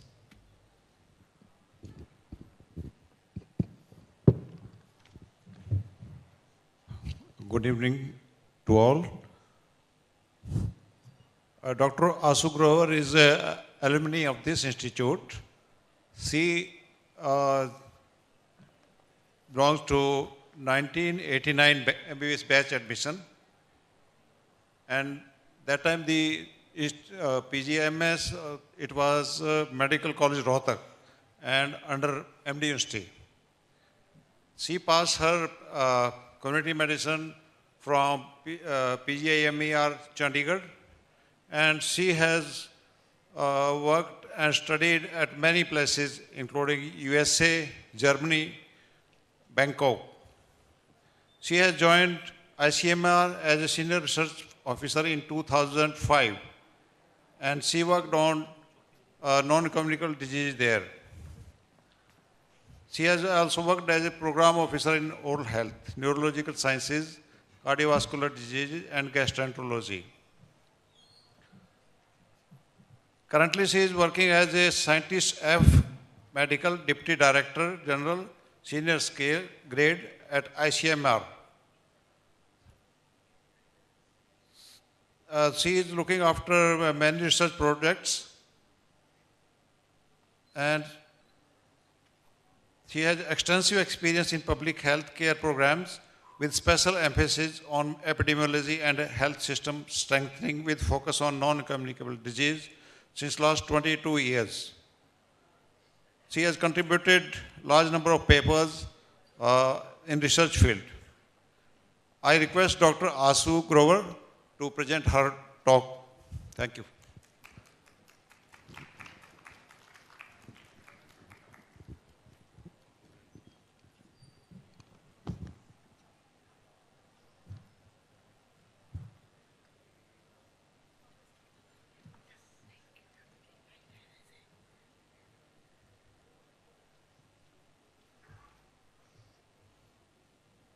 इसकी जरूरत नहीं है वैसे. Is it required?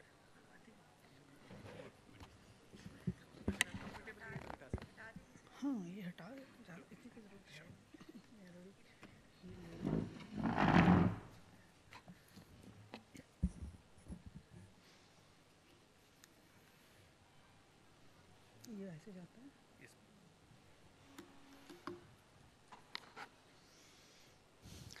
Good evening, everyone. And first of all, thank you for inviting me to my own college where I did my MBBS. And it's a really, really proud moment for me to give a talk like this from your own institute, which I think would be benefiting those who will be attending to my talk. And it's really a welcome to come back to your own institute. As informed by dignitaries, I am working at Indian Council of Medical Research for last 19 years. And I have been instrumental in going through the various health research programs, the review mechanisms, and programs of Department of Health Research. So I will be sharing some of the experiences which I have gone through while working at ICMR. Some of the things have already been mentioned by Professor R.M. Pandey, who has been my earlier speaker for this session and has made my task easier. So why we are here, you all, those who are sitting in this auditorium, really shows that you all are interested in undertaking the research program. So research is not a simple thing that not everybody is interested into that, but still we are here to learn that why we should do the research. If we want to improve the future of health, if we want to have some policy implications, if we want to have a new knowledge to be generated, if we have a passion to do the research, of course we will be engaging ourselves into the research program. Some of the investigators, some of the faculty, some of the teaching academic people, they want to improve some of the policy decision, some drugs to be introduced, some procedures to be introduced, some mechanisms to be improved into the program point. So that keeps bothering them and they want to increase the partnership.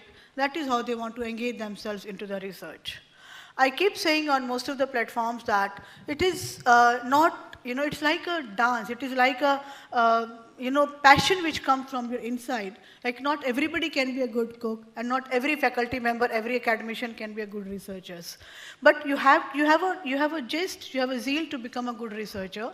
So for that you need to attend such kind of sessions very routinely. You must have heard Dr. Prabhakaran and Dr. Garg earlier in the morning. So they were very busy clinicians. So one of the excuse sometimes the academicians or the faculty gives that we don't have much time. So you have already heard, so there is no more discipline like cardiovascular diseases and gastroenterology disciplines which are not that busy. They are the most busiest kind of a clinician, but they are established researchers. Why? Because they had something which can satisfy to them that yes, I need to contribute something out of my knowledge by undertaking the research. If you overall see a kind of that who does the research, how the research on the top is to be done. So we have the ministries, we have the departments at a higher level, then we have the government which allocates some budgets like from the government of Haryana, various state governments, various central governments, and the top layer we have those who are giving the funds, who are governing the research, who are identifying the priorities also, and they are monitoring the entire health research mechanism.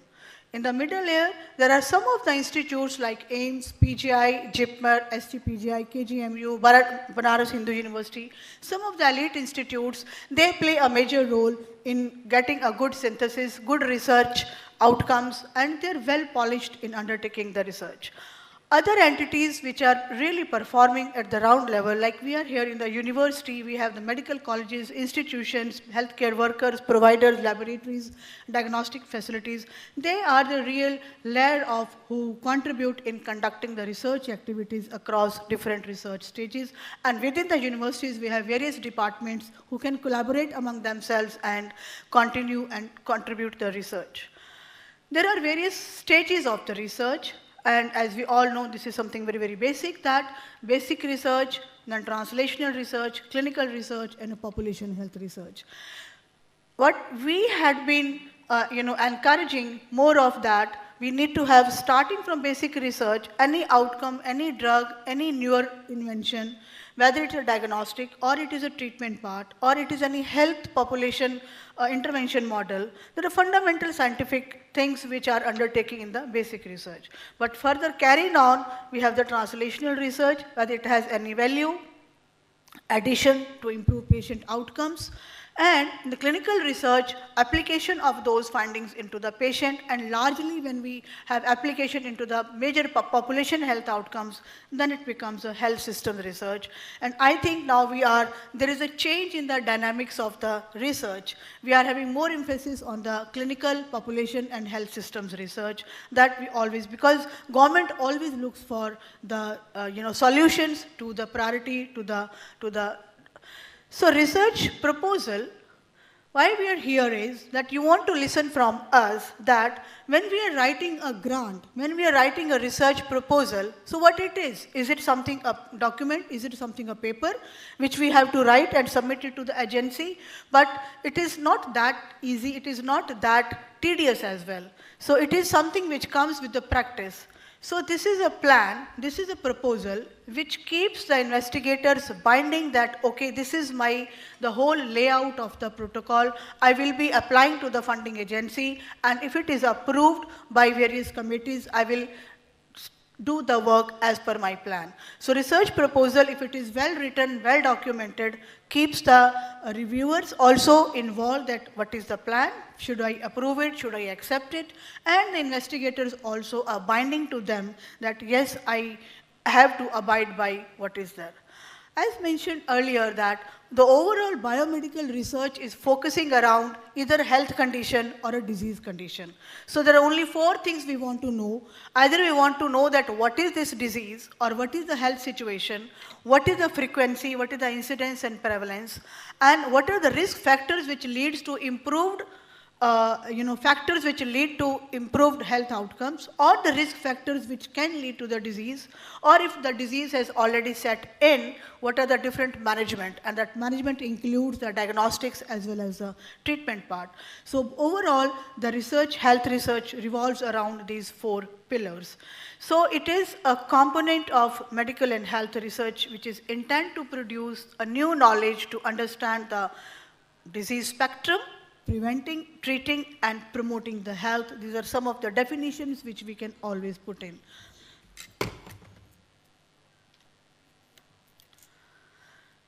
So we cannot do research to the entire geography. We cannot collect the data from the entire population. So what we do is, as I said, there's a generalizability, validity, and the reliability.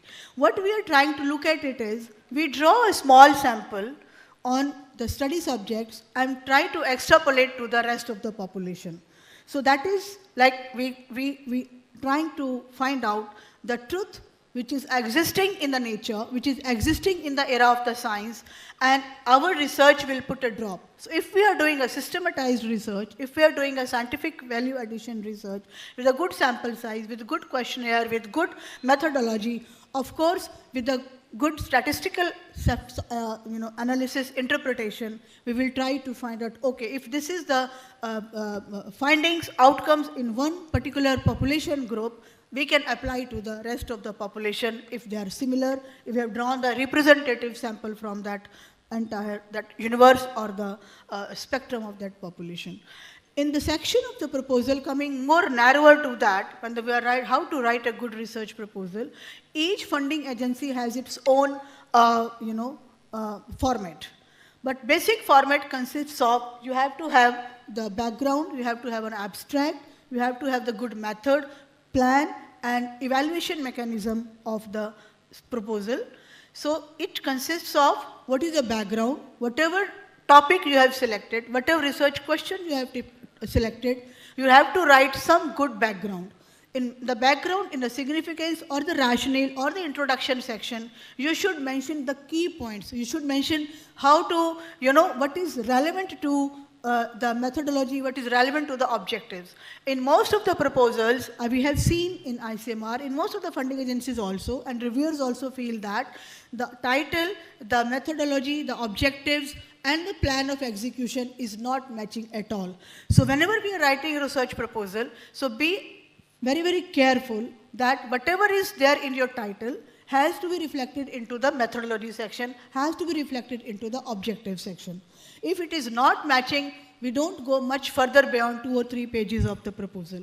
So background writing is also an art. I say writing a research proposal itself is an art because it has to come from the thought process. If it is well knitted, all the segments of the proposal are well knitted, well fitting with each other, then only you will try to make a good sense. So these are some of the sections. You have to write the background, you have to have the question, have to have the methods. But methodology section has to be so detailed enough. There are designs, study designs are there, which itself is a very long session. If we try to talk about that, it has to have the observational study design, analytical study design, and in analytical we have the, the case control cohort and cross-sectional design, and in other when we have a experimental design, which is a randomized control design. So all these design itself is a long discussion, a detailed, elaborate discussion where we discuss about its advantages and disadvantages of each the study design over each other, and then what are the bias, what are the confounding. So you have to mention the design in particular, because in this half an hour session all the designs cannot be covered, but you have to be very peculiarly telling that what study design you are going to use into your protocol, what is the sample size, it has to be appropriately determined, it has to be determined as per the primary objective. You have to really calculate if there are more than one objective, define your primary objective, calculate the sample size based upon your primary objective. Then you have to mention the setting, whether it is a hospital setting, whether it is a population-based setting, whether it is an urban, rural, or even in a population setting also, you have to mention that what is the geographic area, how much total number of subjects I am going to take, have to define inclusion criteria, exclusion criteria, and analysis plan. As mentioned, we have to have the dummy tables. Just some of the proposal, the simple write that we will be using the chi-square test using EpiInfo software. That analysis plan is not at all sufficient to write a good research grant when you are seeking a funding from any agency. And of course, do mention the timelines. So this is what I just want to tell all of you, that whenever you start writing a proposal, you have to spend substantial amount, around 80% of the time, in identifying the good objective, identifying the good design, planning of the proposal, execution of the proposal. Writing doesn't take much time. You have to start writing when your clarity of the thoughts are there, and definitely the solid partnerships when collaborating with each of the other department, that will definitely give you much weightage. So in the background section, do mention why your study is important. If that study would have not been done, will there be any value addition? Will it not be there? So in background section, most of the reviewer, most of the investigators, they write lengthy pages, 2, 3, 4, 5, 6 pages, as much they can write into the review of literature section, which is of no use for the proposal, for the writer, or for the reviewers. Just concise all your review literature, put a small, paragraphs, and in the end, just put the justification that why your study is important, why your objectives are important, and if I don't do this study, will there be any deficiency in the area of the knowledge? And where do we find the research questions? We have very nicely heard that it has to be a PICOTS approach. We have listened that we have to have a PICOT and a study design, but how to identify the research questions? I have taken some of the pictures, like we can see the objectives or questions either sitting in OPD while examining the patients. Some unusual, observation comes to us, that immediately you note it down in your diary and pen and paper, and later on match it with the review literature. Or you keep a habit of reading the papers. Habit of reading the publications really gives you more boost, more clarity, more updated knowledge about what is there novel in my proposal. And another thing is that when you're sitting around and puzzling with your students and your faculty and colleagues, that also you can find a research question you discuss among your meetings and the journal clubs. Another important area which I will say, that when you attend the national conferences, zonal conferences, that will also lead to a good research question. And when we are writing a question, always have an approach of the finer approach. You see yourself whether your question is feasible, whether your question is interesting, whether your question is novel, ethical, or relevant. I will not go in detail of each of every this bullet because I have a lot more to tell to you. But whenever you have drafted your research question, see to this finer approach and ask yourself, ask your colleagues, ask your contemporaries that whether my question is in finer fitting or not. So, and another, literature review. How to do the literature review, that itself is a big Pandora box. You don't have to leave any literature unsearched. You have to see the grey literature, because why I'm saying so is because most of the projects you say that, okay, this information is available in the state of Maharashtra. It is not available in state of Haryana, but that is not a novel research question. So even if you have a grey literature, even if you have unpublished literature, please report that it has to be done. Why in the state of Haryana I have to do, whether my Haryana population or the Rohtak population is different than the adjoining area, adjoining districts or a state population. So we have to have the recent literature. By and large, we say that last 5-year literature has to be really searched upon very in detail. And this is one of the search engine, and it's an excellent search tool, this PubMed. You can make your own login ID. You can keep the searches saved in your PubMed. And there are many other search engines also. Go to the advanced version and you will find all, and there is a Boolean operators and, or not. So if you start reading, how to do a proper review of literature, that will always tell you. But my point over here saying is that do an extensive, thorough review of the literature so that you revise your questions again and again to improve the novelty part of the research proposal.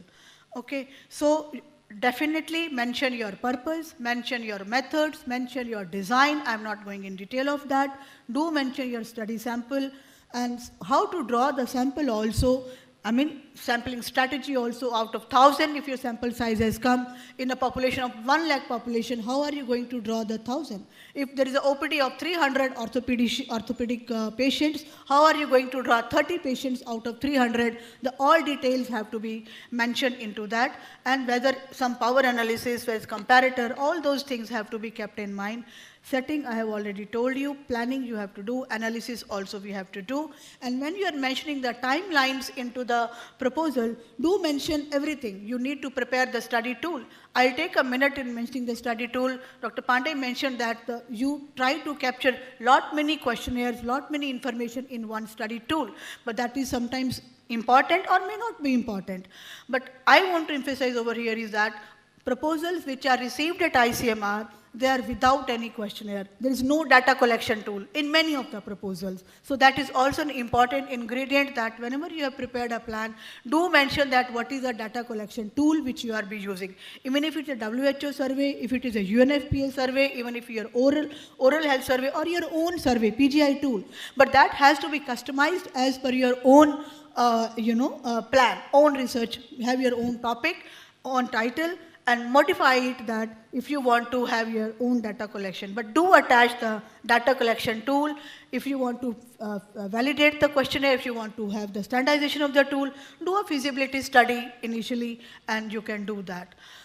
Some of the common pitfalls which you can easily avoid while writing the proposal is that you sometimes mix up with what are the aims and what are the purpose. So those are not very much clear about it.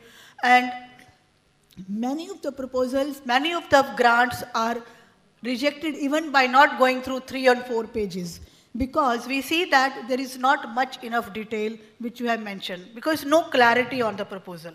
Okay, and another thing is your study so important that mention is not mentioned, that particular item is not mentioned into the section. And aside, there is no instrumentation, there is no reliable or invalid tools which to be mentioned, and statistical part are normally also. One thing I want to mention over here is the comprehension part. I'm just telling you the practical tips, what we received the proposal at ICMR. There are so many grammatical mistakes. When you're writing review literature or you're writing your methodology section, be very careful about the sentences part.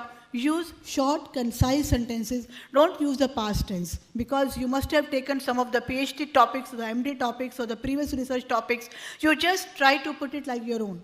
So best is that you start writing in your own English language. So then when any word which is seen in a past tense, you all are so intelligent enough. I mean, if you are on the reviewer side, you're not going to go to next sentence. That if it is a past tense, it is already copy-paste. I'm not going to see the proposal. And this has happened many, many times in my research committees, that if the word was is missing, that is really, really annoying. So be good comprehension and give good practical consideration. And you should know that it is not only your proposal is there into that committee, there are many more into that committee. So you have a very high competition amongst the proposals, and somebody may come from STPGI, PGI, Rohtak, wherever the proposals may come. So the reviewers are there reviewing the proposal, not only yours, others also. So it's a very, competitive edge. Plagiarism, yes.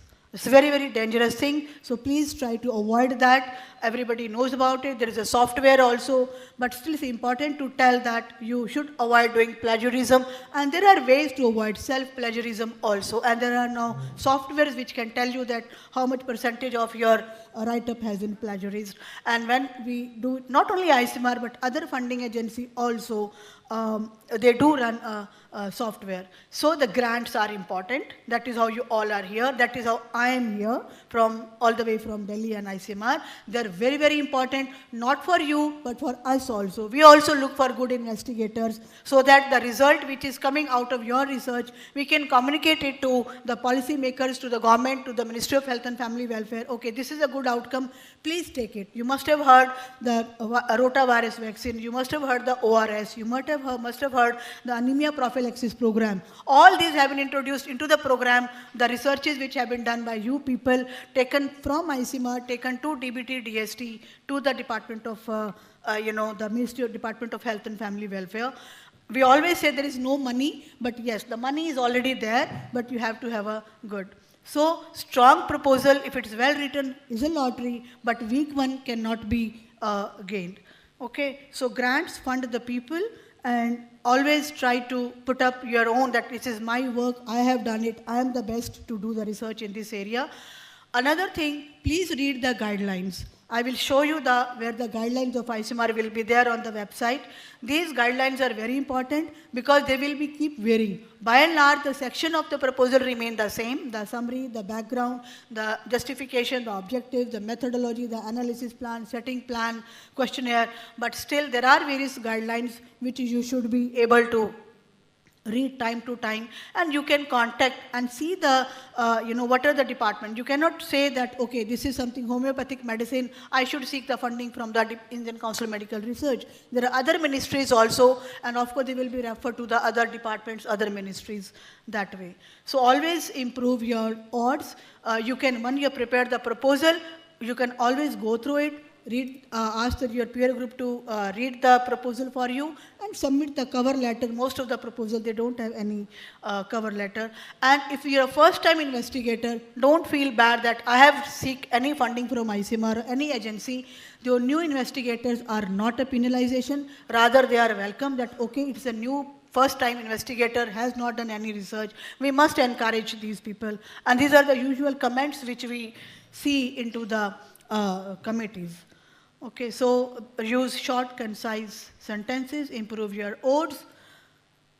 Budget. Budget is itself a large thing which we can discuss. ICMR gives the budget. There are various categories of the grant, which I'll tell you in the various, when we come to the drop-down next slides. Points for consideration for successful projects. These are some of the issues which I have taken up from my experience, that the way you have written the proposal, the novelty part is one aspect we have to take in there. Whether there is any new technology, whether there is any translational value of the product, this is one of the things which the reviewers or the ICMR really looks into it. Another aspect is the capacity building. Which project is going to train how many people? Is there any new things which are going to be trained, whether a PhD student or a PDF or a postdoc or SRF or research associate? Any ethical issues are there into the project? Whether it is as per format. Most of the projects are not as per format also. So those are the nitty-gritties. You should be very careful about it. So in the whole lot of projects, your project would be here.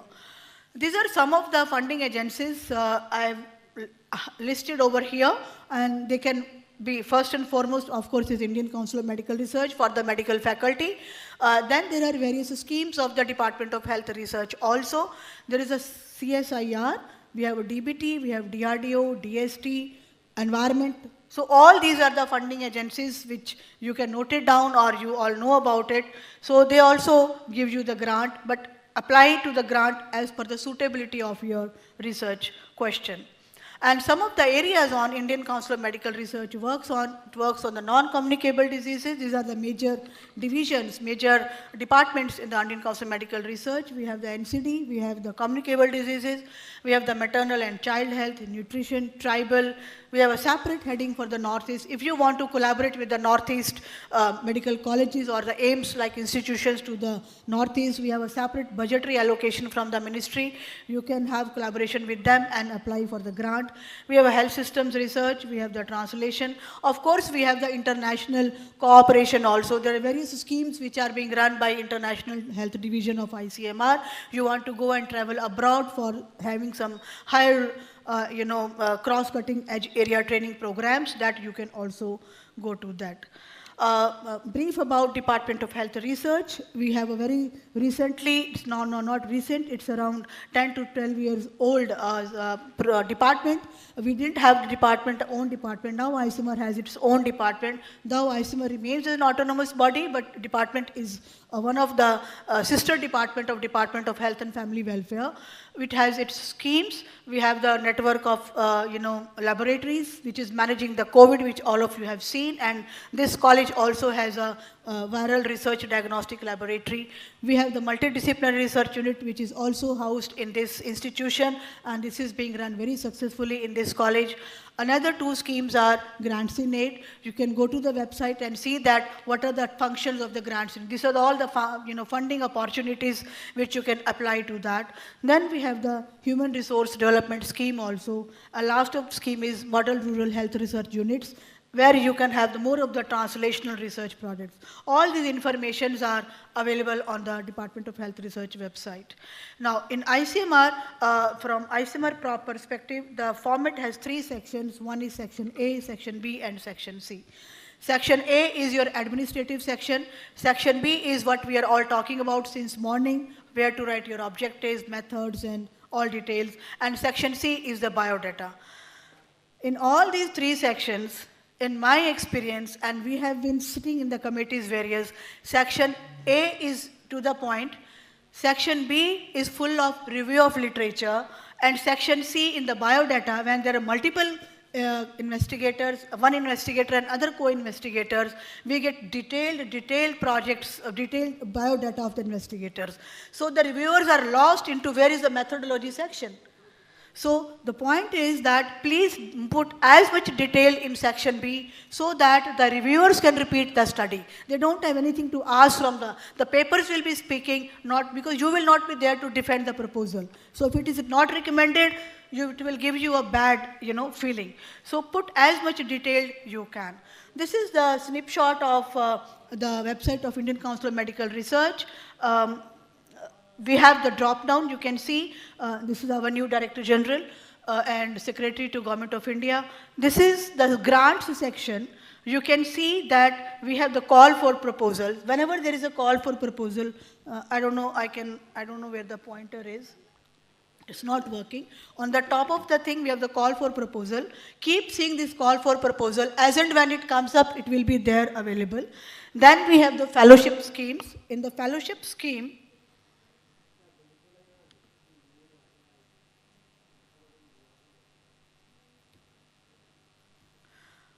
so in the fellowship schemes, there are various kinds of fellowships. You can have the PG students, immediate passed out PG students to take up as a senior research fellow or the research associateship.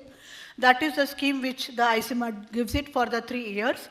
Then you have the extramural ad hoc projects. This extramural ad hoc project scheme is basically having 3 main parts. One is the Center for Advanced Research, another is the Task Force project, and third is the investigator-initiated driven projects. The call for investigator-initiated driven projects is available now and will be ending very soon on 28th of April. I'll come to that. Then we have another scheme of MD, MS and PhD. So you can go to the website and see that how the MD, MS and PhD students can get the grant from ICMR for completion of their work. And then we have the schemes for undertaking such workshops, clinical or translational. We can give the budget up to 10 lakhs to hold one workshop. Then we have the Center for Advanced Research. Then there are other schemes. So this is the snapshot, and you can keep seeing the revolving ribbon on the top of the website.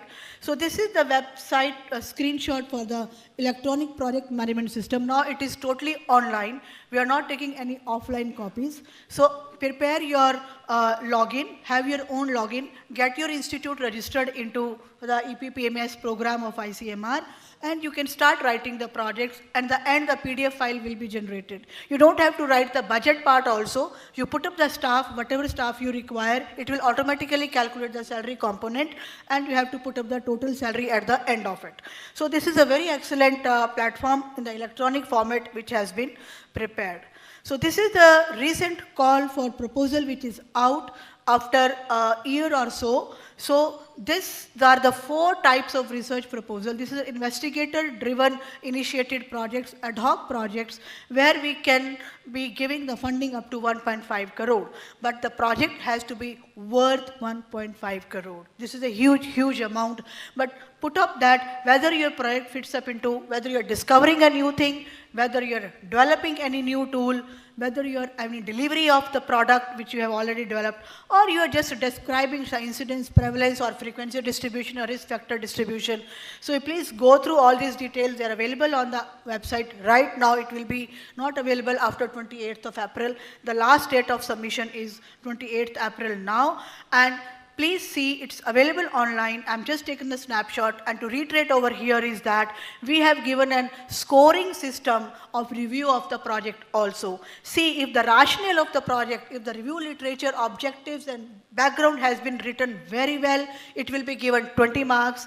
Possible impact, it is there, 20 marks. Novelty, 20 marks. Good methodology, 20 marks. If the project has any implementation component, 20 marks. So out of these 100 scores, you see that you need to require at least 60 scores, 60 numbers to get your proposal at least to the recommended stage, or maybe at least to be make it feasible to be placed before the project review committee meeting. Okay, so it will be a PRC, will be held, and the timelines have already been fixed up. 28th April is the last date. It is good that I am here. At least we should be getting proposals from the university, from my own alma mater, and I'm easily available. You can contact me anytime if you want to ask anything about this research grant. So please do apply, and there will be a lot more competition because this grant call for proposal has opened at around 10 to 11 months. So the general standard of the research proposal is very low. I say that 25% is the success rate of the projects what we receive at ICMR. So if your proposal is good one, you will get a chance to get it supported, but that also does not guarantee. Thank you so much for giving me a chance. There's many more things to speak, but yes. Thank you so much, Dr. Ashok Grover, for very illustrated deliberations on the subject. I think she has already given broad hint that if there is any proposal from our side or any institute affiliated to our university, that proposal is definitely going to find some favor with her. Thank you so much. Thank you, Dr. Ashok Grover. The lecture has definitely benefited our residents and the young faculty. And your concern about the plagiarism has to be really appreciated and taken in same account by everyone, because we have seen people suffering on that account. Thank you so much. Thank you, ma'am. Thank you for this wonderful talk. And may I now request our worthy chairpersons Dr. Lalad sir and Dr. Chauhan sir to kindly felicitate ma'am with the memento. Ma'am, please. Ma'am very rightly said that we clinicians try to find lot of excuses not for going ahead with research. And she's right that you can have results or excuses, not both. So let's follow her advice and look forward to hard work and results. Thank you, ma'am.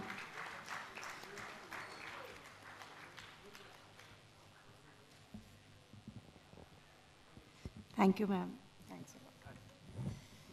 With this, we come to the end of all the sessions. And now I hand over the mic to Dr. Manjunath sir, as we will go ahead with the valedictory function. Dr. Manjunath sir.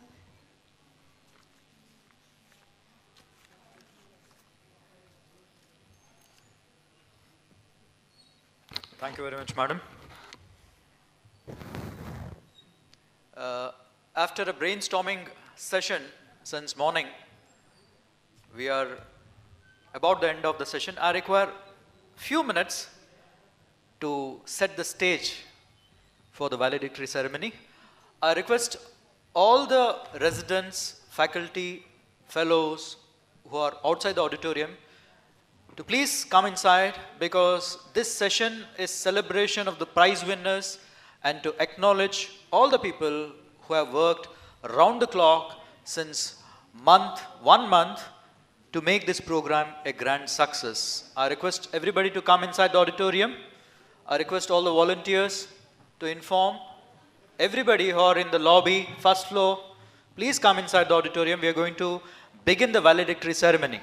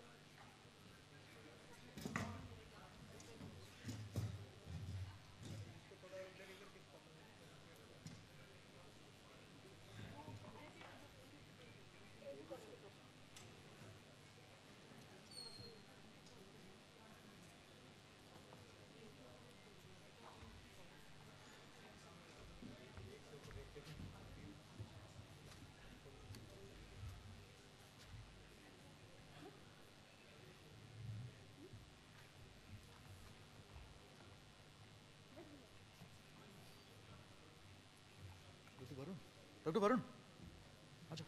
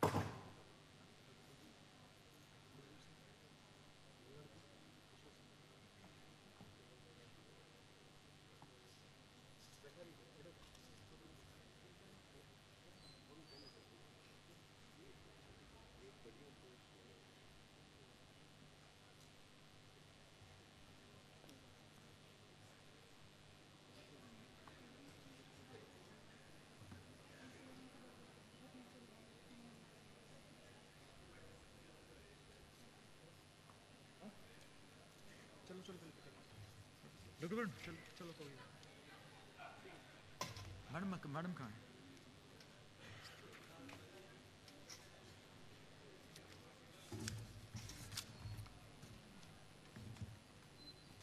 Madam आ गई Pushpa ma'am Pushpa ma'am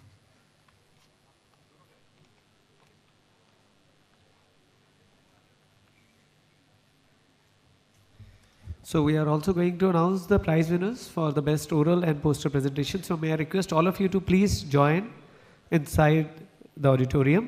May I request all those who are standing outside and your friends to please call them in stage, because we are also going to declare the prize winners.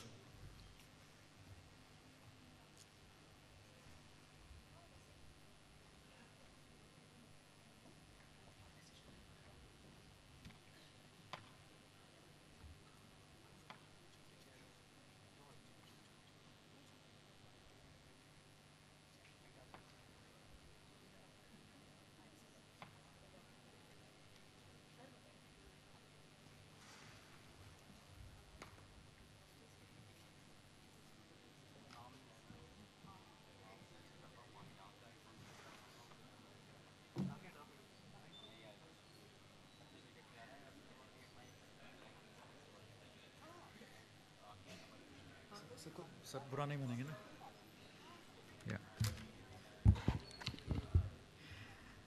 A very good evening, everybody. Honorable Vice Chancellor, the patron of the first University Research Conclave, highly respected and beloved Vice Chancellor of Pandit B.D. Sharma University of Health Sciences, Professor Dr. Anita Saxena, our Registrar, Dr. H.K. Agarwal, our Director, Dr. S.S. Lochab, our Dean Academics, Dr. Ashok Chauhan,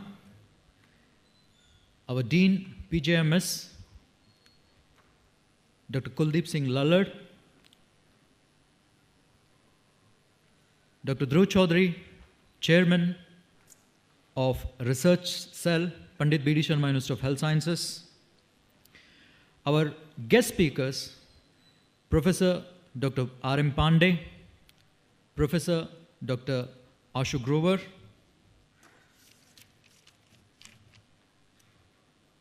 the chairperson of the first University Research Conclave, Dr. Pushpa Dahiya, senior faculty members, principals of the affiliated colleges, residents, faculty members, fellow, my dear colleagues and friends. Since morning, we have seen presentation from the enthusiastic residents. They have done poster presentation, enthusiastically participated in the paper presentation. I want you to tell you that those who presented the papers were selected among hundreds of the abstract. The jury worked day and night to select only 24 abstract for the paper presentation. Among them, 3 have won the best prizes. Among 266 poster presentation, it's a mammoth task. We had 10 screens, and all the coordinators have done wonderful job in coordinating all the events. To celebrate and commemorate all the hard work of all the young researchers and all the committee members, here we are doing the valedictory ceremony. And to do the honors, I request all the dignitaries on the dais. I request our Vice Chancellor, Professor Anita Saxena Madam, our Registrar, Dr. H.K. Agarwal, our Director, Dr. S.S. Lochab, Dean Academics, Dr. Ashok Chauhan,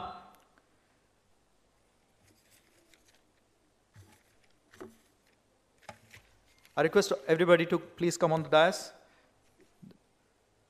Our Dean, PJMS, Dr. Kuldeep Singh Lallad, our guest speakers, Dr. R.M. Pandey. I request to escort all our dignitaries on the dais. Dr. Dhruv Chaudhary, Professor in charge of the research cell, and hardworking, the brainchild of this entire event, our chairperson, Dr. Pushpa Daya, Madam. I request all the dignitaries to please occupy your seats. Give a big round of applause, ladies and gentlemen.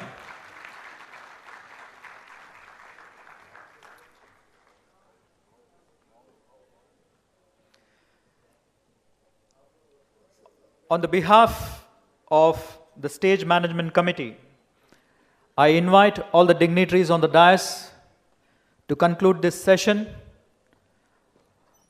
so that everybody walk from this auditorium with a smile on a face, with a sense of achievement, sense of accomplishment, and a sense of gratitude, and a sense that they have learned a lot of research from our esteemed speakers, researchers from the various poster presentation.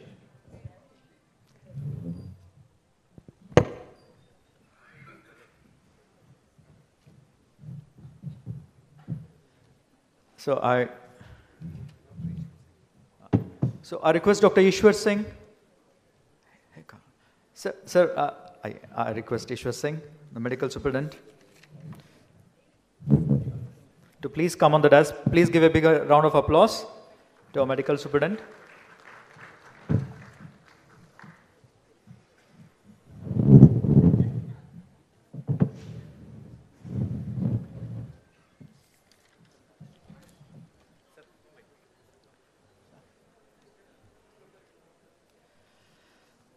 We hope that this first initiative of a university, the first research conclave, has been successful in igniting the fire in everybody's heart and mind so that they will conduct path-breaking research. As we all know, health is a dynamic subject. We saw during COVID, now we have different kinds of challenges plaguing everyday life.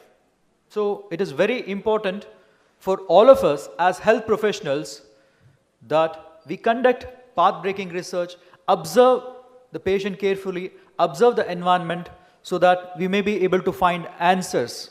So during COVID, we came to know that only research saved the lives of millions of people. The same thing we have to continue. It may be small idea, it may be big idea, but we have to work towards finding the answers for various research questions. To open the valedictory ceremony, now I request our professor in charge, chairman of the research cell of Pandit B.D. Sharma University of Health Sciences, Professor Dr. Dhruv Chaudhary, to come on the dais and express his views and thoughts. Give a big round of applause, ladies and gentlemen.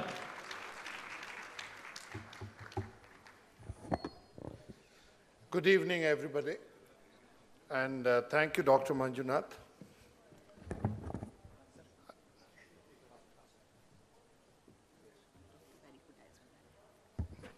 I request Dr. Sanjay Tiwari to be there on the dais, the College of Dental College, please be there on the dais.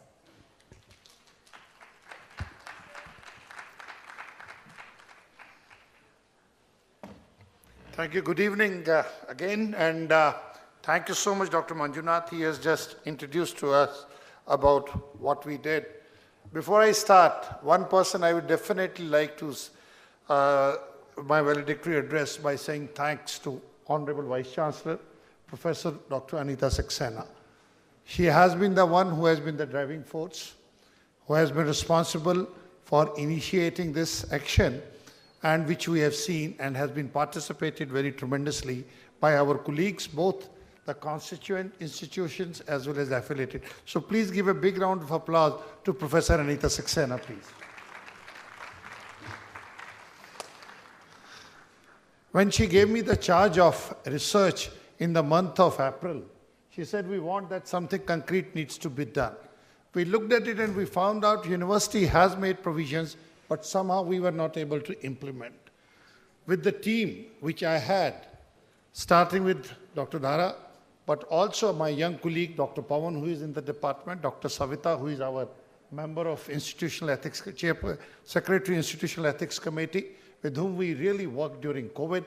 And also, later on, it was a revelation that two young ladies, Dr. Neeti Mittal, our Associate Professor of Pharmacology, and Dr. Kiran, who has been a professor in biochemistry, that we were able to implement under the direction of the Vice Chancellor, the intramural research grant, which was there on paper for the first time this year, and we have given grants to nearly 38 faculty of worth 76.5 lakhs. I think that's a very big achievement. We do talk about All India Institute or PGI looking at it. So we modified it. When we started, it was 50,000, but when we discussed and we increased it to 2.5. When we did so, the reason was that government of Haryana was very liberal in providing us the budget of 5 crores for research. And we were wondering how to go ahead with it. And it's not only they gave it to us, but they gave it to other constituent institutions also. Secondly, which has become very important, was us to not only the faculty to promote our postgraduates, and the PGDS scheme which was there was up to 20,000 this year. Again, with the guidance of the Honorable Vice Chancellor, we increased to 50,000. And we have given now grant this year again of 15 lakh to our postgraduates in this year.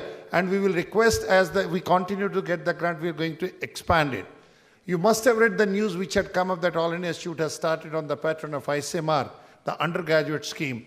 I feel proud and privileged to announce you that university already has approved that thing, and we are coming up with the first, our first time from the university of an undergraduate research scheme on the pattern of ICMR, which we will be giving 20 to the MBBS students, 10 to the dental, 5 to the nursing, 5 to the pharmacy in the first year, and the response is well, we are going to increase further. I think that's again a very important initiative which university is taking up to promote research at the level of undergraduates. Another important thing, sir, which we have seen is during the COVID period, this institution participated practically in every single trial which was done in this country, which included Covaxin. We did phase 1, phase 2, phase 3 trials. We participated in BCG vaccination. We participated in Indian messenger RNA vaccine. And already Dr. Savita Verma is having 4 vaccine trials along with Dr. Ramesh Verma going on right at this point of time, which include chikungunya, which includes dengue, which includes other arboviruses which are at present, and we have been part and parcel of it. Similarly, I feel highly privileged and proud that for the first time and from this place we have a publication in New England Journal of Medicine. Our department participated in the intent trial for the management of scrub typhus, which has now got published having a citation index impact factor of 176 this year, where PJ Rohtak has been part and parcel of it.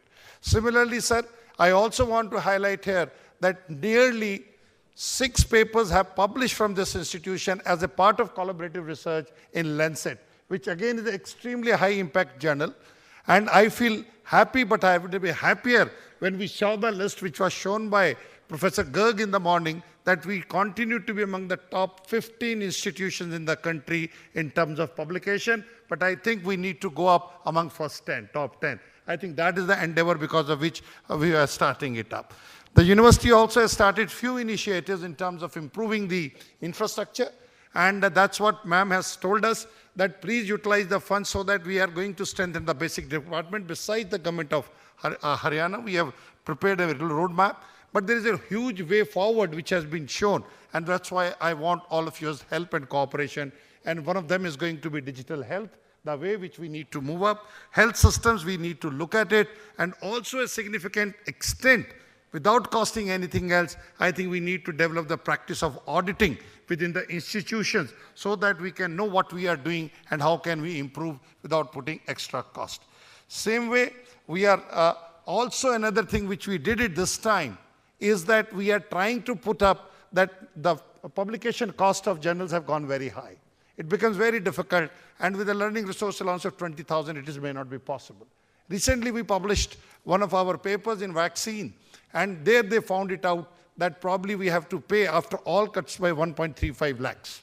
Either the people, they share it among themselves, but Madam has been very kind to us, and we have got it approved from the Academic Council also. At least for the constituent institutions, they probably, if you have an impact factor in publication of 2.5 and above, probably they will be reimbursing now the cost of publication which will be there. So I think that's a very important thing. And most of the time the colleagues complain that they cannot publish because the costs are high. So that sort of a hindrance which was there, or where a roadblock was there, has been taken care of. Now this is the first time we have taken a first step. Probably there must have been certain mistakes or certain, well, I won't say mistakes, there may be certain gaps. So we'll definitely like to have a feedback so that we can improve, and I have requested the Honorable Vice Chancellor, and I'm certain she will oblige, that it should now be a part and parcel of the university calendar every year, so that it does not remain a person dependent or driven, rather it becomes a part of the system where we continue to have it. And finally, please apply for extramural grants. As you heard in the morning, Honorable Vice Chancellor told us that we have grants of 7 crores, the various projects which are going up, but there's a huge scope. Already ICMR has opened up the window which we have circulated. Again, I'm re-emphasizing what Dr. Ashu has said it, that 1.5 crore up to grant is there, but you need to identify the problem, put the good proposal, and the last date for that is 30th of April. So I think it's a time we need to do it. And finally, what it helps you is not only getting the grant, you get the manpower where you can work. It also gives you a freedom to run your departments. So that is a flexibility. We never look at it. We always keep on looking at the government. You have a whole horizon opening up for you in terms of running your departments, institutions, and also my request to senior colleagues in particular is, who are heading the departments, to please encourage your younger colleagues. My department has made a seesaw change. I give credit to Dr. Pawan Singh from this stage. I give credit to Dr. Savita Verma. I give credit to Dr. Manjunath and Dr. Diksha. The result is that my own department, again, I'm giving an example, we are running 17 projects right now. Therefore, if we can run it, we don't run to the administration for everything. Therefore, my request to all of you, humble submission is, please make it a point to ensure that your life is easy, your things are easy, and you have a more manpower to work for you to look for extramural grants. With these words, thank you so much for participating in it. And again, I'm grateful to our Honorable Vice Chancellor, our colleagues, and our Director, Dr. Lochab, and our Registrar and Dean Academic Affairs for all the help and support when we ask for it. And ma'am, I can assure you that we will be starting with the PhD programs from this year onward, which should be the backbone of ours. Thank you so much.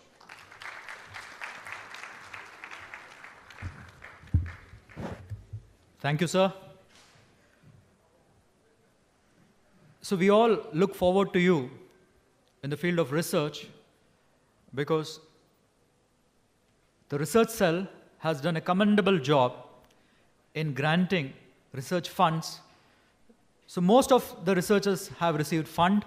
I was also part of the screening committee as the member secretary of Research Protocol Advisory Committee. We have screened good proposals, which all the proposals have got funded. So hearty congratulations to everybody. And now it's a moment to celebrate the prize winners. I know it was a very, very difficult task for the jury, for the judges, for the chairpersons to select the best 3. It was very, very difficult. It was objective score.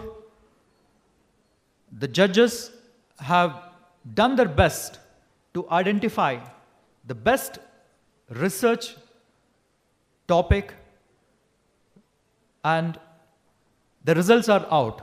Dr. Harneet and Dr. Adarsh have compiled the results given by the judges,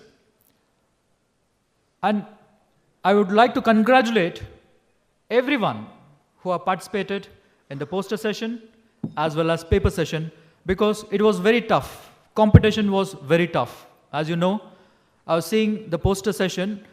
everybody have done a wonderful job. But as you know, the best of the best wins the race. But never mind, give a big round of applause to all the presenters of the poster session as well as the paper session. Now I request the dignitaries to please come forward for the prize distribution ceremony. It's a great honor for all of us, so that you hand over the certificates for the prize winners who have worked very hard on the research project, and they have showcased their ideas, and it holds a promise for the future. Now I request Dr. Harneet Singh, Associate Professor, who worked day and night for selecting, then identifying the poster. He compiled all the posters sent by you. He worked overnight. And give a big round of applause to Dr. Harneet. Now I request Dr. Harneet to come forward on the dais and announce the winners of poster and paper session. Thank you very much, sir. And first of all, I would ask all of you to kindly congratulate yourself and give yourself a loud round of applause, because you have worked really hard. Because putting up research papers, research poster is something really special. We are having a day for that. So coming on to the prizes, first of all, the poster prizes. The third prize, worth rupees 3,000, and a token of appreciation goes to Dr. Kirtana from PGIDS Rohtak. May I please ask Dr. Kirtana to come up to the stage, please?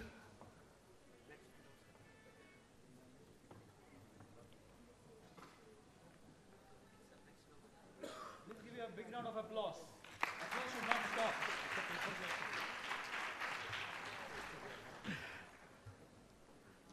And the second prize, worth rupees 5,000, goes to Dr. Bikram Preet Singh Gill from Neurosurgery Department. Do we have him around? Dr. Bikram Preet. Okay. So the first prize, the most important one, worth rupees 7,000 for the poster, goes to Dr. Arup Saha from SPM. Do we have him here? If he is not here, may I request any other third year PG to collect it on his behalf?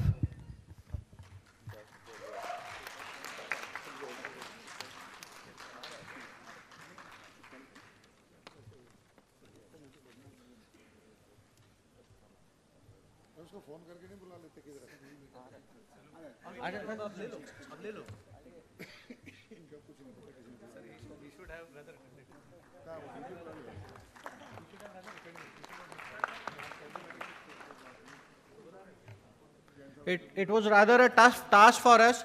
So under the guidance of respected VC ma'am and other jury members, we have had some consolation prizes as well. So we took out 4 consolation prizes for the posters. One is Dr. Sajan from Onco Surgery. Onco. Dr. Sujit Kumar from Orthopedics.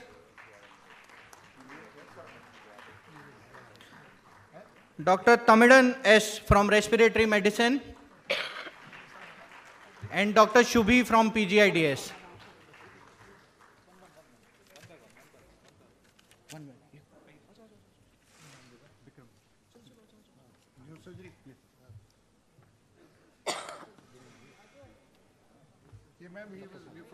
Neurosurgery. Dr. Bikram Preet, second prize, neurosurgery, for the poster.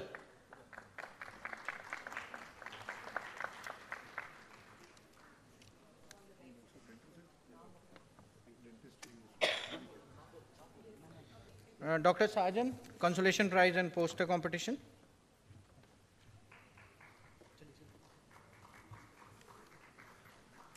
If we have Dr. Sujit, Dr. Tamidan, Dr. Shubhi with us? Yes, sir. Yeah, Dr. Shubhi. Dr. Shubhi from Department of Preventive and Community Dentistry.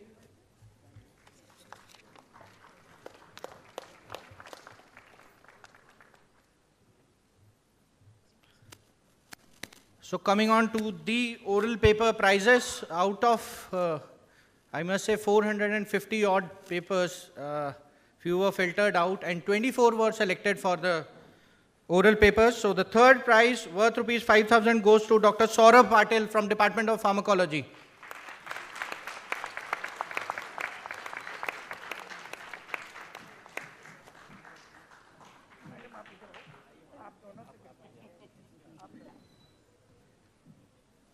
You should be running over.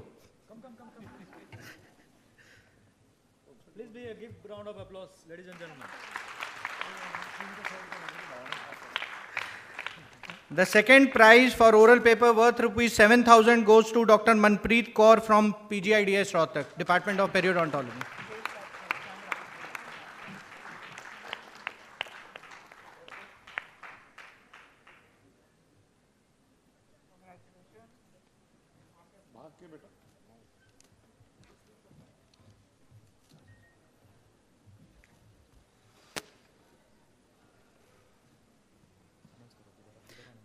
Second prize in oral paper, Dr. Manpreet Kaur.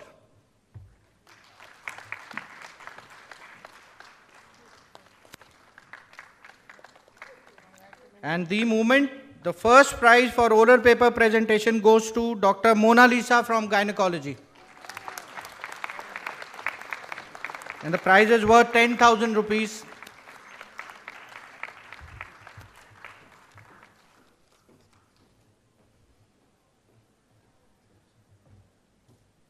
Dr. Mona Lisa, please give a loud round of applause.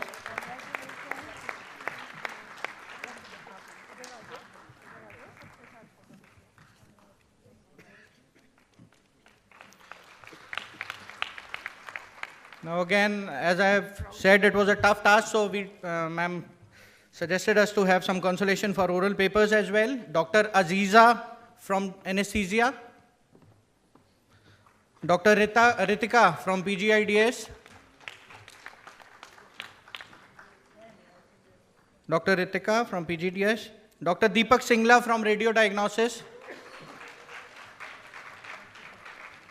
And Dr. Komal Kumia from PGIDS. Dr. Ritika.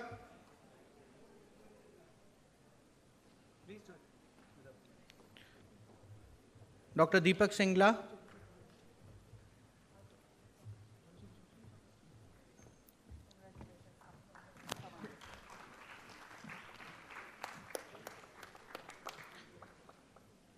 Dr. Deepak Singla.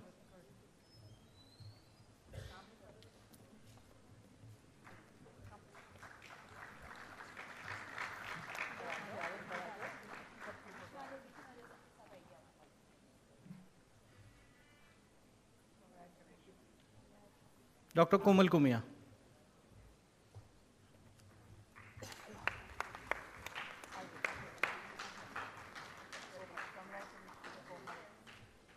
The clap should not die down. This is a moment of motivation and appreciation for all of you. Thank you, sir. Thank you very much. I thank all the dignitaries.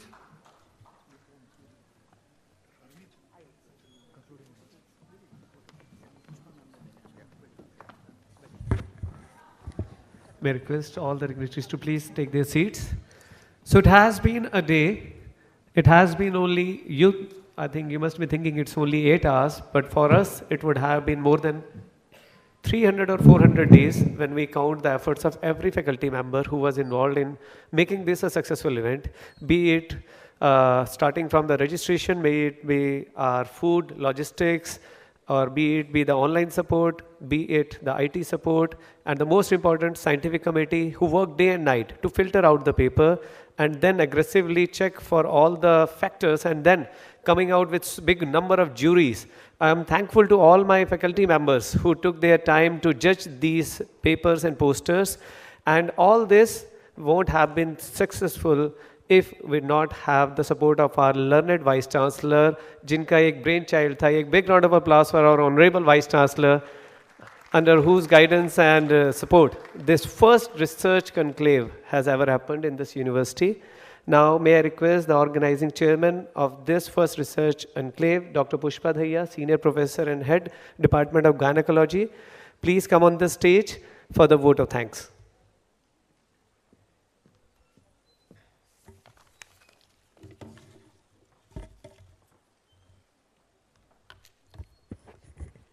Thank you so much, Varun, for giving the opportunity. First of all, I would like to say good evening to one and all who all are here, spared the time, and continuously sitting since morning. If I say thank you is a prayer which cannot be seen or touched. It must be felt by heart. So, this I feel honored and privileged to get this opportunity to say the word of the thanks, because I really feel that the whole day, everyone has spared such a time, and they have concentrated very nicely for this academic session. So it's my privilege to say thanks on this occasion. I just want to thank all the honorable delegates who blessed us with their presence, because for any celebrations, any gathering, until unless any occasion, once the participants are not there, it has not been considered a successful occasion. So, with your presence only, this program has been a great success for us. Today, my words are short to pay and say, express the gratitude to the speakers who have traveled to this institute, Dr. Pramod Garg, Dr. D. Prabhakaran, Dr. Pandey, Dr. Ashu Grover, who have spared their valuable time from their busy schedule and enlightened our delegates with the words of the wisdom on various aspects of research.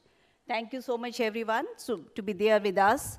And you have encouraged our young researchers and faculty who would be benefited by your orations, and they will further give impetus to the research to our institute.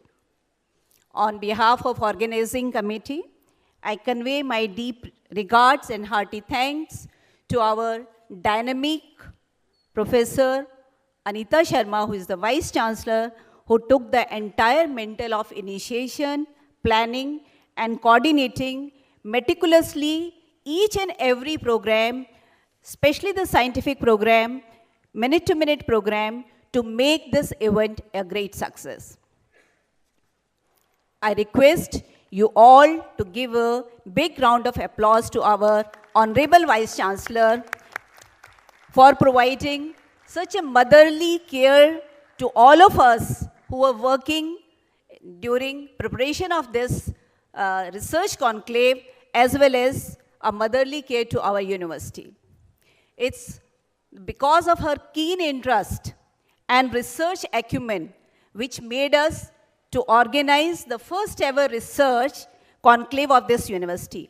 I'm sure, madam, this will prove to be a giant leap in the field of research and will definitely motivate everyone to conduct the research and bring laurels to our university. I would like to acknowledge the contribution and cooperation by Professor H.K. Agarwal, who is our Registrar of University of Health Sciences, who provided all the necessary support at every moment to make this program a great success. A big thank you to you, sir, from my side and on behalf of the entire organizing committee for supporting us at every moment. It gives me immense pleasure to thank our director, Professor S.S. Locha, and Dr. Ashok Chauhan, Dean Academic, University of Health Sciences, for their constant support and guidance at all time and guidance in all our endeavors to fulfill all our endeavors. I am thankful to Dr. Dhruv Chaudhary, Senior Professor and in charge of the research cell, and Dr. Dhara for continuous guidance and support in all possible ways to make this event a great success. It's my pleasure to thank the Dean of PGIMS, Dr. Kuldeep Singh Lalad, and Dr. Ishwar Singh, Medical Superintendent of the PGI, for their constant guidance and encouragement in planning this academic activity. I would like to thank my Dr. Sanjay Tiwari, Principal PGIDS, for supporting in every aspect to make this research activity a great and a memorable one.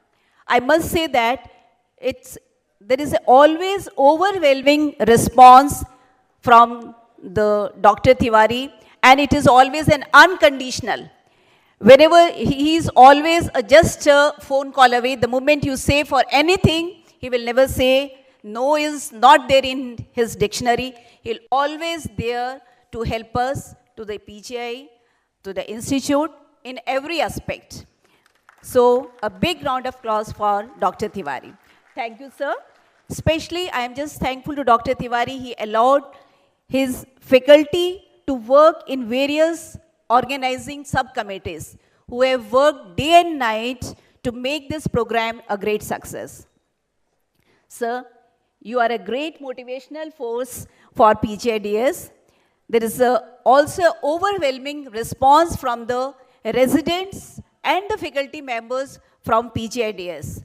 There were a number of, I think, if I am not mistaken, 74 posters were there from PGIDS itself. So it's a great moment. He is always giving, encouraging, and he motivates the research activity in his. So we all have to learn a bit more from Dr. Sanjay Tiwari. And this shows that this dental college is really very instrumental in conducting the groundbreaking research in the field of dental in our institute, which is going indirectly helping the country itself. I would like to acknowledge the support extended by the Principal, College of Physiotherapy, Dr. Roop Singh, and Dr. Gajinder, Principal of Pharmacy, for supporting us. I express my immense gratitude to Principal of Nursing College, Mrs. Sunita Ahlawat, for extending support and cooperation while organizing this event.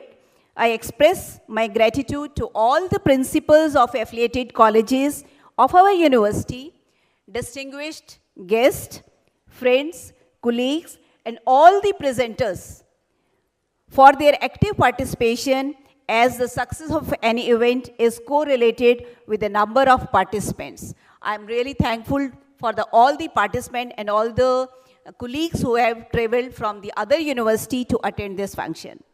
I express my profound thanks especially to the jury, chairpersons of the scientific sessions, for sparing their time from their busy schedule, because it was a working day, and out of their working schedule, they have spared time for judging all these posters and the oral sessions. It gives me immense pleasure to thank Dr. Jyotsna and her team for providing delicious lunch to all guests and participants of this conference. I would like to thank all the chairs of subcommittee, Dr. Sujata Sethi, Dr. Harneet, Dr. Varun, Dr. R.K. Sharma, Dr. Sumit Sachdeva, Dr. Urmil Chawla, Dr. Preeti Gehlot, Dr. Adarsh. They have contributed a lot, Dr. Sanjay Johar, for their willingness to take on the completion of the task beyond their comfort zones. I would like to acknowledge and thank Dr. Manjunath, who is chairman of administrative committee, for his untiring efforts for the success of this event, and other members of the other departments, PWD, B&R, the electrical department, public health department, for preparing the venue on ward footing and helping us in organizing this event successfully. I also express my thanks to the young force of our students, volunteers, who are working since yesterday night to make this function a great success. Thank you everyone, the volunteers. I express my sincere thanks to our Controller of Finance and his team for providing guidance in managing the finances of this program. Thank you so much. I also express my sincere thanks and gratitude to our media personnel for providing the press coverage for the event. I hope this first research conclave has further motivated everyone to conduct path-breaking research and make our university to reach zenith in the field of the research. At the end, I would like to thank one and all, and I would like to apologize also for missing, if I missed some names, so I just want to apologize for them. Thank you so much. Thanks one and all. Thank you so much. Now, I would like to thank the Haryana Medical Council for providing us 3 credit hours for this, which is going to benefit for each one of us. Thank you so much. Thank you so much, ma'am, for the vote of thanks, and thank you for such a patient audience. So we will conclude our valedictory ceremony, and after that we will assemble together for a cup of tea. Before that, may I request all of you to please stand up for the national anthem.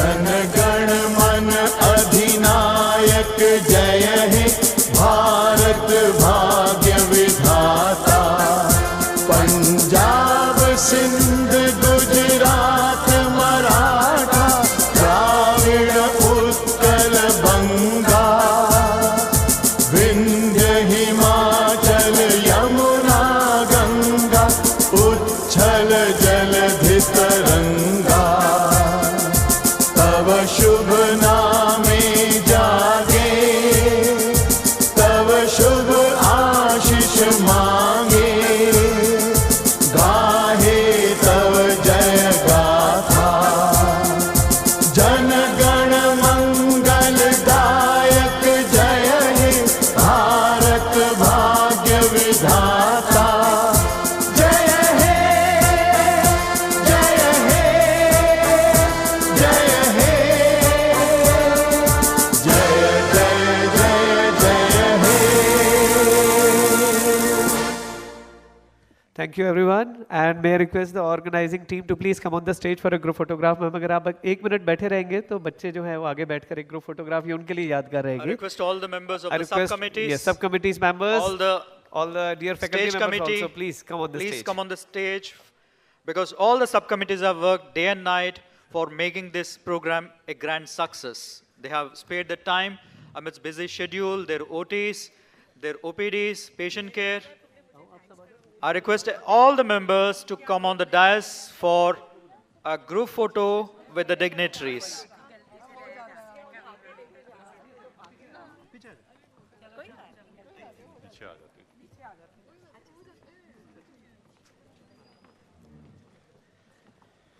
I forgot to thank DMS in charge sanitation, जिन्होंने बहुत अच्छा काम करा. Sanitation विभाग का बहुत बहुत धन्यवाद, सब कुछ साफ सुथरा था. Registration doctor Beena and her team, सब लोगों में से किसी ने भी कंप्लेंट नहीं करी कि किसी से कोई पैसे लिए गए हों रजिस्ट्रेशन के लिए. So it was all free of cost. Yes please.